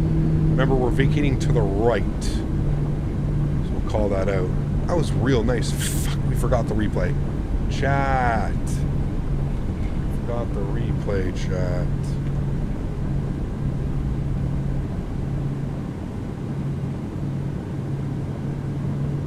Eindhoven traffic, Transavia 52 Papa vacated runway 21 Eindhoven. Transavia 4165, taking off runway 21, end of traffic. We're going to switch to ground 121935. And we'll just let them know that we're vacated onto... Where the hell are we, chat? Romeo 5. Ground hello, Transavia 52 Papa, Romeo 5. Transavia 52 Papa, Eindhoven ground hello. Taxi via Romeo to Romeo 1, hold short Romeo 1. Taxi Romeo 2, Romeo 1 will hold short Romeo 1, Transavia 52 Papa. Alright, Romeo 2, Romeo 1. Yes, okay. Alright, let's clean everything up. Ground spoilers, flaps.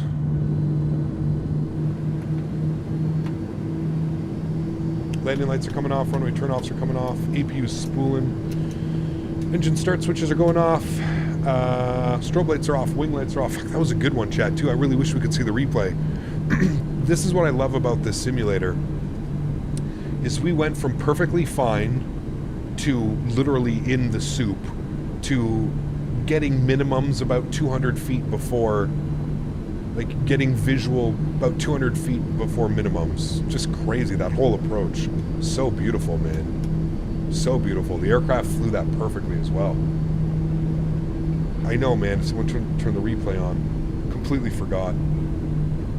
Completely forgot. The landing rate on that one, I know that was extreme butter, chat. Extreme butter. I hope you guys are ready for this one. Now, again, take the landing rates as a grain of salt. What do we think the landing was on that one? Stop the clock as well, chat. I think we're a little bit early. What do we think the landing rate was on that one? Oh, we're definitely blaming Dan for the replay. No replay is Dan's fault. It was absolute grease, chat. Okay. Minus 58. Minus 58 to finish the week in the 7-3. That makes me happy. Now, again, take these landing rates as a grain of salt. If you think it was harder than a 58, fine, no problem. That's fine. But that's what we're getting from the landing rate monitor. And I don't know why landing rate monitor didn't work today. Wait, did the program crash? It's not even open. If only there were a replay. I know. We could go back and just watch the stream, but Ryanair landing. Romeo 2, Romeo 1. Hold short Romeo 1. So we're going all the way down here. And we're holding short. And he's going to give us a stand, I'm sure, up there. You can request to leave the cockpit via CPDLC. Yeah, so you can do anything.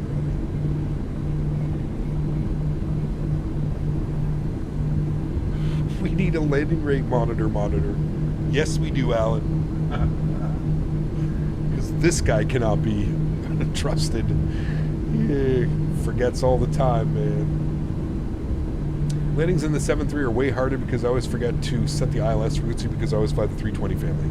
Yeah. Yeah, you have to set the ILS frequency. You got to set your approach course. You got to set your minimums. I mean, it was good that we set all those. We set our minimums. We had great visual of that as well. It was real nice.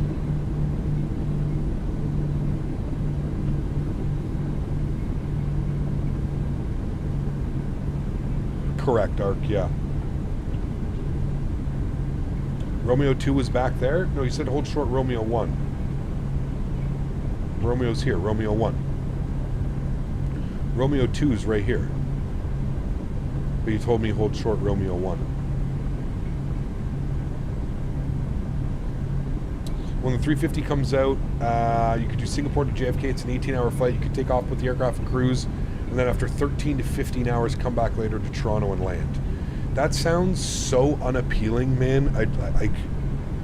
You might as well... Nah, keep it PG, chat. It's the end of the week. No, that just does not sound like... If that sounds appealing to you, great. I'm over the moon excited that you're going to do that and you're going to enjoy that. But for me, man, no way, dude. That does not sound appealing. That sounds like torture. Transavia 52 Papa at Romeo 1, cross runway 21, taxi stand Sierra 2. At Romeo 1, cross runway 21, we'll taxi into stand Sierra 2. Thanks for ETC. Transavia 52 Papa. Alright, we're going into Sierra 2. Welcome, have a good night. Transavia 52 Papa. Good. Into the ramp area, chat. We should be good pilots and turn on our strobe lights, right? Man, that looks so good.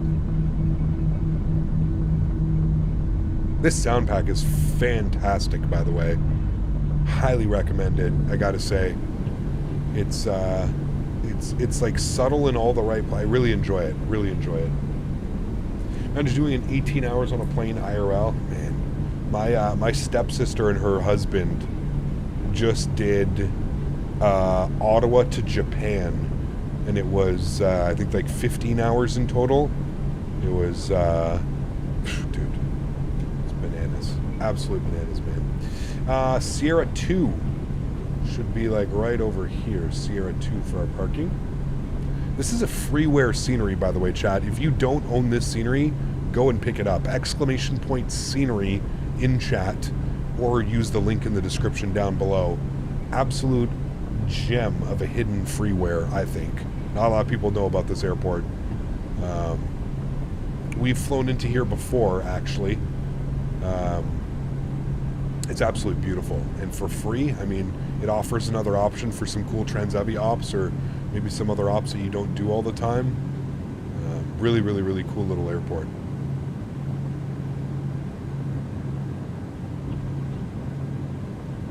Maybe we get a dance in the rain today, chat? For the no replay, dance in the rain? Dance in the rain, no replay.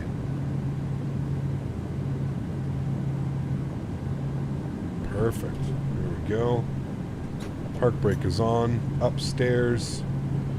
APU generators are on. APU bleed is on. Good. APU gen, good.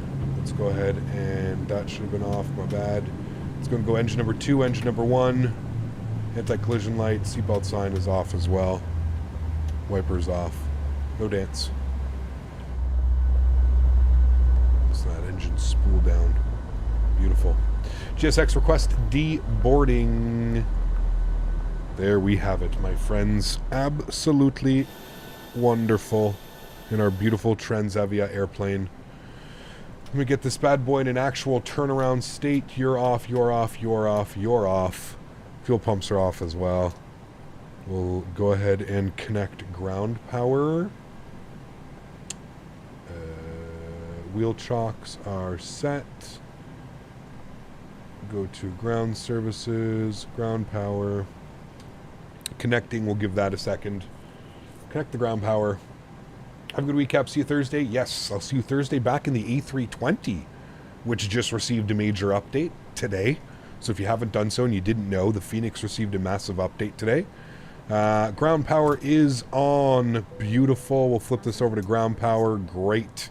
EPU bleed can go off. Packs can go off. Isolation valve can go open. And EPU goes off as well. The fuel pumps go off. And we will leave this in a beautiful turnaround state for the next captain who will be flying her. Wonderful. Chat. Look at that. All done. A great week of flying the PMDG 737. I sincerely hope you guys enjoyed this week flying around with me. It's been a lot of fun, man. Did some cool airports this week. Some airports that we usually don't do. So I was real happy with that. We got to fly to Paris Orly today, into Prague, and then into Eindhoven as well. Rest of the week we did some Ryanair ops as well, which was really fun. Some Dublin Ryanair ops, well overdue. So that was absolutely fantastic. Guys, if you haven't done so, one last time, don't forget to smash down that thumbs up button. If you do that, that's a huge solid. It helps the channel grow. So I truly do appreciate everybody that comes to hang out. Mods, donators, and sponsors, thank you very much for everything that you do as well. All of the continued support of the channel. Without you guys here, none of this is possible. Thank you all so much for hanging out with me today. Not only today, but this week. It's been an absolute blast. Feels good to be finally feeling better. Fingers crossed, chat, that over the next couple days I fully kick this and I can really start to feel like myself again. You know the plan for next week. We're going to be back in the Phoenix A320. We are going to be flying that for at least a week, most likely a week. We might do 2 weeks, might do a week in we'll see. We'll see how we're feeling. We may jump in something other than that. But definitely the A320 next week. We'll take a big deep dive into the fresh, newest update that has happened to the aircraft. Until then, friends, have yourselves a great Tuesday. Have a great Wednesday. And before you know it, we'll be back live on Thursday with 2 streams on Thursday coming at you. Probably both going to be from North America as well, so we should have some fun next week. Big day planned for us on Saturday. We're not doing Cross the Pond, but we are doing our own long haul. We're going to do some real-world JetBlue ops from JFK, New York, all the way to LA. It's about a 6-hour flight, 5.5, 6-hour flight. So that's the plan for Saturday's stream. And then, of course, back Sunday, Monday. Guys, thanks for coming to hang out with me. Appreciate y'all. Have yourselves a great start to the week. Looking forward to seeing everybody on Thursday. Happy landings.